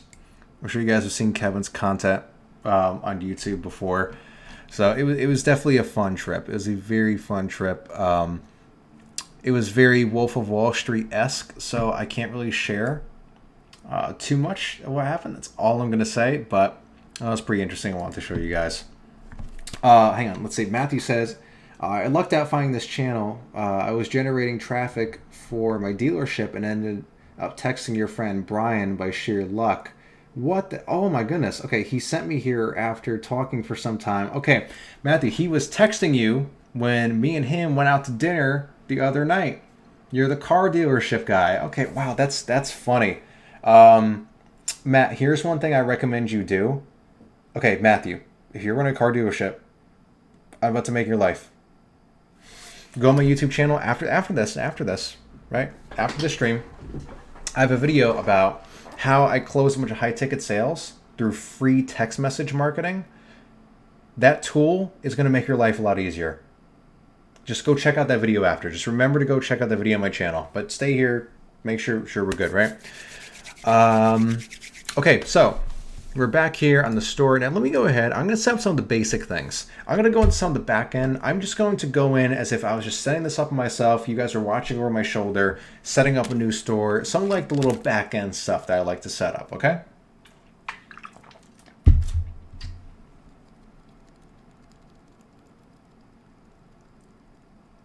How do I get your Google home screen? Oh, this? Yeah, people ask for that all the time. This is called momentum. I always try, and we guys know, I'm a big fan of the concept of deep work. I'm sure you guys have heard of that before. Deep work is basically the scientific term for being in the zone. I've actually trademarked it. I've named my training company after it. Essentially, if you focus on one task for 48 hours, your brain will use 100% of your mental capacity and dedicate it to that. You know, like that saying, humans only use 10% of their brain. Physically, that's just kind of absurd. We know that's not true. We know that for a long time. But mentally, people only use about 40% of their active IQ. That's because they're addicted to social media. They're addicted to their smartphones. I have no notifications on anything. There's no apps on my phone that didn't come with it. This is in a drawer for 12 hours a day while I'm working. You guys got to start learning how to do things like dopamine fast or dopamine vacations, reprogramming your brain to focus on positive things. Like, there's a lot to that. I also have videos on my channel about that, but things like momentum, like the screen thing, it's a Chrome extension. There is an app because unfortunately I need to use Facebook for work, but I don't want to see anything in the news feed. I don't want my brain to be exposed to that garbage. I don't care what anyone else is doing at all. Which is why I'm not a consumer of social media, though I will produce content because it does help me get closer to my goals. It opens doors. It does make me a lot of money. There's a feed or a tool called Newsfeed Eradicator. You could download it in Chrome and it will just eliminate your entire Facebook newsfeed. But you could still use Facebook if you have to. Because, for example, we have some coaching groups. Like I have an accelerator program where I coach my students inside of a private group. I answer their questions. There's like a training library. So I actually help them get results in there. So I need to use Facebook for that. But if it wasn't for that, I would delete it entirely. Let's see. That's very cool. Okay, cool. So back to the Shopify store. Let's go ahead. Let me set up our shipping preferences. I can show you guys what I do with this. Let's go manage rates. And the first thing I'm going to do, I'm going to remove the shipping zones in here because they're so convoluted, so stupid. I just like to add my own. So what we're going to do is let's go. So shipping in the United States and Canada. Typically you're going to have the same rates there. So I have to include both. Let's start with that one. Zone name is going to be domestic shipping. And then let's go in here. We're going to add a rate. This is going to be our standard shipping rate. I have to charge around $5.99 for shipping. For some more pricey item, you can do like $6.99, something like that. I think that's pretty reasonable. You don't want to offer free shipping off the bat because it's going to allow you to, remember like the email marketing things we did? You unlocked free shipping. You could do stuff like that. So that's fine right there. I'm going to add another rate. This will be expedited shipping. If your supplier could support that, maybe like $11.99. And that's good to go. Then we're going to create one for the rest of the world. We're going to call it worldwide shipping. Okay, just check off rest of the world, add a rate. And let's say that typically costs you around $14.99 to ship that out to them. Okay, and boom, there we go. Now here's one thing you do need to do for those discounts. We are going to make a free shipping rate. Or you don't, no, forgive me. No, you don't need to do that anymore in Shopify because when they use the coupon, it's going to apply automatically. So forget that. But here, as far as shipping stuff, that's all we really do in here. I'm going to click on save. I'm going to go back. So our shipping rates are set up. Good to go. That's all you really need to do in there. Let's see, what else do we need to set up? So our languages, notifications, that's fine. If you go to notifications right here, You can kind of turn on and off some of the emails that Shopify is going to send to your customers if you want them to or not. Like, let's say you want to do custom ones in Klaviyo. You don't want Shopify to do them. You could turn them off in there. Let's see. Someone says, I've heard that there are problems with Shopify payments holding money, etc. No, not as long as you're obeying the rules. What do you think about Stripe? Stripe is Shopify payments. Stripe is Shopify payments. But yeah, no, we use Stripe. Stripe processes like all of our payments and stuff for like a training company and everything else. Actually, let me see here. I can log into something really quick. I hope I can log into this.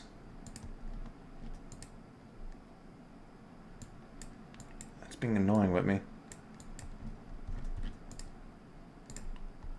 Yeah, never mind. There we go. But yeah, Stripe and Shopify payments are the exact same thing.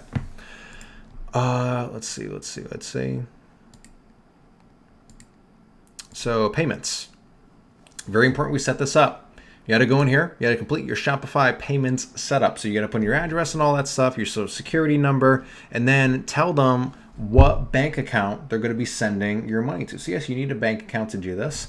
Today, thankfully, there's a lot of alternatives online. There's online free bank accounts, stuff like that. So you guys just go figure it out and set that up. I'm not going to do that here because I'm not going to give you guys my bank note info. Let's see, though it doesn't really matter. It's just the routing and the account number, right? Let's see, PayPal. We're going to deactivate PayPal. Always deactivate PayPal. Never use PayPal. PayPal is the devil. And here's the thing. I don't really activate any of these third-party payment things because, like I said, remember when I was like, let's see, if you give people multiple options, they're going to take them. They're going to get distracted. Like, they just will. It's like a law of nature. Don't give them too many payment options. So for payments, that's all I want to do in there. If you guys want to use something other than Shopify payments or Stripe or whatever, let's see, where do you go into it? Let me see. Oh, you need to complete it, but they're going to give you a list of options of their processors in there if you really need it. Checkout. Okay, here are some things. Accounts, I leave them disabled. If we do any kind of like club program or accounts or anything like that, we do it through like a custom service. Leave that disabled. Customers can check out using their phone or email. No, customers could only check out using email. You need to build your email list. Let's see. Customers can download the Shop app for their order status. Sure, that's cool. Require first and last name. No, not really big of a deal. Company name, we don't need that. Address line 2, optional. Shipping address, phone number. I like to make this required, actually. I like to require that we have their phone number because we will do some follow-ups with text messages. If you're just starting out, do it manually. If you see abandoned carts in your thing, start texting people. That's what I used to do. Let's see. That's fine. That's fine. This is all fine. Everything else here is totally fine. Down here, email marketing. Again, this privacy restrictions BS. Yeah, you want to show an email opt-in, and yes, we want to pre-select the option at checkout. If they want to opt out of email marketing, let them do that, but don't have them don't give them the ability to either opt in or opt out. Get them on your freaking email list, and that's good. We're gonna click on save. There you go. Those are all of our checkout options. Nothing else to see in there. And guys, that's kind of it. I'm not gonna lie. One thing we can do, speaking of checkout, since I like doing like one group of things at a time, let's go customize the checkout of our website. So we'll go add to cart. Let's go checkout. Let's customize the checkout. It's always fun. So let's see, for this one, here's one thing I'll do. Let's make the order summary area like a dark color.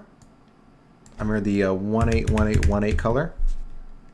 If we give it a second, we save, it'll make the text white. Don't worry. Watch this. Boom, there we go. Okay, I think it looks kind of cool. And then let's see, as far as the logo, you already have that in there. We'll choose the black one. Let's wait for that to load up. Boom. We'll make it small, I think. You don't need to like overdo it. And there we go. We can make like the checkout buttons some of our brand colors. So let's open those back up. So let's say FFC 673.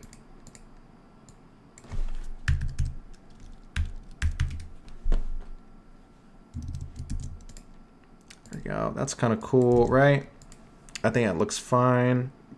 Not really. Let's actually make them black because it's a little hard to see. I'm not going to lie. And then don't worry, it'll update the text and all that stuff. Guys, that's it. That's pretty much it. We could center like the logo, maybe do something like that. But that's pretty much all there is to it. Not too much to see here. See, this is why I skipped over some of this stuff. Yeah, you guys want to go in and do it. But, I mean, guys, I'm giving you like a software tutorial at this point. But I want to make sure we go through all this stuff because we are probably going to give away the shop to somebody.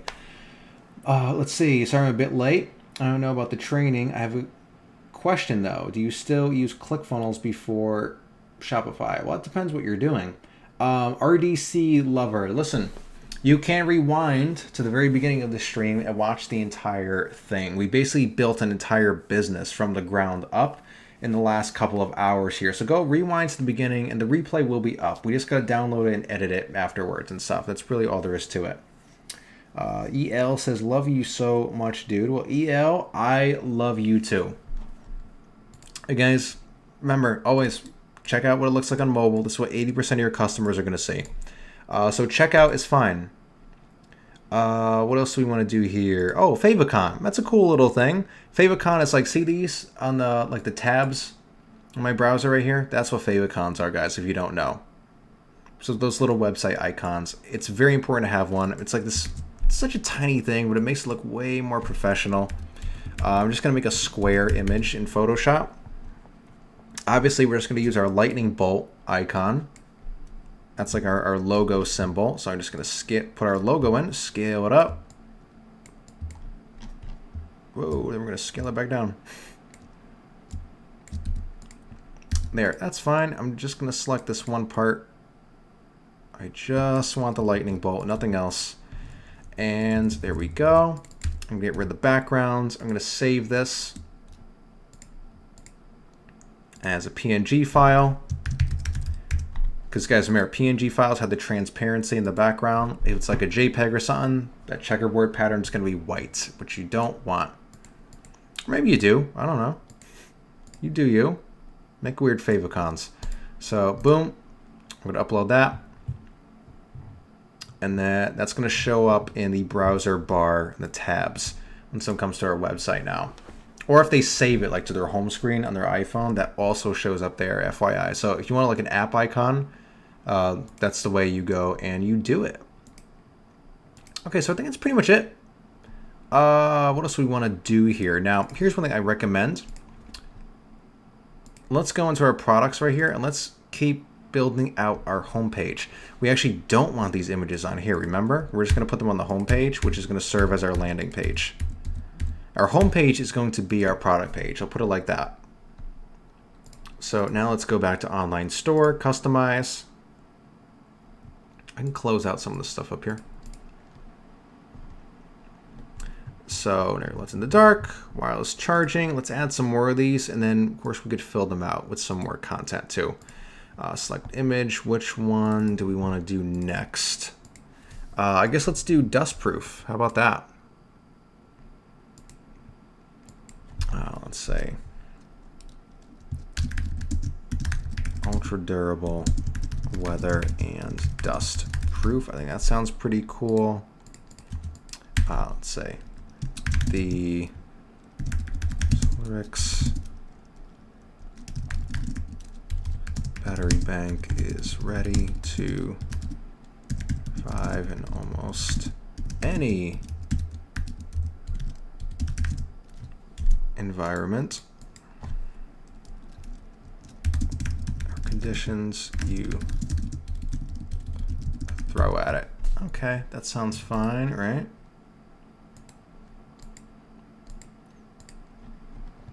I'm going to go back. Let's make another one. We're going to swap this over to the right side. And where's some of these other images we have in here? Let's see, what's in these? Okay, that's cool. We may replace the text on that. I don't know about that one. What's this look like? Let's see, Windows doesn't want to preview images. I hate Windows. The only reason I use it is for these streams, guys. Okay, this is great, but let's customize that a little bit. Let's get rid of the Chinese writing, but I do want to show them what kind of ports are at the bottom of this. I definitely want to show that.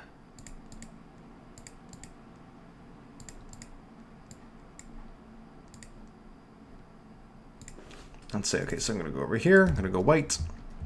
And let's just paint out carefully the Chinese writing on here. Because we don't want any writing from China. No Chinese writing. No writing from China on the... Okay, I'm done. Let's not make this political, right? Okay, and here's what I'm going to do too. I'm actually just going to erase the whole thing because we could write better ones here. So I'm going to come in here. I'm going to go USB-C. Bam. Keep this very simple, straightforward. USB-C. Lightning. Oops, what am I going? What's going on over here? There we go. Come back. There we go.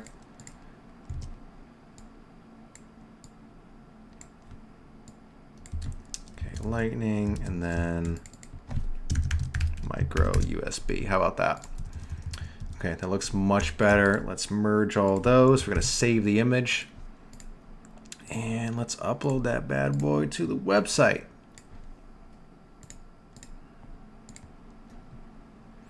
Very nice. Okay, so we're gonna go max compatibility, maybe. Whoops. Not comparability. Compatibility. Not comparability. Damn it.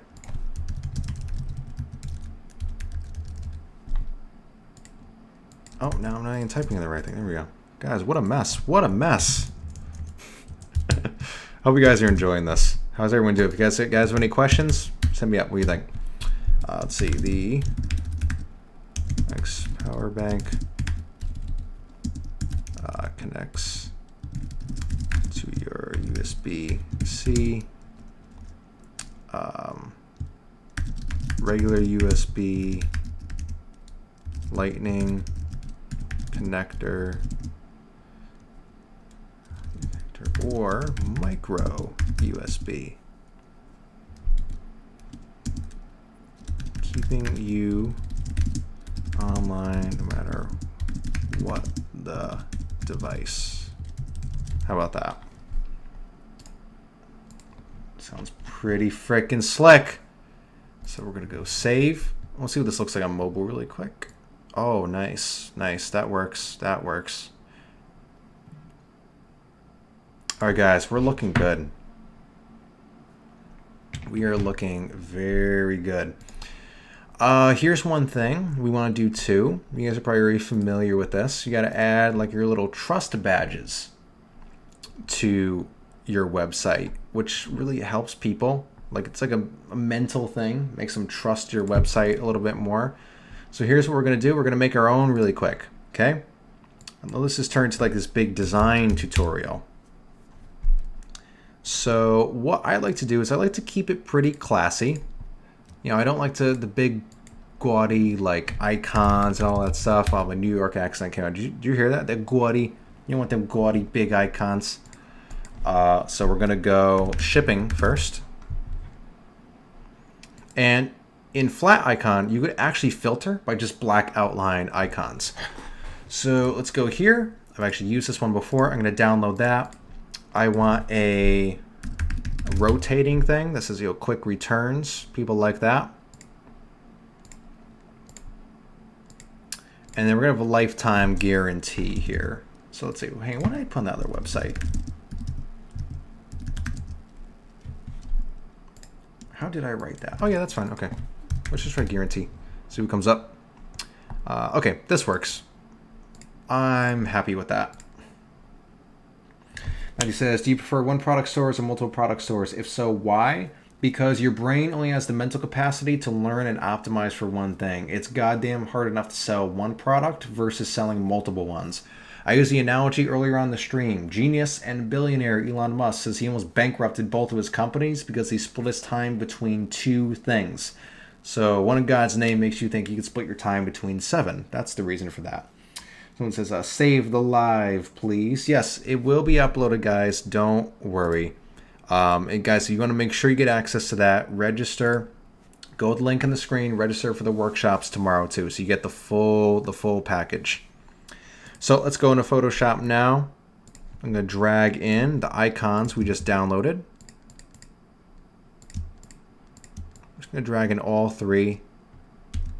I'm going to scale them all down. So let's start with tell them about the shipping. Then we're going to tell them about the returns. And then we're going to tell them about the guarantee. How about that? Just make this a little bit bigger. Just so we could fit all of these. And I'm going to show you guys what we're going to write here. How about that? So we're going to go super fast shipping. Hey guys, do you want me to show you how to accept financing on your website? A lot of people like to do that. Let me know in the chat. I can show you that before we're done too.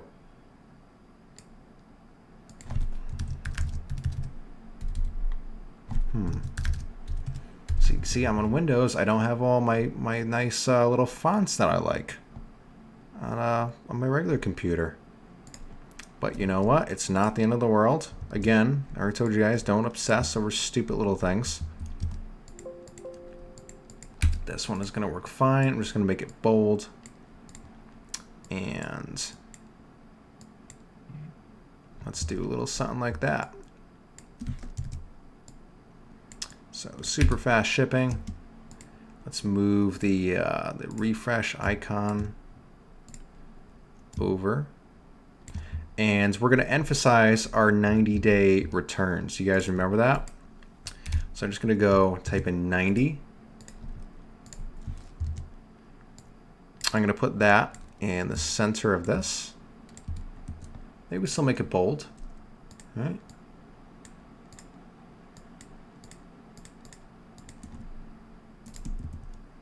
There we go. That works.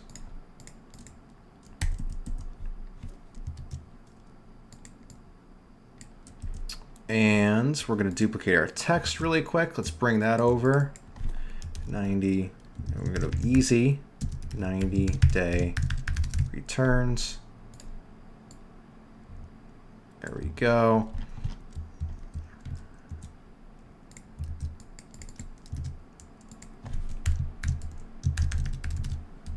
We're going to do lifetime guarantee. How about that?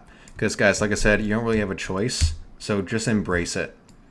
You always need to get someone's money back if they don't like it. So just embrace it and make it a feature, right? Like what was that? Was it Valve? Like the Half-Life company? They were like, it's not a bug, it's a feature. No, that was not Valve.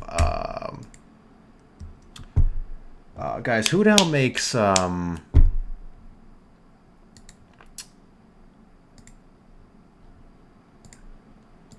I'm blanking.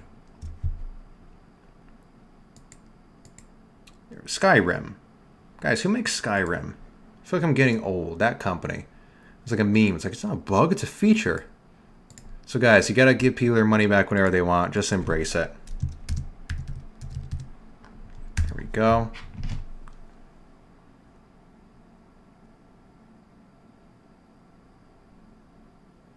Let's see, Dan Da Silva is texting me right now. He says, don't tell them about our affair just yet. Okay, I won't. Let's see. So, boom. We are going to rasterize everything in here. We're going to merge them together. And guys, let's get that on our website. So here's the thing. You can go into your like HTML stuff and just have it like be placed on every item. But the thing is, we're only doing one here, so let's just put it in the description, right? How about that?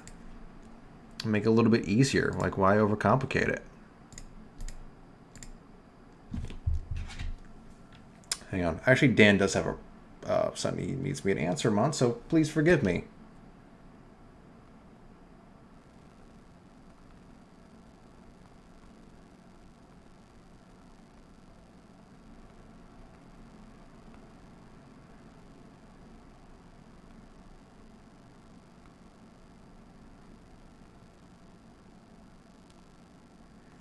go. Still on stream, by the way. Oh, there we go. Okay, so we're going to upload that. Let's click save. Let's see how it looks.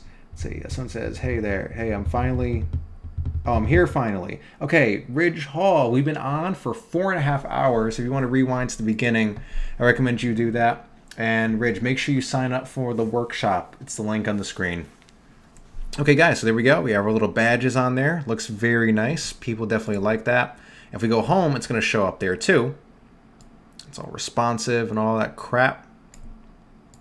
And we have a much better website. Now, guys, you would flesh these out a little bit more if you're going to take this serious. Oh, there's our email pop-up. Did you guys see that? Everything is functioning perfectly. Everything's in its right place, like the Radiohead song. Let's see. Let me answer Dan one more time.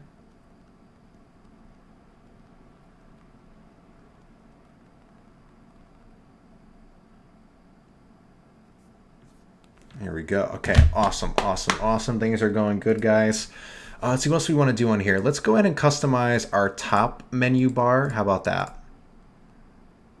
Because there are a couple specific things you usually want to do with that. If you can, just get rid of it. Which is going to work out best for this because, again, have people focus on the product. Don't give them options to go all over the place. If you're running like a fashion website, like the other ones I like to run, guys, don't give people all these crazy options. If you're running like a fashion site, we use a bunch of different categories and pants and shirts and necklaces, all this stuff. Yeah, give them categories, but that's still, I consider that staying on your website. Don't give them a bunch of options to click off and crap. So boom, there we go. Much, much better. Let's see. Dr. D124 says, when you order from AliExpress, will the customer see your purchase information? Do you need a business credit card? No, they don't see any of that. And if they did, who cares?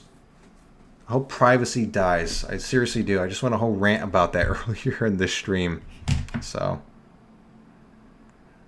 okay, awesome, awesome, awesome. Dan is doing good. Let's see, what else we got to do here, guys? So yeah, you would flesh these out a little bit more. And don't worry, if we give away the site, which we will, I'm going to put more work into it. Don't worry. Let's see, howdy from Texas. I want to watch this from the beginning, follow the entire thing, but I couldn't watch this evening. Buddy, do it. You can rewind. YouTube lets you rewind in the streams now. The replay will be up. It just may be a couple of days because we got to edit it. But register for the workshop and you're going to get replays of all the stuff. Okay, so guys, I'm going to save that. I'm going to go back. Whoop.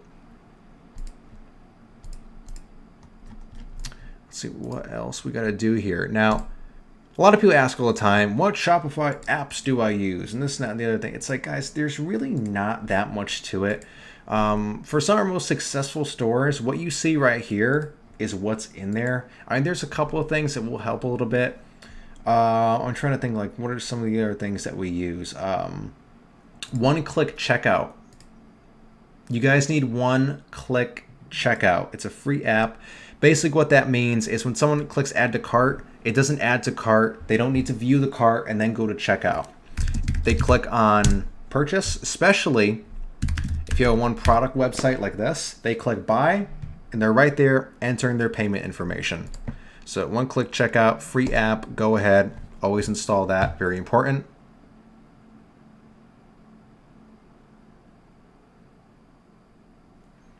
Okay, there we go.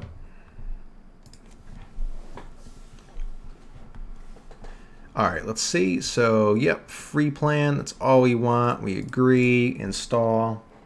Say, okay, good. I love all your videos. Thank you, buddy. I appreciate that. I was just saying before, no, I mean, if anything, I feel thankful for just you guys coming on here and watching this stuff. I mean, I feel really blessed to be able to do this. Not just this business itself, but being able to give back to people like I always wanted to. I think that's great. So, guys, one-click checkout. Now, when they click the buy button, enters their payment information. Well, no, the app doesn't enter their payment information, but you know what I mean. It goes right to the checkout page. Let's see, I'm trying to think what else we have in here. Guys, if you want, I can show you how to accept financing, like free financing for your customers. Have payment plans and stuff if you want. I'm trying to think what else. Now, there are some, oh, here's a good one. I would recommend doing this too. A lot of you guys have already heard of this. It's an app called Looks. Okay.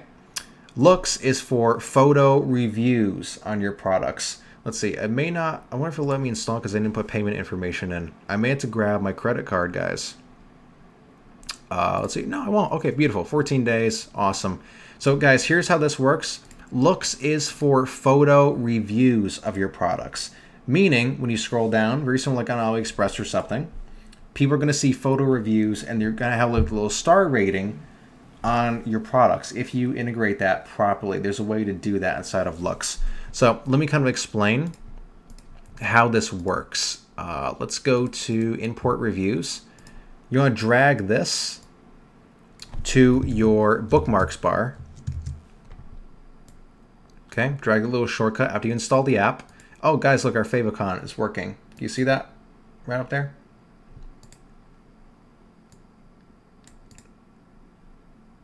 Here, I could do this. See that? Oh, I shouldn't have done that. Oh, no. Hang on. I'm making a mess of everything. Oh, what's happening? Oh, dear Lord. Oh, no. What did I do? All right, I'm being dramatic. There we go. Okay, so then once you have that bookmark right there for Looks and you have the app installed, you want to go back to AliExpress, and this is pretty damn nifty. So we're going to go solar power bank again. Go orders, and you want to find one with the most reviews. So here's the one that we're selling, and check this out. Now, if I click on import to Looks, watch what this does.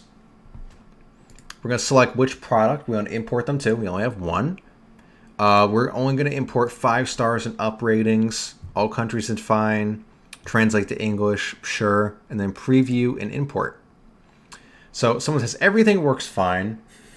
Now you can import that 5-star review. You just don't need the text. Everything works. We can import that without text. Great seller, very nice design, good price. Thanks again. We'll import that. Now these are all going to show up on your actual Shopify store. So that's a good one. Let me close out. I want to make sure we're getting ones with photo reviews so I could show you guys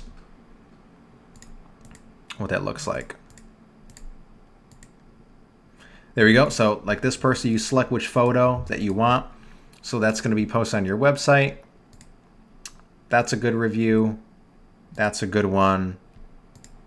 That one shows the box it comes in. That guy has the lights on.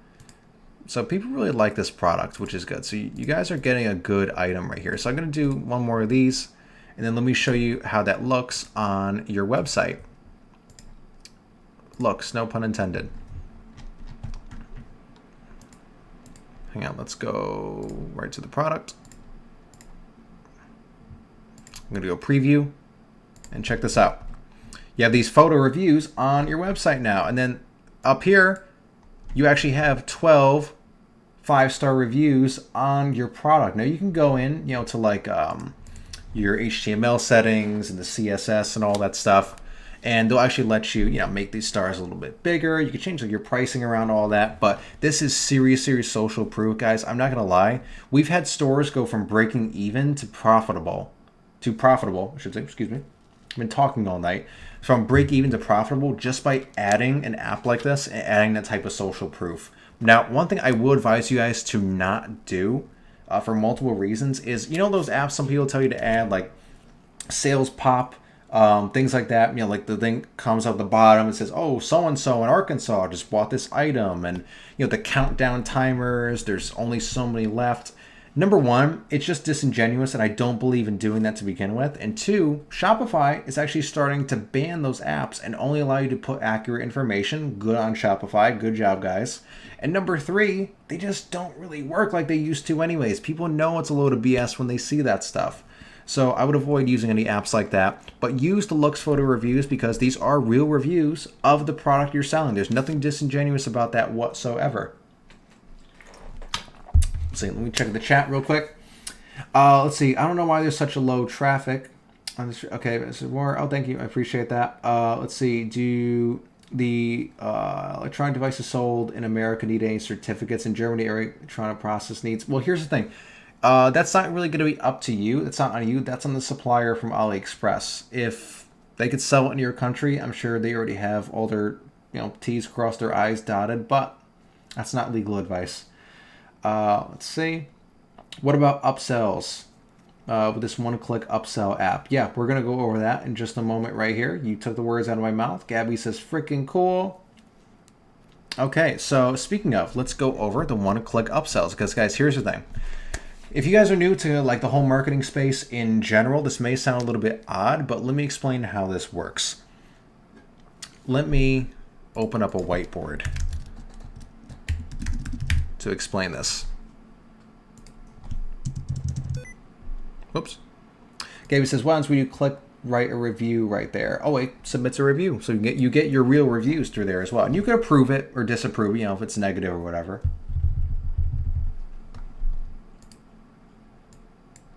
Says, once you click on those, are they just photos?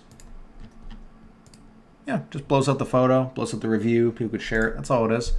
So guys, as far as funnels, you guys are new to the whole internet marketing space. Here's what most people do. Here's your website, right? And here's your sales. What a retarded looking dollar sign. There we go. Here's what most people do. They will go to Facebook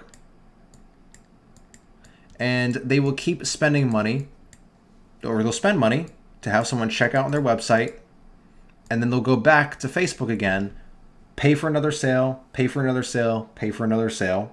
Okay? That's the reason you do email marketing. But here's the other thing too. I already explained that a little bit.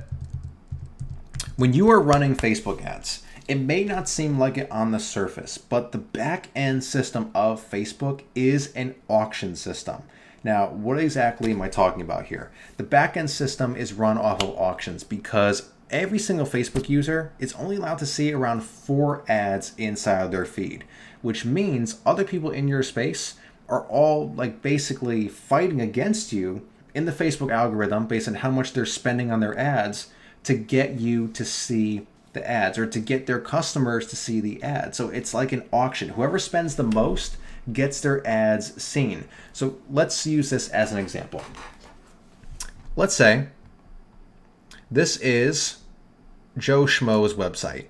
He is selling these same power banks, and every purchase he makes $100. He's selling them for $100.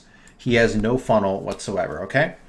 So that means on Facebook, Joe Schmo can never spend more than, let's say, $70 because it cost him $10 to buy it, and he needs to make some kind of profit on it on the back end, and he can never spend more than that because he's only making $100. Now let's say SolarX comes in, Matthew Sabia's company comes in here, wants to take over the space. Matthew Sabia knows, oh, excuse me, I was about to curse, it's not allowed on YouTube anymore, knows effing email marketing and how to build funnels and copywriting. So now, when someone purchases something on SolarX, let's say, if I was to build this out, I'm going to have a funnel. That means when someone buys the power bank, they're going to get an option instantly to buy another one for 50% off. So now, I made $100 on the front end. I'm making another $50 for free just by one click. You do one click upsells, meaning they don't need to enter their payment information again. Just one click and it adds it to their cart using their same credit card info and all that stuff. And then let's say I have another item down here. It's I don't know, it's a carrying case, I don't know, for your power bank or something like that, right? Let's say I charge another $50 for that. And most people buy every item in this funnel. Now that means for every customer that comes to my website, to SolarX, I'm making $200. So what does that mean? That means when I go to Facebook, I could literally break even on the front end sale and spend more than Joe Schmo makes on his entire order value. Let's say, whoops. Let's say $150 I'm spending to acquire a customer. I'm still going to be making $50 because my average order value is $200. See how this works? The person who could pay the most for a customer is going to dominate their space. Joe Schmo up above, if all he could ever spend to acquire a new customer is $70 and I could spend $150, I will destroy him over time and wear him out in the Facebook auction. In the chat room, does that make sense, what I'm explaining to you? And I'm going to answer some questions. Gabby says, cool, I saw sites where you cannot click on the... Oh, okay. Rital says, like I said earlier, I haven't been here since the beginning, but is a misconception about people not wanting to wait forever for their product. No, people shouldn't wait forever for a product. That's a terrible thing. Like, that's terrible customer service. No one should have to wait forever for a product. People are spoiled by Amazon. So, no, you need to get U.S. suppliers. But I showed exactly how to do that. But you got to watch the whole stream from the beginning. I showed our exact product research thing, calculates the values. I showed how to find suppliers, all that stuff. But you got to watch from the beginning. Very important.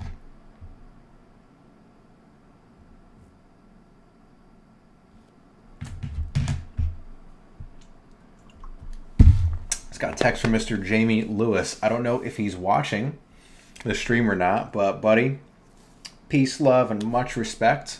As my mentor I was telling you guys about earlier on, kind of like got me into the whole internet space. Let's see.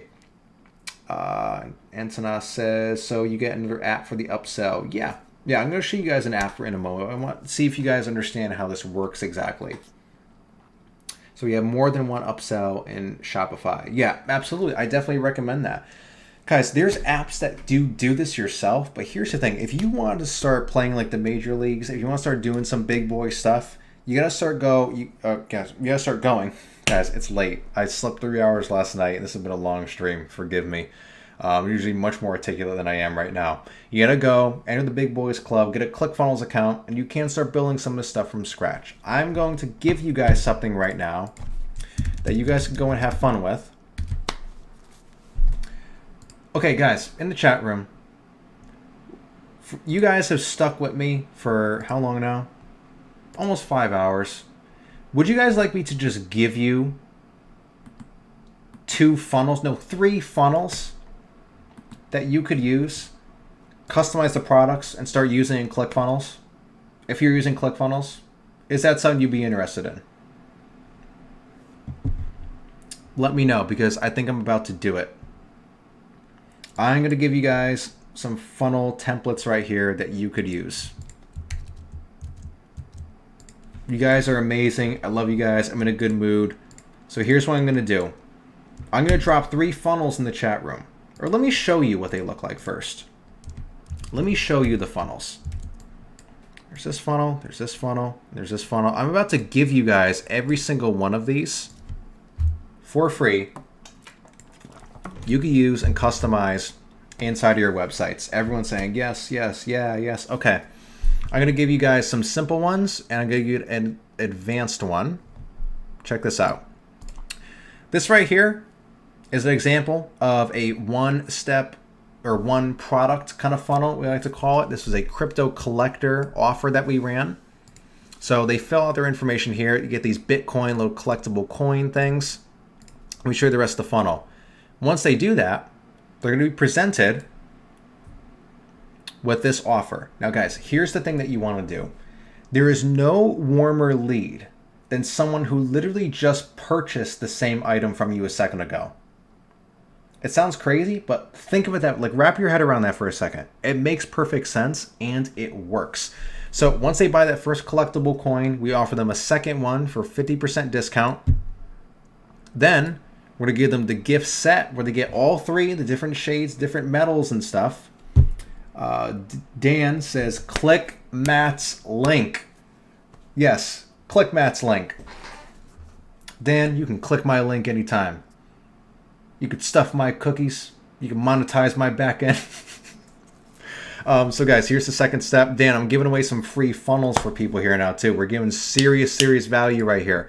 And then after that, guys, we have a little necklace upsell. And that's the one product funnel that you guys could use. So let me go ahead and share that with you guys. Add this to your ClickFunnels account before these expire. And let me show you the second one. This one I'm pretty proud of. We made a decent amount of money with this one.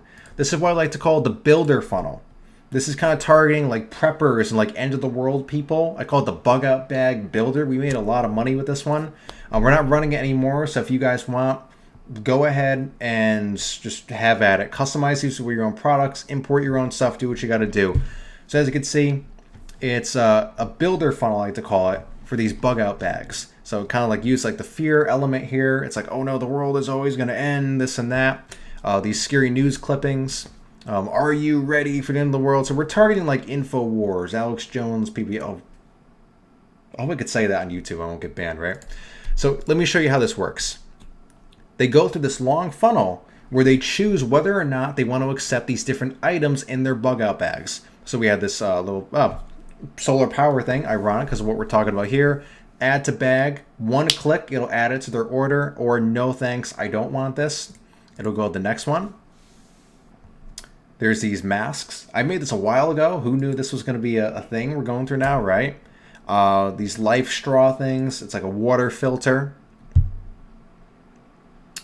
We have these like signaling mirror things. And you guys kind of see, so a fire starter. And at the end of it, they're going to have their whole bug out bag built. And the average order value on this was a pretty decent amount. So like if I go in here, hang on, I don't know if this is the original funnel.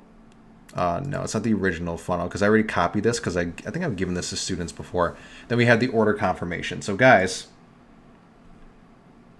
I'm going to give you this funnel for free right here too. Bam, that's in the chat room. Okay, last funnel. Last one product funnel for you guys to use. So, Wonder Box, capture the magical Zelda with its collector's edition mini music box. Okay, so guys, same thing as the crypto collector one. It's a one product funnel. You guys kind of get the gist at this point. We offer them a second one for a discount, etc., etc. You already saw how that worked. And I'm going to give you guys this funnel as well too. So guys, listen, if you appreciate this, the only thing I'm asking in return, go ahead, deepworklabs.com/100. Sign up for our workshop tomorrow. We're going to take all the same stuff. Dan is going to take what I'm doing here and really put some steroids into it and show you how to ramp this up big time. So I'm going over like the initial setup. I'm building the foundation, and then Dan's going to be the interior designer who's going to invite people over to your party. That didn't make a lot of sense, but you know what? We've been streaming for 5 hours. I think I have permission to have some gaffes. So let me see what people are saying in the chat room. Gabby says, I'm tired. It's 7 a.m. Gabby has stayed up all night with us, guys. Gabby, thank you so much. This is a gold mine that cannot be wasted. Matthew, you have a vibe that connects with me. Well, I'm glad to hear that. Someone says, holy, Matt. Let's see, Dan, bro. How long does your workshop go for? This one in particular, it's going to go as long as we really have to. Let's see. How would you connect your store at ClickFunnels if it's being drop shipped? Okay, good question. What's going to happen is when you receive the orders in ClickFunnels, you're just going to go into the sales tab in there. You're going to export that sheet and you could send it to your supplier, or you can just manually fulfill them just like you'll be doing on Shopify or something like that. That's all you really need to do. Jurgen says, the party planner. Yeah, Dan, you're officially the party planner if you're still with us. You're Dan the man, the party planner. Matt the foundation builder. I don't know. It's late. I'm getting punch drunk. But guys, here I just wanted to give you a little extra value. We were explaining how funnels work, how the person who pays the most for a customer is going to win the Facebook auction. Let's go ahead and add some of those upsells to this Shopify store, shall we? Let me leave the whiteboard open. But guys, go ahead, click those links. If you don't have ClickFunnels yet, it's like free 30 days to sign up. Go ahead, check those out. Let's see, working video, are you planner? Okay, cool. You guys are still hanging in there with me. Now, for a lot of our stores, we're actually here. I'm getting ahead of myself. Let me show you this. So we're gonna go in here, Shopify App Store, one-click upsell. And I always try and find free options for you guys. There are free options. Let's see, where is one? There's one in particular. So Reconvert.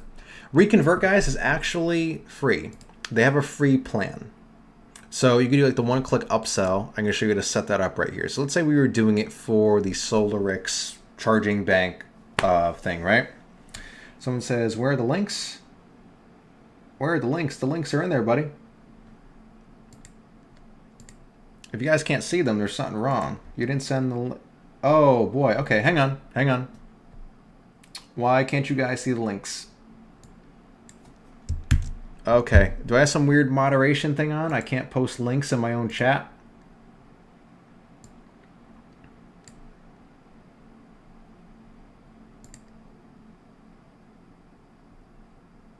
Let me look, guys. Because, guys, here's the thing. Let me show you. I posted the links. So, let me see. I want to make sure I don't have some weird moderation thing on that you can get the links.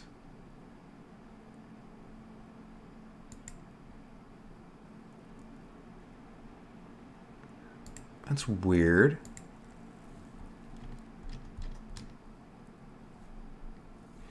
Okay, here's what I'm going to do. Here's what I'm going to do for you guys. Because it's late, I'm not sure a better way to get them to you.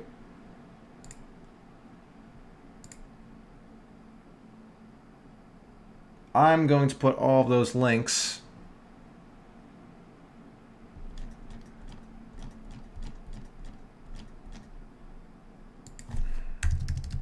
into a paste bin file. And I can just give you guys a link, you just type it in, okay? I don't know what happened to YouTube. We were pasting links in the chat earlier and it was going fine. Now I'm not sure what happened. So let me see. All right, guys, let me paste them in here for you. I made y'all a promise and I'm going to keep it. Let me just grab those links again and I'll be with you in just a moment. In the meantime, guys, if you have any questions, fire them out there. Let me know. And I'm going to take a look at those as soon as I'm done with these. How about that? All right, here we go again.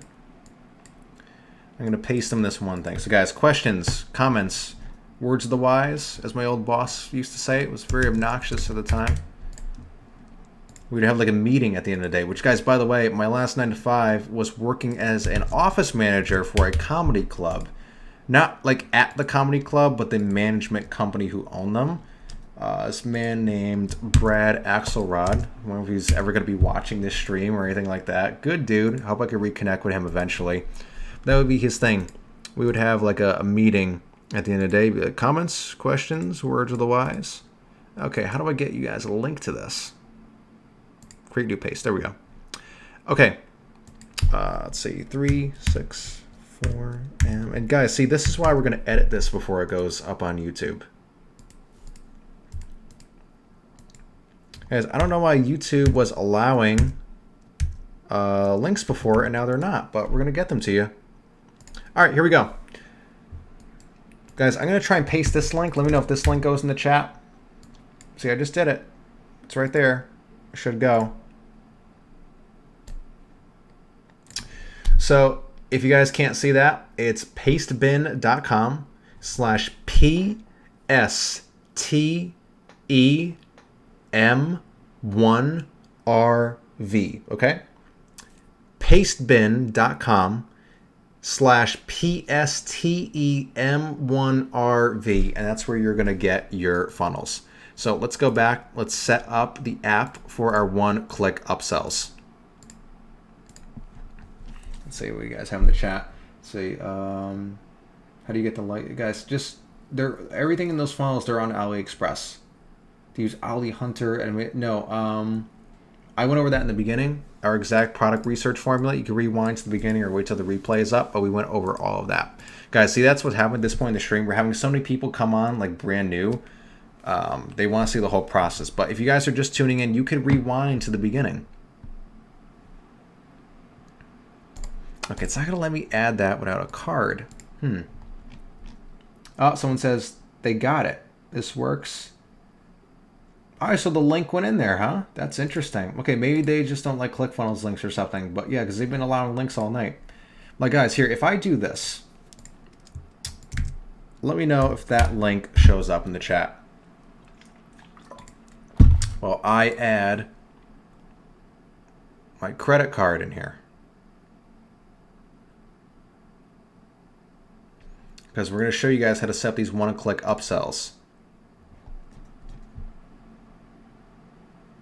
All right, Dan says it works. That's interesting. Yeah, that's the direct link, but for some reason my opt-in wasn't working. I don't know, but it's fine. It's fine. They just don't like the ClickFunnels links, I guess. Yeah, so /100 is my opt-in, and then 100, okay, whatever. But okay, add a credit card, select plan. I activate Shopify to add this app. We're gonna go choose plan. All right, boom, there we go. Add credit card. I'll grab that really quick for you guys.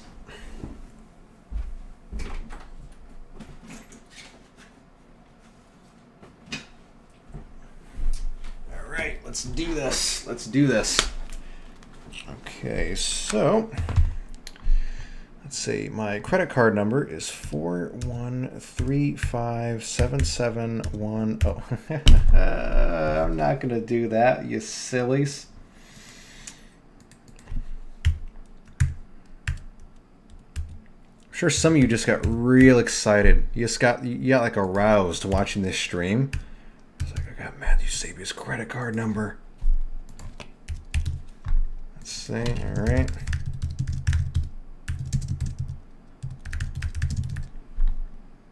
Here we go, guys. All right. I think we're signed up and good to go. Yes, beautiful. Let me turn my desktop back on. We're going to go select plan. Let's see. It says, is there a way to download templates if you don't want to sign up for ClickFunnels and want to build it via another platform? No, you do need to create a ClickFunnels account. It's just a direct link in between the accounts. That's how they share them in there.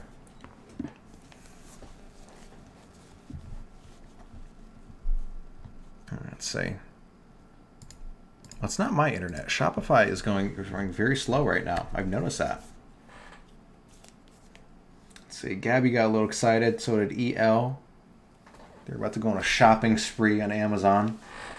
Let's see. Gabby Matt was going to buy some Pokemon cards with your credit card. Guys, by the way, for one select person who goes to deepworklabs.com/100, I'm going to give away 2 of my credit card numbers. No, I'm not. I'm not going to be doing that. It's going to be the most epic, like a Mr. Beast style giveaway. Here's my credit card number on the live stream. Okay, what is happening right here? Why can't I enter my credit card number? Guys, we were going so hot for like 5 hours, and now we're getting all these weird tech problems. There we go. Okay, guys, want to click upsells. Let's go and freaking do this. And the button literally says, let's go. Do you see that? All right, so approved charge of $0. For some reason, we need to do that. Let's see what we got going on here. Okay, so create a new template. Now, guys, the Reconvert app is actually fairly simple to set up. Great thing is it's free as well. So I'm going to come over here. Let me show you how this works. So this page is what your customers are going to be, template name. Template 1 is what your customers are going to be delivered after they complete their order. So what you could do on, let's say, the right-hand side, or it's going to be like front and center on mobile. I'll show you in a moment. We're going to add section. We are going to add a product upsell. We already know what product because it's the only product that we sell in the store at the moment. Let's see, where can we select a specific product? Boom, right there. So it's going to be our power bank item. Now, we actually don't want to, let's see, show that whole description in there. We definitely don't want to do that. Let's see if we turn that off. Let's see, Vladimir, no, we don't need help.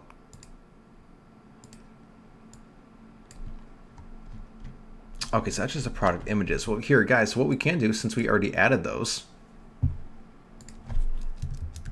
on the home page, we don't need those in there right now. So let me show you how that looks. Let me show you what that'll look like on a typical page. Yeah, because it's trying to add all these, but we already added these like on the sales page. So we do not need these on here. So it says, what will this app do? Gabby, remember I explained before on the whiteboard about how the person who pays the most for a customer could outspend everyone in the Facebook auction? We're kind of doing the practical version of that right now. Once someone checks out on the website, they're going to be presented with an option to buy a second one of the item inside of their cart, because there's no warmer lead than someone who literally just purchased the item from you. See how that works? So let's just go below image or above image. Oh, hidden. There we go. Okay. So we don't need to show all the other images. So there we go. Boom. Product photo. Red. If we go on mobile, you guys will see it just shows right up at the top right here. But on desktop, it's on the right-hand sidebar. And let's customize this a little bit. So the product title, instead of that, we're going to go, I like to go wait, add or get a second SolarX power bank for 50% off plus free shipping, which we could do. Not a big deal, right? Let's see, enter variant select, just like have more if they want, that's fine. Display quantity picker. I'm actually going to turn that off. Let's give them as few options as possible. Kind of like I was telling you guys, the more options you give people, they always wind up taking them. So 50% off, discounts automatic. Also apply free shipping. And let's see, let's change the ugly color scheme they got going on here. Change the button, like white. Let's swap that around. And guys, that's pretty much it. So now when someone purchases something from your website, with one click, because remember, they already entered their credit card information. So now with one click, if they click buy now, or we can even customize the text of that to like, yes, send me my second power bank or something like that. When they click yes, I need a second power bank, instantly that purchase will be made, and an extra $50 is going to be added to your average order value. And a surprising amount of people will take you up on these. So we are all set with that. So it shows up there on mobile, right-hand side on desktop, and it's pretty much all you need to do. Now, here's one cool thing about the Reconvert app. You could add other things. You could add like videos. You could add social share things. You could add whatever you want on the side of your checkout, which I think is pretty interesting. So for example, if I go to customize the left area, I'll go add section. If I could add just a regular image, let's say your image with text maybe. No, we don't want to do that. I want to try and add like those trust badge things that we created in Photoshop before. Let's see, where's just a regular image? Another great thing, birthday collector widget. You can connect that with Klaviyo. So every year on someone's birthday, you can send a special discount. It's a great way to get them back. Or just the anniversary of their purchase. Sometimes I like to do that as well. Let's see, so my Wi-Fi just died and I'm running on low data, so I have to go. We'll watch tomorrow. This is awesome content, Matt. Awesome, man. Well, thank you, Matthew, for stopping in. I really appreciate it, and I will see you very soon. Let's see, guys. I just want like a basic image embed. That's weird, but let's say we want to add social buttons, right? Or product recommendations. You can add that right down here. So there's a lot of stuff you can customize with the Reconvert app, and it's free to use. That's the crazy thing. Up to, I think, 50 orders a month or something, but by then, you're not going to mind spending the, what, $10, $20 a month for it. So you could start completely for free. There's a lot of other apps people recommend, like Zipify, one-click upsell. That's another one. But guys, if you're just starting out, you don't want to pay $80 a month. Go ahead and use this, and then maybe upgrade to that later on down the road. Let's see. Okay, cool. You guys are good. So guys, that's how you add your one-click upsell. So you're going to increase your average order value by a decent amount. I'm going to go back right here. And I'm trying to think what else we would add to this very simple store right here. So guys, I think what we're going to do right now, I'm going to go into straight up Q&A mode as we have on our list here, because that's the very last thing. Let's see. Someone says, do you have a registration on the site? A registration? What do you mean a registration? Like what, like email opt-in? Yeah, we went over all of that earlier. Yeah, but if you're just tuning in, you got to come and rewind the stream or wait until we post like a replay thing of it. So yeah, we went over all that stuff, buddy. We covered everything. See, that looks like the H&M and Zara online shopping cart. I guess it's a good thing, right? I doubt that's like the app they're using, but I guess that's a very good thing. And guys, yeah, listen, this is the business model that you guys need to jump on in 2020 and 2021. The whole pandemic, everything that's been going on, we are entering into the golden age of e-commerce. It's forced people to do more online shopping, and in a lot of ways, because of how intelligent that Facebook has gotten, because of the more tools available to everybody, we are entering into the golden age of e-commerce. That's what I like to call it. And you have all these massive brands like brick and mortar companies that are going out of business. You guys may have seen like a buddy of ours, like Ty Lopez, is buying up these companies like Pier 1, Modell Sporting Goods, Linens and things, which I'm very happy about because I actually have some capital with Mr. Ty Lopez. I have invested in his capital investment company. And I do appreciate a lot of the work he's doing out there. But basically what he's doing, he's taking these old brick and mortar brands and taking them online. And within months of this happening, we're already seeing some crazy results of that. So guys, the golden age of e-commerce is here, and you will regret it if you don't hop on this now and start this. Like guys, this stream for the past 5 hours, we have built a fully functional business. We found a winning product. I showed you how to build a high converting store, how to add upsells and build your funnels. We did email marketing. We found a supplier. I showed you how to set up your support system with Freshdesk. I showed you how to scale this business. I showed you some other free tips here and there. I even gave you funnels. There's no excuse anymore. And listen, if you guys want to learn how to take what we did here tonight and take it to the next level, deepworklabs.com/100K. It's very, very important you hop on this. I don't want you guys to miss out on the live workshops that Dan is going to be doing tomorrow. And guys, we will be doing more streams like this. I love coming on here. I feel extremely blessed to be able to hang out with you guys. Like I said earlier, I made a vow with myself, the universe, God, whatever you want to call it. Back when I got started, I found some of my first mentors online. I promised myself that if I ever figured out this business, I would give back to people the same way that they were doing for me. And that's what I'm doing right now. I'm very thankful for you guys to come on here and do this with us. So guys, if you have any questions, I'm going to answer those for a bit. And I would just really like you guys to go ahead and make sure you join in the workshops. I'm going to go and add a little separate thing right here.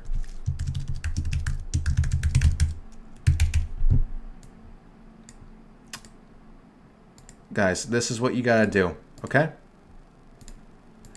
If you want more extreme value like this, like you haven't seen before, this is the link you need to go to, okay? deepworklabs.com/100. Go out there, guys, and make it happen. I want you to not look back a year from now and say, wow, I really wish I took Matt and Dan up on what they were doing here. Guys, let me phrase it this way. Have you ever in your adult life, or whatever age you're at right now, whether you're a teenager, you're a kid, whatever, or let's say your adult life, you've looked in the mirror and said, wow, I really thought I would be further ahead in my life by now. Whether that's just professionally, it's in your career, it's in your personal life, whatever it is. If you have that thought, if you've ever done that before, it's because you haven't taken action and you keep letting fear get in between you and the life that you know you deserve and the life that you know you and your family deserves. Because guys, listen, I'm not going to be politically correct right here. You know, people say, oh, money isn't everything. Money doesn't buy you happiness. No, it's not everything. But money buys a hell of a lot of happiness. Money buys you better food. Money buys you a healthier body. Money allows you to buy like the things that your family desires, the things like the ability just to travel and experience things and meet people. And most importantly, for your own mental health, which does affect your physical health, it removes that anxiety, the stress you have lying awake in bed at night of how you're going to pay the rent next month. And guys, if that is your simple anxiety, let's say you're coming on this stream or you're joining the workshops with Dan tomorrow, and you don't even have these ambitions of, oh, I want to become like a multi-millionaire or a billionaire or whatever, which most people don't, and most people really don't even want to be. Let's say you just want to pay the bills every month and you want to do it working from home, spending time with your kids, spending time with your family, traveling, and mostly doing it from anywhere in the world. This is the option to do it. It's very simple.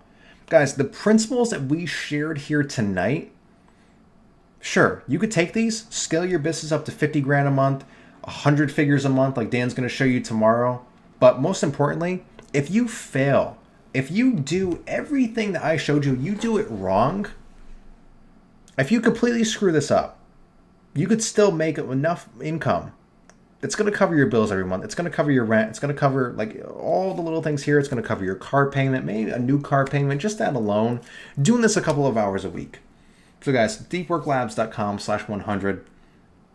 We're extremely proud of this. We've been putting this together for a long time. I don't want you to miss out on this. Let me go ahead. Let me get to some of the comments, questions, comments, words, English language. Let me see what we got here. Because, guys, I know I went a little bit of a rant there, but we're the same, you and I. Okay? If you're on this stream, you're in the same position I was just 5 damn years ago. Like, I'm not that much of a different person than I was when I was watching streams just like the one that you're watching right now. And I wish I could go back and tell myself, Matt, get off your ass and just do this. It's not that hard. And again, if you fail following a proven blueprint like this, like if you had a blueprint to 100 grand a month, if you fail, you're still going to make the income that you really want and that you need to support yourself. So just freaking do it. So let me get to some of the comments over here. Let's see. When I open the Pastebin links, and once you register and buy subscription, yeah, you need a ClickFunnels account. So if you're not logged in, it's going to bring you to that page, buddy. Let's see. Should I start with e-commerce? Yes. If you ask me, this is like the quickest way to make money online, period. Again, I'm not going to be politically correct. You want to make money online. You want to do it fairly easily, right? This is the way to do it. Start up a store like I just did within the past hour. Run some Facebook ads, test and learn, hold the vision, trust the process. If that doesn't work, try another one. Easiest way to make money online. Easy is 5 to 100 grand a month.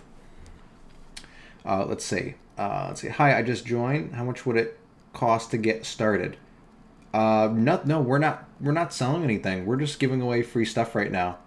The other workshops are going to continue this on steroids. One of my best friends and business partners, Dan DeSilva, is putting on. deepworklabs.com/100 is going to get you there. Let's see. You already provided so much value. So what's different in the workshop? Okay, that's a very good question. Here's the thing. I'm going to let you wonder a little bit. It's going to be everything we shared here tonight on a next level. Listen, this is just something like publicly we're giving away on YouTube, but inside the private free workshops tomorrow, it is going to be a little bit different. You're going to get some insider industry stuff that is going to take your e-com businesses to the next level that we use to get results over and over and over again. Actually, it's funny.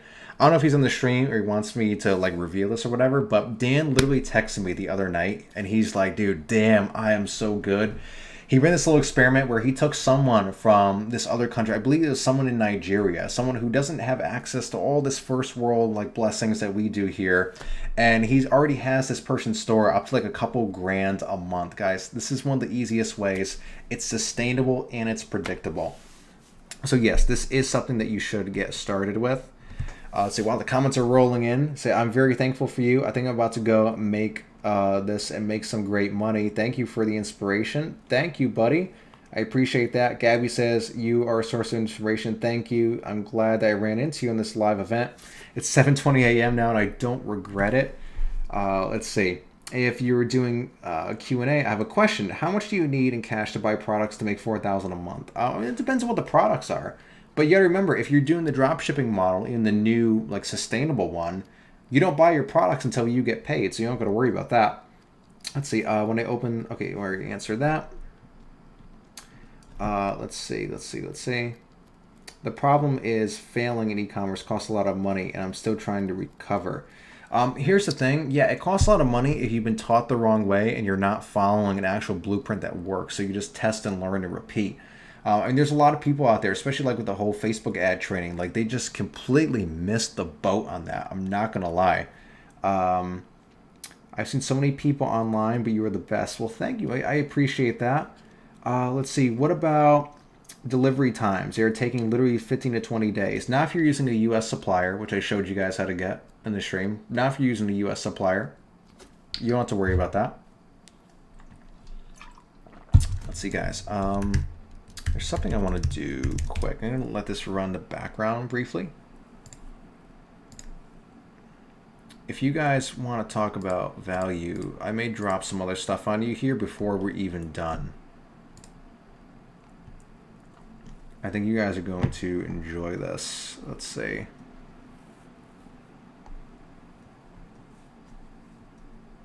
Hang on, just gotta find this in here.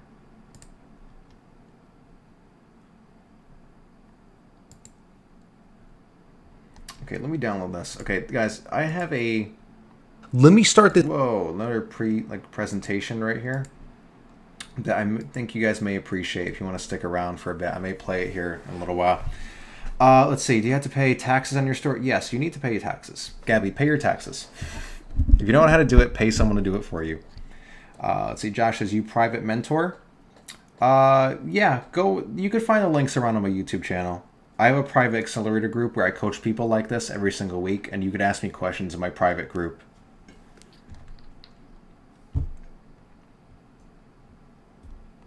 Since I've been following your videos and use your Instagram methods, I've made over $10,000. That is incredible.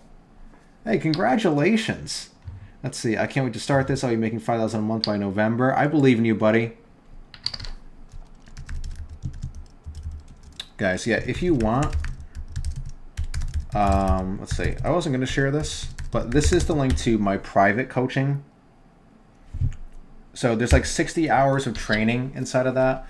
Plus, at the same time, you get access to me 24/7 inside like a private Facebook group.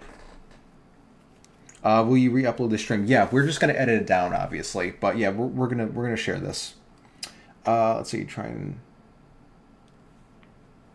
Okay, beautiful. Oh, thank you. I appreciate that as well. Well, guys, I really appreciate the kind words.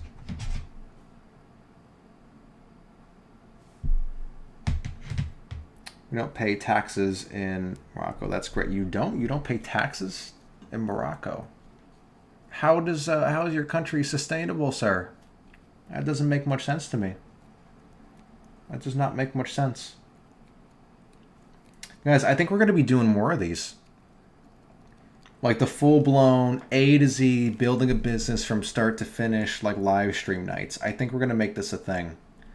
But guys, until then, I do this all the time inside of my private group. I just put the link in there too.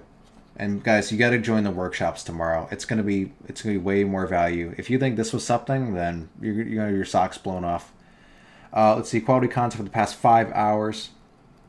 7:30 a.m. worth it for sure. Just follow his videos. I learned everything from him. Man, buddy, that's incredible. Here, buddy, Vibhav Taija. I'm not gonna try and like butcher your name, but if you shoot an email to me, email me at matt@matthewsabia.com. Let's talk. I would love to get a little testimonial thing from you, and hopefully I can help you out a little bit more. Since his last comment from this, I wanted to try your lead gen video, and you said 300 a day. Do that business live stream. I don't know if I could do that though. I mean, I don't know how I stretched out copy and pasting crap in a spreadsheet to 40 minutes like I did in that video. It's copy and pasting things in a spreadsheet and charging people for it. That's all it is, buddy. I don't know how I really stretched the whole video to that. I mean, that was for like super, super beginners, like crazy beginners, right? So, oh yeah, send me that email. Let's connect. I'd love to hear your story. I'd love to hear about more about what you got going on. That's incredible. Like that's such a blessing to me. I really appreciate that. Let's see. If I test a product in some niche like golf and got 2,000 in sales now, can I test different product with the same? No. Why would you do that? No, you found a unicorn. You found like a gold mine. Don't throw it away and do something else. That's what most people do. Like it's literally called the F up phase. I can't say the word on YouTube anymore, I don't think. Like we call that like entrepreneurship. People like they find success and then somehow they always manage to screw it up. Don't do that. Test more interest and get more sales in that same product in the golf niche. Or at least, I don't know, add more golf products to that same website. But no, don't start something completely different. That's so asinine. Don't do that.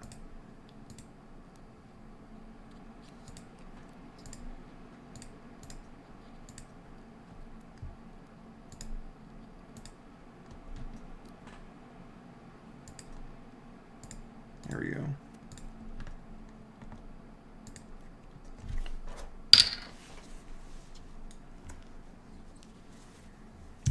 Any other questions, guys?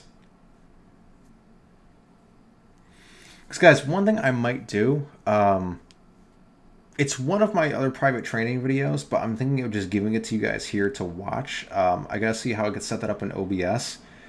I've done some of the most advanced Facebook ad training. It's not practical stuff. It's more explaining how the Facebook ad algorithm works behind the scenes and how to craft your ads. It's a little bit long, but here's the thing. I mean, if I'm going to like wind up ending the stream soon anyways, I may as well just throw some more content on for you guys to enjoy.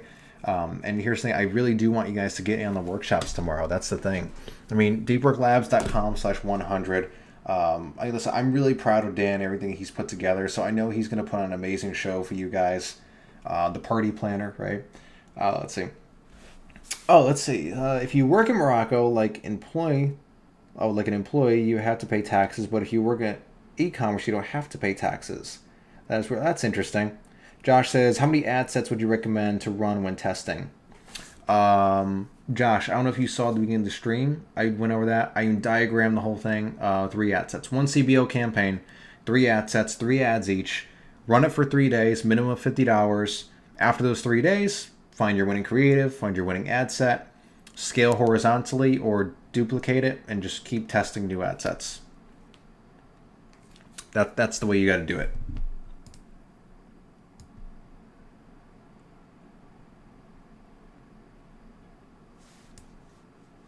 See, will this live stream be on YouTube? Yes, we got to edit it down so it won't be up there instantly, but it'll be up there. You'll see it. Guys, just make sure you subscribe and like hit the notification bell so you know when that goes on there too. Make sure you have your notifications turned on. Everybody, turn on your notifications on YouTube if you want to get notified when I upload videos on YouTube, because subscriptions are kind of weird these days. Have you tried Pinterest ads? Yeah. Especially for like some of those fashion companies we have. And one interesting thing, because we were talking about like some SEO stuff before, Pinterest will help your SEO dramatically in a kind of roundabout way. Let me explain what I'm talking about. Because we logged into one of those fashion websites one time. We were like, whoa, there's a lot of visits from Pinterest. What the heck is going on here? Because we never did anything active on Pinterest, right? Hang on. How are you being so authentic? Every other person is just trying to sell some shit courses. Well, I don't think all of them are shit. I mean, we definitely sell stuff. We sell training products, and there's nothing wrong with that. I think self-education is the future. It's just some people's products are terrible, and time is going to show who's still around. That's all it is. But we were on this website. All of a sudden, all this traffic from Pinterest, right? And we're like, what's going on? Because we never really actively did anything on Pinterest. We weren't running ads. We weren't actively posting, repinning, none of that kind of stuff. And we found out, here's what was happening. Let's say here was our website, right? Selling jewelry products, which convert pretty well on Pinterest. What was happening was we would have those pins on Pinterest for each one of our products just sitting there, and those pins would be ranked in Google. So where Pinterest had the ranking power and our website didn't, it was kind of working as a catalyst for search traffic. So people would search for something on Google, one of these products, they would find one of the pins on our Pinterest profile, and then they would click through to our website. So Pinterest as like a catalyst for search traffic in a way. And yeah, Pinterest ads definitely work. I mean, I'm not going to lie. I think they're a tad bit overpriced for some reason. A little bit more than I wish they were. But Pinterest overall is a pretty fantastic way to get traffic.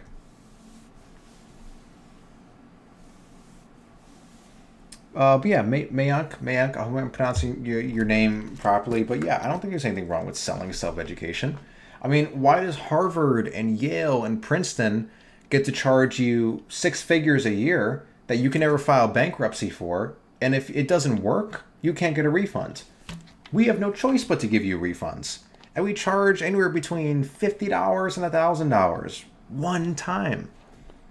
And if for some reason that caused you to go into debt, you can file for bankruptcy on it. Regular universities don't get to do that. Like, I dare you Show me anyone at any of these bigger universities teaching you the shit that I just taught you here in this live stream tonight, that I did for free, let alone the stuff that we charge for inside of our training products. I dare you. I will give you the $1,000 from the giveaway right now if you could show me that. It's non-existent. Because the old system just doesn't work as a practicality. Because by time that a curriculum is made, it's organized and edited and printed and published into textbooks. It's taught to the professors at the university. By the time all that whole process happens, the thing you're teaching is already out of date. That's the problem with it. So it's not necessarily some type of malicious thing, though I think there's a lot of it in that industry. Though ironically, the internet marketing industry gets tagged for being shady or whatever. But it just, the system itself just doesn't work anymore. And guess what? Because of the whole coronavirus crisis, all these schools are putting their curriculums online now anyways. And if you don't get a refund for it, or if it doesn't work for you, or if you don't like it, you don't get a refund. We have no choice but to give you refunds. That's all I'm saying. So EL says Matthew is the best. He's selling courses. Genius like me gonna buy it. Let's see. Thanks for all the value information, EL. I appreciate it. And yeah, I mean, listen, I'm not too big on selling courses per se. I think sometimes it's not very effective. That's why the only training product we have, it's an accelerator program. It's a private group where we work with you, and like you actually get on live coaching calls every week with me inside of the program. That's what that is. But anyways, listen, speaking of live coaching, guys, deepworklabs.com/100. I want you to get onto Dan's stuff too. Dan is one of my best friends personally and in business. He is my partner in crime, so to speak. And I'm really excited for some of the stuff we're going to get you guys. And guys, we do have something in the works. I'm not sure if I should reveal this yet, but we are going to make a habit of doing weekly, or at least bi-weekly, live webinars. Actually live, me and Dan on camera, teaching you guys stuff just like this, building businesses. Just free training, just value, no pitch at the end, nothing like that. That's coming very soon too. Let's see, what's the most you've made with Pinterest ads in a month? Oh gosh, I mean, I would literally have to log into our thing. I mean, we never scaled up too much. It was never more than like a couple $1,000 like one of the fashion companies. Mike says you are right. Yeah, buddy, so we're on the same team. Like, people selling courses and self-education, they're not bad people. Just because there's some bad actors, like in any industry. Because, like, you're listening to these people bashing them on YouTube because that's the new fad, to hate internet marketers. I mean, look at it this way, too. I know two people who have taken their lives because people have criticized them for being a scam and all this, their garbage and stuff like that. It's nasty. It's awful. That's like the fitness industry, you know?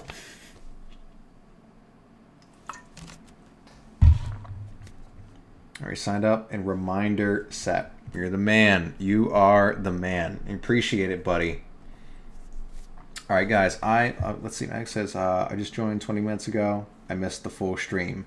Here, if you want, you can rewind to the beginning.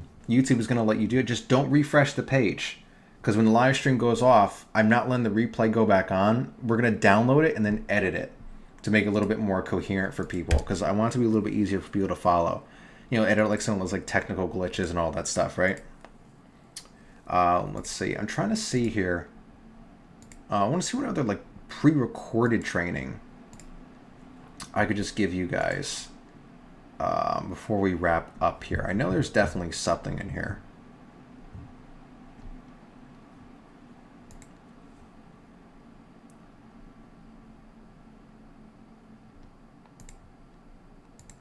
Let me see. I'm just scrolling through some stuff here.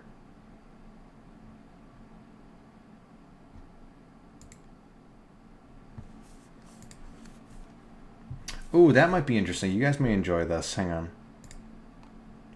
You guys may not have known this, but there was one time I made 20 grand in a week selling brand new Shopify websites. Does that sound interesting to you guys? Because I could show you how to do that. I have some training on it. It's like pre-recorded. I could just throw it up here and play it.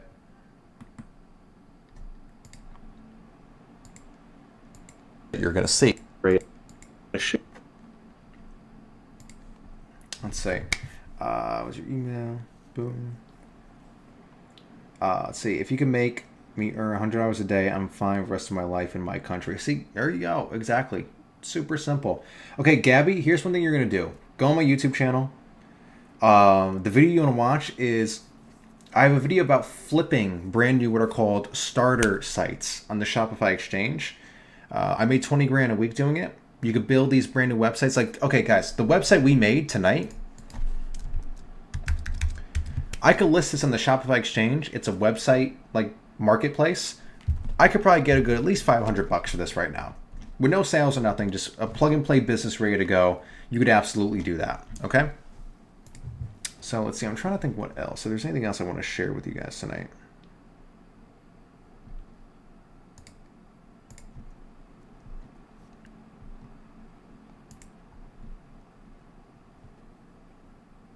Let's see.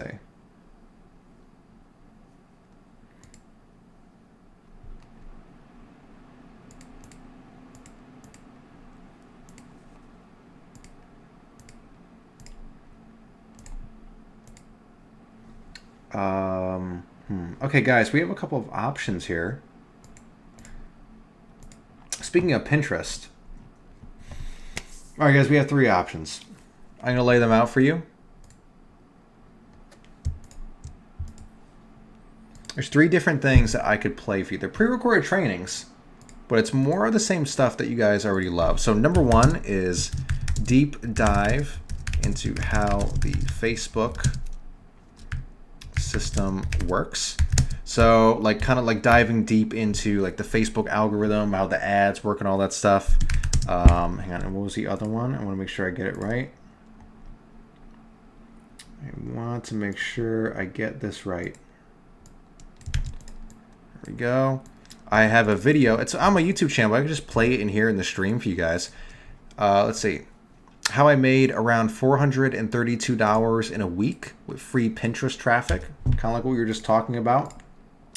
Then I also have some content about how to flip brand new Shopify stores for some quick cash. So guys, as I format these correctly, you guys want to see 1, 2, or 3? Let me know in the chat room and I could throw one of those on for you. Hey, I think we need to purchase the monthly plan for some. I'm not sure what you mean. Please tell more about it. Yeah, guys, which one? Because I could throw any of those on. I could just like play a video in OBS. How's that sound?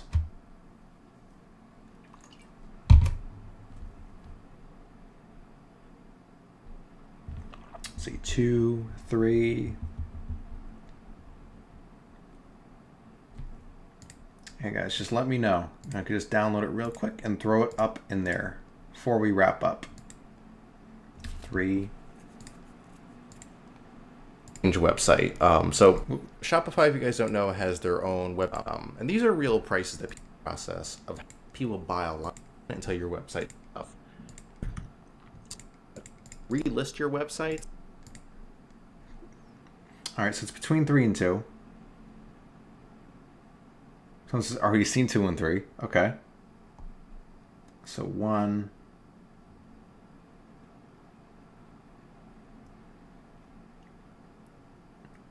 There's a 1 or 3. Okay.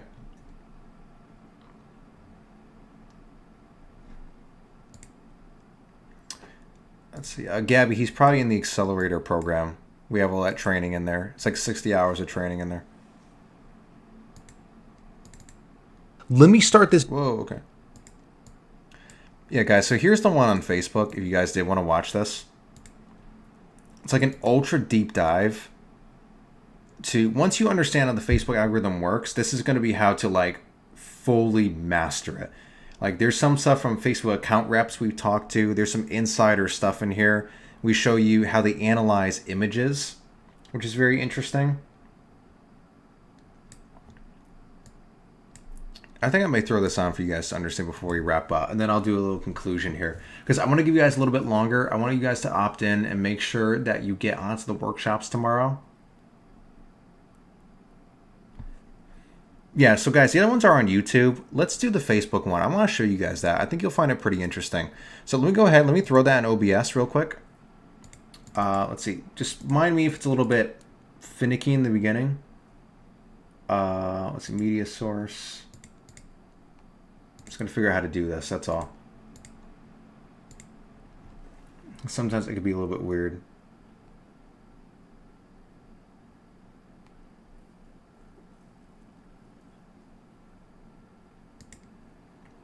Let me start this video. Let's see. Okay, guys, I'm going to throw on that Facebook training. I'm going to give you guys something that we really only give away inside some of our paid content. And if you guys want to learn some of the next level stuff that we're going to be on, I'm going to explain it to you like right now. And guys, here's the thing. Before I hop right into this, make sure, again, deepworklabs.com/100 or 100K, go ahead and make sure you opt in for the workshops. Gabby, I'm going to play that for you guys right now. I'm going to play that for you right now. Okay, so guys, let me know if you can hear it okay and everything. And I'll see you very shortly. Actually, let me just put that right here. Let me make sure that the audio is going to be okay. Let me know if you guys could hear it too. I'm going to play that for you right now. Here we go. Let me start this video by saying, after watching this and understand the concepts we're about to go over, you are going to understand more about Facebook ads than 97% of other marketers on any level. I understand that sounds pretty hyperbolic, but I'm being 100% serious. In this video, I am going to go over how to unlock the full power and potential of Facebook ads. This system is one of the greatest and most advanced business tools ever created by humankind. But the sad thing is, a lot of people just throw out a lot of this false information about it. A lot of free stuff on YouTube, blogs, and all this other stuff are written and created by people who have never made a dollar with Facebook ads. Over the past 5 years, myself and my team has spent well over 7 figures testing, figuring out, documenting, and analyzing all of this information to create this 8-figure knowledge commerce business that we now run. And I want to show you guys how to unlock the full potential for yourself. So let's quickly go over what we're going to go over in this video, what we're going to cover. Now, number one, we're going to go inside the mind of Facebook's lexical and graphical sentiment bias and the tools to decode them. That's going to make sense in a minute. The second thing we're going to go over is why you need to stop changing your landing pages and how this is hurting your reach. There's a lot of things like that that are just these common misconceptions that people do day in and day out that you don't even realize are really destroying any chance you have of making a profit with Facebook ads. Number 3, we're going to go over why your ad and post engagement is more important than you think and how to increase it. How Facebook is biased toward big spenders, and why you don't have an account rep yet like we do. That one right there, another big one. We're going to go over why your Facebook pixel tracking data is inaccurate and how to fix this on your website. Again, some big common misconceptions about that are really hurting just the initial data that you're giving Facebook to go off of. And we're also going to go over understanding the Facebook algorithm's goals and how to play this to your advantage. And the first thing you guys need to understand is that Facebook is a business, and this business needs to balance a lot of things you may not think about on a day-to-day basis. You got to put yourself in the shoes of someone like Mark Zuckerberg or an executive at Facebook and start to wrap your head around the big picture of why Facebook does the things it does. Now, for example, Facebook needs to balance things between business and advertiser results and quality of user experience. Now, Facebook could just open the floodgates overnight, get rid of all regulations, all restrictions and rules when it comes to advertising, and make a couple $1 billion, but it would be their last couple of $1 billion. Facebook is an extremely smart business, and their team is incredible, and they're in this for the long haul. So you need to understand in the shoes of Facebook why they do the things that they do before moving forward. A good example is going to be low cost per click and ad results versus an enjoyable content to ad ratio for the users. Right there, Facebook could just say, hey, all right, cool, you buy an ad, it goes in everyone's feed or it goes in these people's feeds, but they can't do that. The reason is they can't just have users' feeds filled with all these different advertisements and a bunch of spam. That's why the algorithm puts every advertiser ad request into this automatic auction pool that the algorithm determines based off of hundreds, if not thousands, of different data points, which we'll go over in just a bit. Another good example of that is access to actionable user data and balancing that with managing users' privacy concerns. Now, I'm not going to go on the whole rant about this right now, but this whole, privacy cult that's formed and everyone's obsessed with privacy and all this stuff, you guys need to understand that every time you hear someone say they're concerned about their privacy, you guys can understand that that hurts your business. And people having this big obsession and not wanting companies like Facebook to look at their data and collect information and all this stuff you're hearing in the news right now in our culture, you need to understand that's damaging your business. And you, like myself, should be infuriated when you hear that. People need to get their heads out of their ass. Everybody is special, both that we've been fed. No one wants to see pictures of your stupid kids or your pets. And there's no one, like Mark Zuckerberg isn't at Facebook in the smoke-filled room looking at your photos. No, Facebook is a business. And businesses like mine and yours need to leverage that data to run effective ad campaigns. So you need to take those blinders off like the mainstream media has drilled into your head for the past couple of years. The more data Facebook collects, the more money you make, the more successful you are, and the more lives that you can impact. Another example, allowing effective ad copy and managing users' feed quality. I mean, Facebook can't just let you post whatever kind of ads you want, like these big flashing billboards for, these nude cam sites and just all this other garbage and gambling sites or whatever. They can't just allow everything on the platform because users are not going to like that. So all of this culminates into the main goal of the Facebook algorithm and them as a business.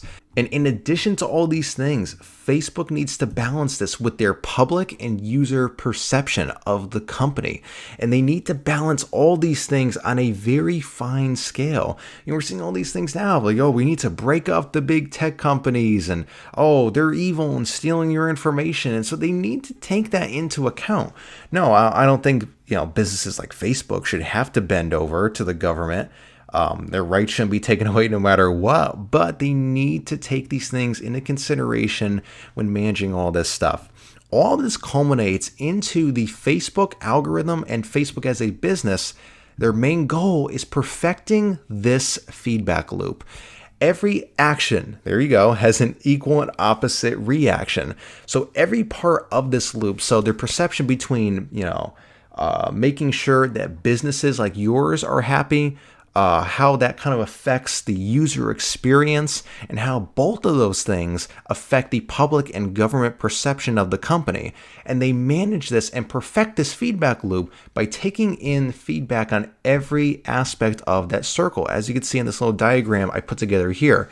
Now, towards the end, I'm also going to go into how you could increase Facebook's amount of feedback from your business so that they internally could really optimize the effectiveness of your ad campaign. So this is going to be something that's kind of a practical thing too we're going to get into in just a moment. Now, what you guys need to understand is that engagement is king. Now, first off, engagement is more important than you may think. Post engagement is not only the first but most accurate way Facebook's algorithm uses to determine the quality of a piece of content. User engagement is the primary bias, is the most effective way to maintain high quality user experience. As this one, you can kind of take at face value. This one is fairly simple. You don't got to overcomplicate it. If a lot of users are engaging positively with a piece of content on Facebook, obviously the quality of that content is higher. Now, Facebook does have different biases depending on the type of engagement. If someone posts something super controversial or racist or offensive or something, and it gets a lot of engagement, Facebook is not going to promote that. But in general, the more engagement a post has, obviously users like to engage with it. It keeps them on the site longer, and Facebook prefers that. Engagement also is not just likes, comments, and shares. Engagement is a culmination of hundreds of different variables and elements of a user feedback from the second an ad is served to a user. So the second someone, scrolls to an ad, they see it on their desktop feed, on their mobile phone, There's so many things that Facebook's algorithm, the machine starts looking at, where their eyes move, how long before they scroll past the ad, where their mouse hovers, how close they hold the phone to their face, their facial expression, how long they view the ad, how they react to seeing the ad over multiple deliveries, and more. There's so many things they look at. Just recently, Instagram implemented this too. Instagram's algorithm now determines and takes into account how close a user is holding the phone to their face and where their eye movement goes while they're viewing a photo. If you guys are a little bit new, yes, Facebook and Instagram are the same company and they have the same algorithms, and they're starting to kind of incorporate more technology between the two companies. Another thing is all reach is metered by engagement. Every time an ad or regular post is published to Facebook, it is delivered to a small group of the user's friends or followers, or a small group of your campaign's target audience. The engagement among that small group then determines if Facebook will expand the reach of your post and show your ad to more users. So this is a very great, simple, and quality way the algorithm can determine, hey, let's share this post or this ad among a small group of people. We're going to use the feedback loop of how did they respond to that? What do we think of that response? Should we now show this post or this ad to more users? So all reach is metered by engagement. So that's another very important thing. That's why you see a lot of people with a bunch of fake followers on different platforms.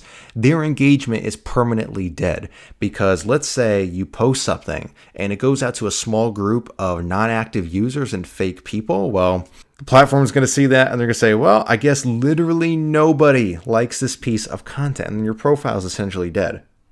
Your ad's relevance and quality score is based on engagement as well. Your ad's overall quality is based on how real users on the platform are reacting to it and what percentage of those users engage with it in a positive way. If your ad has a quality score anywhere below 8, kill the ad, make changes, rinse and repeat. Personally, I don't fund any Facebook ad campaign with a quality score below 10. Don't shoot yourself in the foot before you even begin. Even if you have a 10, maybe like a 9 or 10 or above quality score, it's already hard enough to get results. So don't start on a bad note and have a bad foundation for your ad campaign right in the beginning. Now, how can you go about designing more engaging ads? Well, number one, you need to make sure that you look like a post from a friend. This is one that's very important. Guys, people don't like ads. I'm sorry to tell you, maybe you're just discovering that now, but they really don't. So stop making ads that look like them. Create posts that closely resemble a post from one of their friends. Write your copy in a personal and conversational tone. This applies to a lot of things in copywriting, not just with Facebook ads. Your ads should be speaking to people and not at people. You need to write it in a conversational tone. Again, always use natural language and avoid red flags like loud calls to action or using overproduced media in your copy. What I mean by that last part is, I would always recommend using the pitch or the call to action in your ads as just a link inside of the post. I don't even really recommend using like the standard Facebook ad boxes, or like the button that says shop here or learn more, something like that. That instantly triggers in a user's mind that, hey, I'm looking at an ad right now. I don't like ads. I'm going to scroll past. So, people's bullshit meters are so sensitive today, and people are so risk averse. They always think something is out to get them, or something's a scam, or they don't like ads right at the get-go. So make sure your post looks like something one of their friends would post. And what I mean by not using overproduced media in your copy is this. There's this phenomena where if something looks too overproduced, like there's a big budget behind it, people just assume it looks like an ad and someone has a motive behind it. It's the same reason that if you have like these short film quality ads running on YouTube, they perform way less. They get way less results than just someone filming an ad on their iPhone. Let's take Mr. Ty Lopez, for example, the Here in My Garage video, shot on the selfie camera on his iPhone, one of the most successful ad campaigns of all time. Now, studied at Harvard and Princeton and all these different business courses. So you need to make your copy seem natural. Do not overproduce your photos or your videos in your copy. Stop copying others. Take a quick look at what everybody else in your space is doing, the ad copy they're running, and the tone of their copy, then do the exact opposite. Use pattern interrupts to drive engagement. Over time, people begin to associate a particular type of content with ads, and it triggers them to scroll past your post. I could use my last example in that, like the Here in My Garage video. Unfortunately, inside of my industry in the business and marketing space, the entire industry is flooded with these ads of like, hey, you want to see how I got this Lamborghini? Follow my thing or check out my product. And people already associate that with someone trying to sell them something, good, bad, or indifferent. I'm not saying if you drive a Lamborghini, listen, I drive, a car today that costs more than the house I grew up in. I don't really flash it all over because I know it's not effective. It's not what people like to see. So listen, if you have a Lamborghini, if that is your real life, good for you. Don't use it in your ad copy because people don't like that. They've become accustomed to seeing that associated with ads. So you want to interrupt their pattern of thinking. Maybe a better option would be, hey, you want to see how I got this new Toyota Corolla? Or you want to see how I bought this new Honda Civic? Just switch it up and do something like that. So it's very important to not copy people in that aspect. Now, you guys hear me say all the time, copy what's working, but this is somewhere where that definitely does not apply. Again, you also want to be controversial yet truthful. Being extreme and controversial is an easy way to get attention and drive engagement on your ads. Highlight every differing opinion you have about your niche and use extreme language in your copy. People engage with content that either confirms or challenges their existing beliefs in a strong way. Just make sure you keep your ad copy honest and truthful to not sabotage your whole mission. Now, one thing I recommend you guys do, a very practical step, honestly, take out a notepad, highlight every differing opinion you have about your niche and what is the most extreme way that you could write your copy and use like these emotional trigger words to portray that to people. But again, you guys got to be truthful with this. Don't be dishonest. Don't lie. Don't do something controversial for the sake of being controversial because it doesn't come across as genuine. It's not a long-term strategy. And guess what? One thing I always like that Gary Vee says, I don't consume too much of his content, but he says, listen, you can't fool real players. Like you can't fool winners. So it's just not a long-term strategy. Please be honest. It comes through. People could see through it. But try and find different ways of how you are controversial and different from everybody else in your niche. Always advertise from your personal fan page. This should be obvious by this point, but the best way to avoid looking like an ad is to not run your campaigns from a business Facebook page. Always create and use personal fan pages you've created for yourself with a high quality, natural looking headshot as the profile picture. So you want to make sure, again, this looks like a post from a friend of theirs or maybe a friend of a friend on Facebook. If you have a Facebook page that's just for your business and you have your logo uploaded and maybe, some people, they put their domain name inside of the Facebook page. But guys, you can't be doing stuff like that. You need to make it look as personal as possible. Now, on that note, let me go over some practical tips on creating engaging ads. Number one is going to be, again, use pattern interrupts. Break the normal cycle of a user's newsfeed with something shocking yet relevant to your business. Break the normal cycle of a user's newsfeed with something shocking yet relevant to what your message is. Take advantage of GIFs and get very creative with the images you're using in your ads. You guys just do something different. It's not really that hard. Use animated images or maybe even videos. I do that a lot in some of my ads. You guys have definitely seen that. It's not that hard to stand out. And, this is like a long-term thing too. You don't need to think, well, isn't everybody going to start using GIFs and videos in their ads? And yeah, they are, but the form of media they're using has nothing to do with their particular, their marketing campaign. There's always something you could do with your creatives, with your copy to make yourself look different and do a pattern interrupt. So long-form ads work, period. You guys got to let this one sink in. Try using long form ads. I promise you they work. It's why I run a ton of them. These are effective for many of the same reasons that longer sales videos and webinars are. We've been over that before as well. Make sure users need to click the read more button. Elaborate on your personal experience and story, or just offer a ton of practical value, and bury the pitch deep toward the end of your copy. So you guys got to be writing these ads, or at least a couple hundred words. Explain your story, or just give them like a bullet point list of like practical things they could do in their niche to solve a problem. And here's another thing too on that note. You guys got to stop selling in your ads. We just went over on a full page of you got to stop making your ads look like ads. Well, this is another big element of that. The goal of your ad should be the same as email marketing. You guys have heard me talk about that before. And that goal is to get people to your sales page, watch your sales video, or register to your webinar. Don't sell people in the ad itself. You got to remember what the goal of this tool actually is. And also related, you guys got to use loops. Tease something at the beginning of your ad copy and hold off the ending or the payoff until you get to your pitch. So you can write something at the beginning of your ad that says, hey, do you know why I did X, Y, and Z? Well, let me tell you something first. And then you don't give them that payoff until the end. It makes them click the read more button and hopefully go ahead and click through to whatever your offer is.